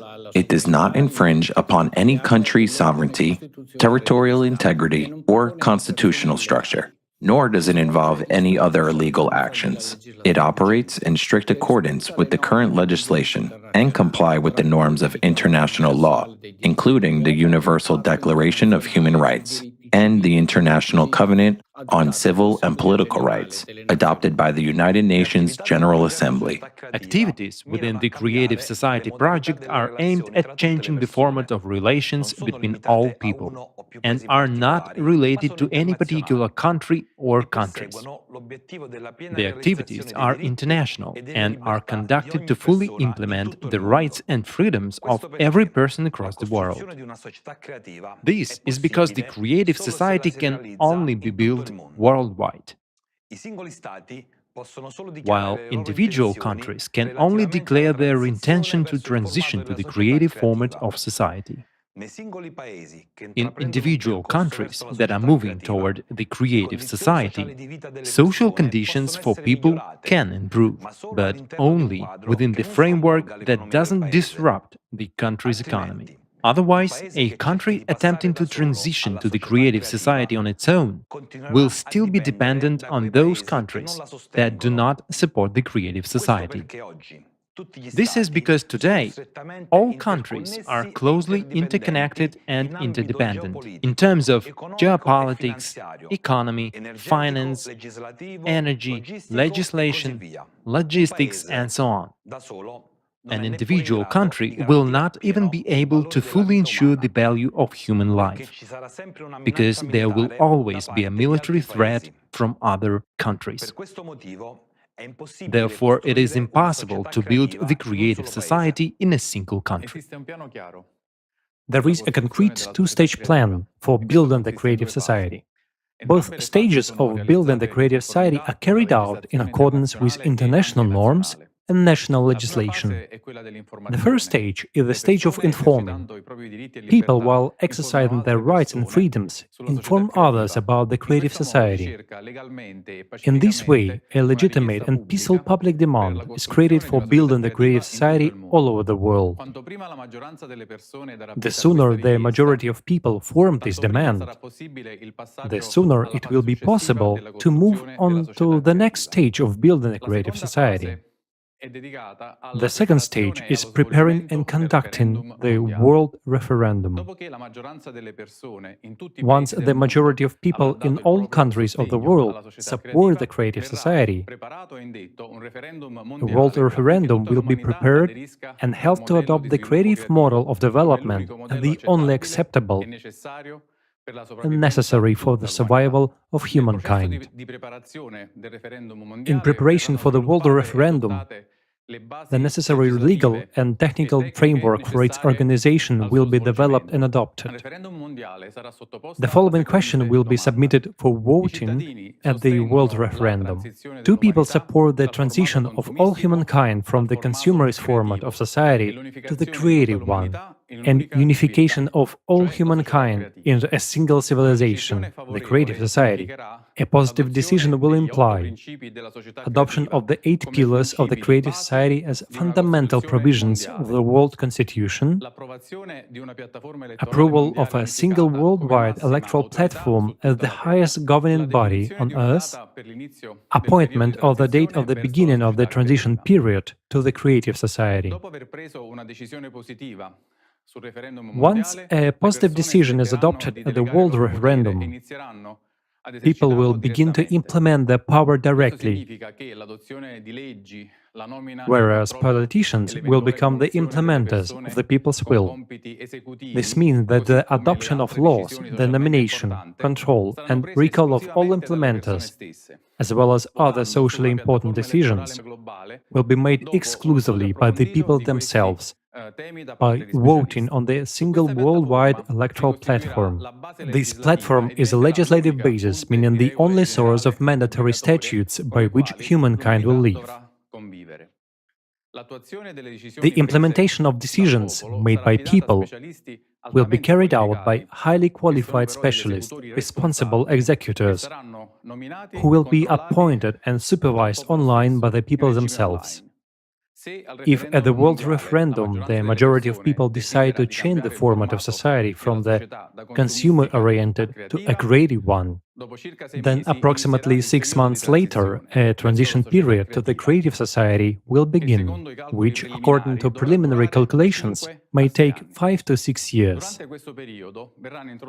During this time, a new economic model as well as new technologies will be implemented, and many processes in society will be reorganized. Ultimately, this will allow for the full implementation of the creative format of society, which will open vast prospects and opportunities for every individual.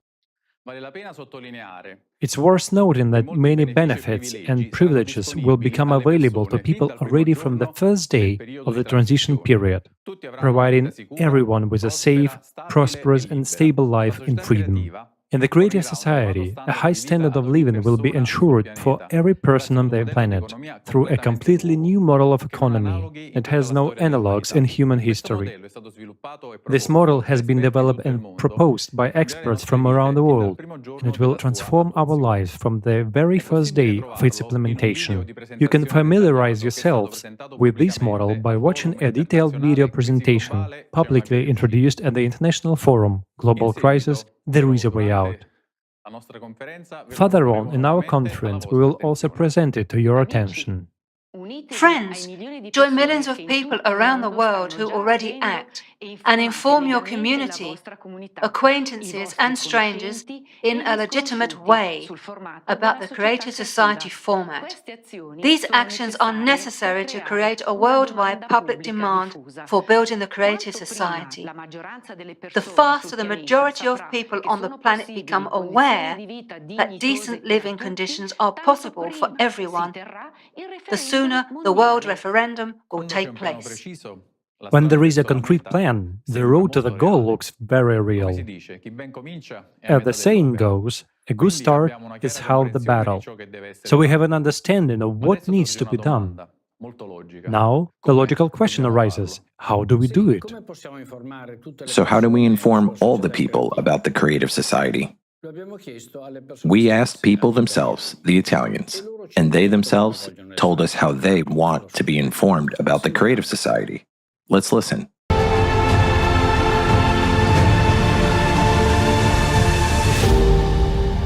Hello. As part of the Forum Global Crisis Italy, the future depends on us. The volunteers of the Creative Society project asked Italians what is the most effective way to inform all people about the Creative Society project. Social media. Nowadays, both young and not young people, everybody is on social media, be it Facebook, TikTok, Instagram, Twitter, or new social networks. Now, they are the most effective sources to get any information. The only way to inform people is through the internet and social media. You can create a chance to make something credible, maybe by demonstrating something or by introducing a public person. Everyone should believe in the same thing and stop being arrogant, I think. Of course, the best way is through the internet. I think that a good way to inform or engage people is often to set an example. And a positive example then sets a mechanism in motion. And I really believe in that. And I think that one of our problems is that we don't have enough examples. There are very few of them, and there must be a lot more.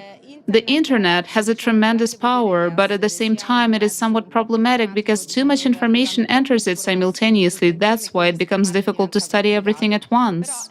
But this is certainly a way by which a person, if they have a desire to get information, can do so by comparing sources.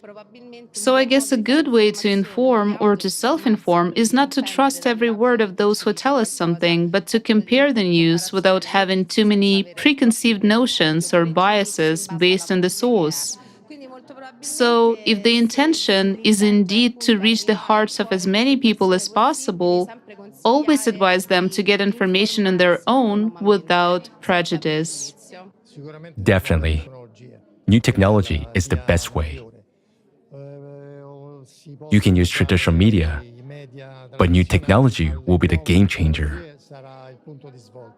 And if you saw a big billboard of this ad on the street where you live or on your way to work, It may attract my attention. could it attract your attention? Yes, it could. Visuals. People can't read, they need to see pictures. A word. I mean to speak to everyone, because the news spreads by word of mouth when it's good and important news. To create a communication network for everyone and in all languages that can be in Europe, in the United States, and in the rest of the world. It can be very constructive because, let's say, bringing together all these forces, all these minds, all this knowledge can bring substantial benefits for everyone. The project you're doing is excellent because it's based on interaction. Also, if we are talking about the web network, where we can communicate, it is a very innovative and very fast thing, in my opinion.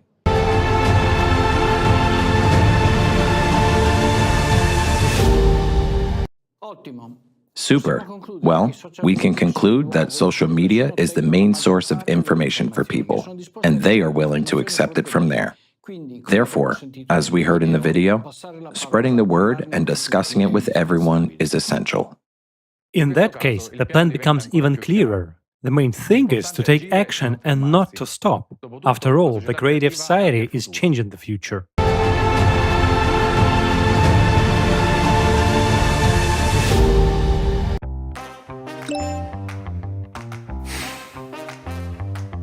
No, please don't close it. Just don't close it. Fine. Just follow the link and read it. Why? I'm you from the future, and trust me, I know what I'm saying. This is just regular, silly advertising. Do you want a basic income of $10,000, free housing, healthcare, and high-level education? Then follow the link, read, and share it with everyone.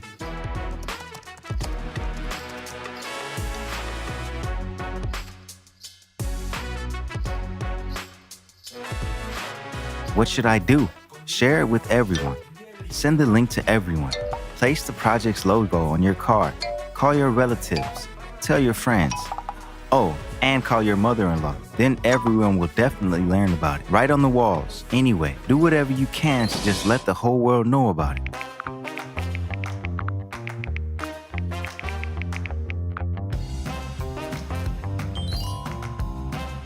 It looks like we're succeeding.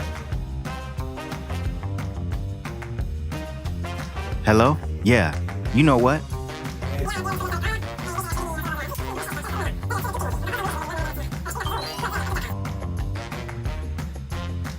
Wow. Universal basic income.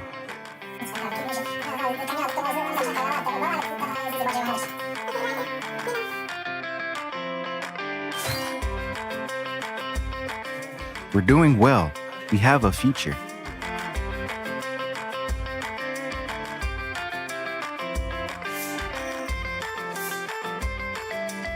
Free housing, 60 square meters per person.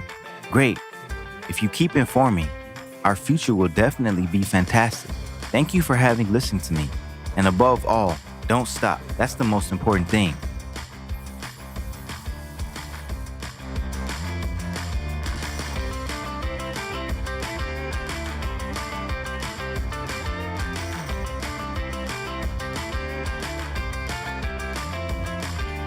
Wow. The Creative Society does change the future.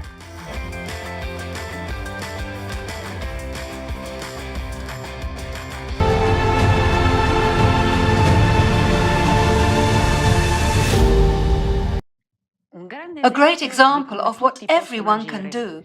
I can tell you from my experience. Just start spreading the message about the creative society and you will see that the world around you is already changing. Talk to people, tell them what creative society is and how it will benefit them. Some of you might say, okay, I'm already sharing information about the creative society with everyone in my circle. But what else can I do to start living in the creative society even faster? Well, there is an answer for such heroes. One of the effective ways to spread the information as soon as possible is to set up coordination centers in your regions, provinces, cities, districts, etc. The extent of territory you can cover depends only on your willingness and proactive efforts. Remember that everything must be done within the legal framework. It's not difficult to create a coordination center. If there are already 2 people in your area or city who understand the importance of the creative society, don't wait. Open a coordination center and start informing others about the creative society. In a week, there will be 5 of you. In a month, there will be 25. And in 2 months, everyone in your neighborhood will know about the creative society. Let's take action and make the creative society a reality. Let's watch the following video together.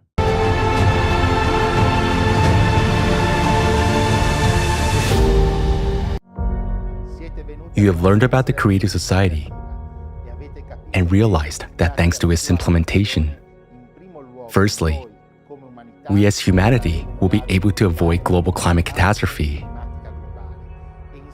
And secondly, we can start living a life that we have never dreamed of.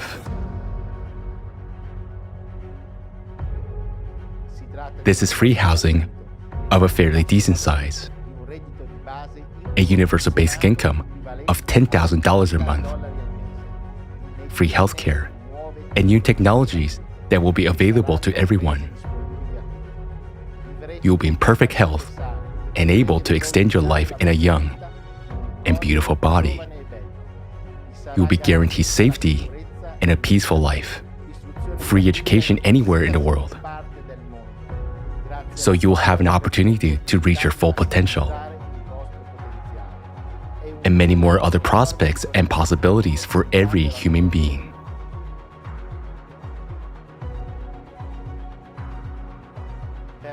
To implement the creative format of society, volunteers from more than 180 countries today come together and act in a project of the same name, the Creative Society. Creative Society cannot be implemented in a single country. It can be implemented simultaneously, legally, and peacefully all over the world. This means that first of all people in the world must learn about the Creative Society and support it, and thus create a public demand for its implementation. Therefore, the first and most important step in building the Creative Society is to convey the information to everyone about the possibility to implement this format and what immense benefits it provides for every individual. Maximum activity and creativity from everyone are needed here. Where to start? You can tell about the Creative Society to all your acquaintances, loved ones, and everyone around you. And they, in turn, can inform everyone they know. The Creative Society should be known and discussed everywhere. If you want to learn more about the Creative Society, your primary resource is creativesociety.com. Particularly, such sections as international forums in building the Creative Society. While in the sections, importance of everyone's actions and learn more, you can learn about the effective ways of informing others and start applying them in practice. If you have informed even one person about the Creative Society, you have already become a participant. With a simple action, you have already joined the first and most crucial stage of building the Creative Society, the informing stage. And you have taken a step towards your bright future. Yes, it's that simple. In the Creative Society project, there are no political logos, no list of volunteers, no membership fees, and no exploitation of each other for personal gain. The Creative Society is not a commercial project. Nobody makes money on it, and no one benefits at someone else's expense. Here, people from all over the planet come together to build a society based on one simple principle. Only by improving life for the entire society can you improve it for yourself. This is the main principle of the creative format of society, which guarantees to provide benefits for everyone. The project's implementation relies solely on the goodwill and initiative of the people. Even one person can do a lot to build a creative society. And by uniting, more can be accomplished in less time. When we coordinate our actions, our abilities to inform others multiply. Do you want to inform others about the creative society quickly and effectively so that it can be implemented sooner? Join others around you, neighbors, friends, relatives, and colleagues, and establish coordination centers to inform about the creative society. Your coordination center will be a community of people who also support the creative society in your building, street, district, and city where you live, and act on a voluntary basis, taking into account local legislation. If there's no coordination center in your vicinity, that needs to be fixed. Waste no time. Inform your neighbors, find like-minded people, and create your volunteer coordination centers. What do you need to create a coordination center? Opening one is simple, and anyone can do it. First, you should inform the main coordination center about your decision through the official email on creativesociety.com. Then, by joint efforts, do everything possible within the legal framework to inform even more people about the creative society. You, people, are this coordination center. You can gather in person or virtually. You don't even need to be in the same place with other participants. You can organize your communication through a chat on any convenient social network. While meetings and coordinations can take place online via audio and video calls. The main thing is the coordination of your actions, which means a joint agreement on how you will organize the information sharing process. If you create a coordination center, it means that you create a platform where you can communicate, coordinate your actions to inform people about the creative society in your region or city, have calls, plan meetings, discuss results, distribute tasks among yourselves, brainstorm, and look for new approaches. If you have an idea, you can bring it to a general call or meeting and discuss together how to implement it. For example, together, you can print car stickers, put the logo in clothing and products, arrange for advertising in public places, and much more. You can download the designs for free from the creativesociety.com.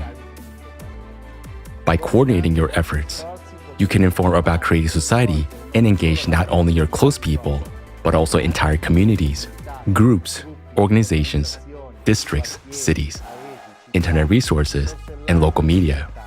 Don't limit yourself. If you want to, you can inform your entire country and even a neighboring one. You can organize coordination centers based not only on where you live, but also on your sphere of interests, including various lifestyle communities, sports clubs, business communities, etc. You can interact with other coordination centers from different cities, countries, and the entire planet during a virtual format of coordination. The creative society is a unification of all humanity, all organizations, all people, all those who want to live in the creative society, and all those who understand the fatality of the current consumerist format are welcome here. The creative society is beneficial to each and everyone. How do we know that the first, informing stage of building the creative society is complete? And we can begin the second stage, preparing and conducting the world referendum. Imagine you're walking around your city, and you see the logo of Creative Society everywhere. And all the people around you are talking about the Creative Society. All the social networks are filled with information about Creative Society. It becomes mainstream worldwide. This means that there is a public demand for building the Creative Society on the whole planet. Thus, we're moving to the next stage, preparing and conducting the world referendum to adopt by all humankind. The creative model of development is the only acceptable and necessary for the survival of humankind. In preparation for the world referendum, the necessary legal and technical framework for its organization will be developed and adopted. Once a positive decision is adopted at the global referendum, the electoral platform for self-governance of society will become fully operational. Every person will be able to control and vote for or against the adoption of different laws. This resource will be publicly available, transparent, and protected by the most advanced technologies. Through the electoral platform, power is effectively returned to the people. It returns to each and every one of you. This platform is a legislative basis, meaning the only source of mandatory statutes by which humankind will live. Implementing the creative society is an entirely new approach, without any revolutions, and everything happens within the legislative framework of each country. Thanks to this, we can peacefully transition from the consumerist to the creative format by an evolutionary path. And we will be able not only save our lives and the lives of all humanity, but also open up opportunities and perspectives that we have never even dreamed of. The creative society is a unique format that can solve all modern problems and crises. Never before in the history of humanity has anything like this taken place. Its implementation depends on each of us. So act now. Do not wait for someone else to make your life better. Act now in order to live the way you have always desired. Act now if you want to live in a free, safe, and prosperous creative society.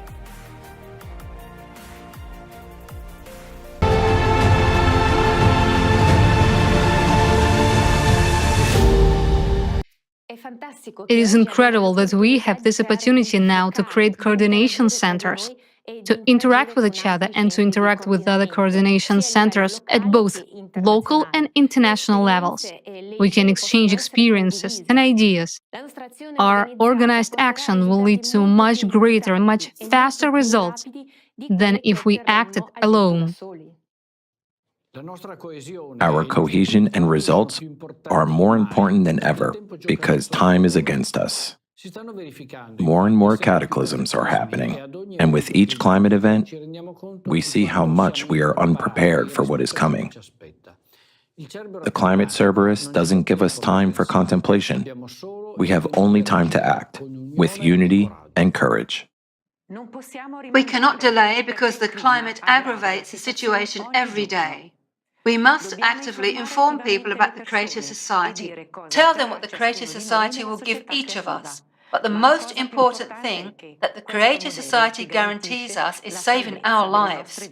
The most significant benefit of the Creative Society for every person is that we will all stay alive. Exactly. As it was said earlier at the conference, to make it possible for scientists to deal with climate change and prevent a catastrophe, certain conditions are needed. And these conditions can only be provided by the Creative Society.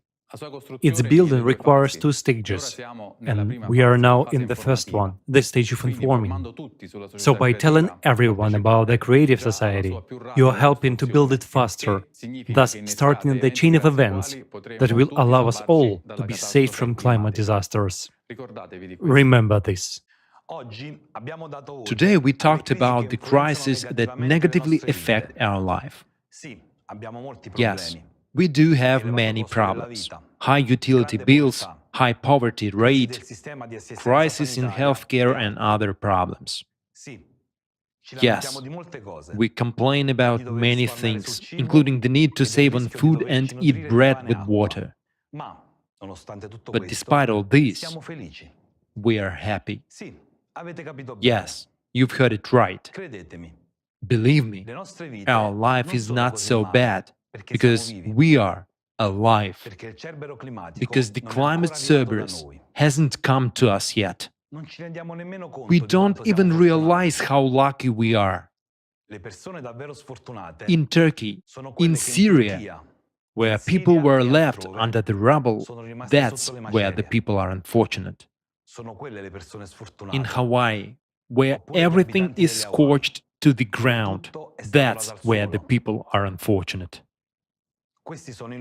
Those are the places where people are really unfortunate. Where water streams destroy everything in their path. That's where the people are unfortunate. Where landslides cover people's houses. That's where the people are unfortunate. God forbid that we should go through what those people have gone through.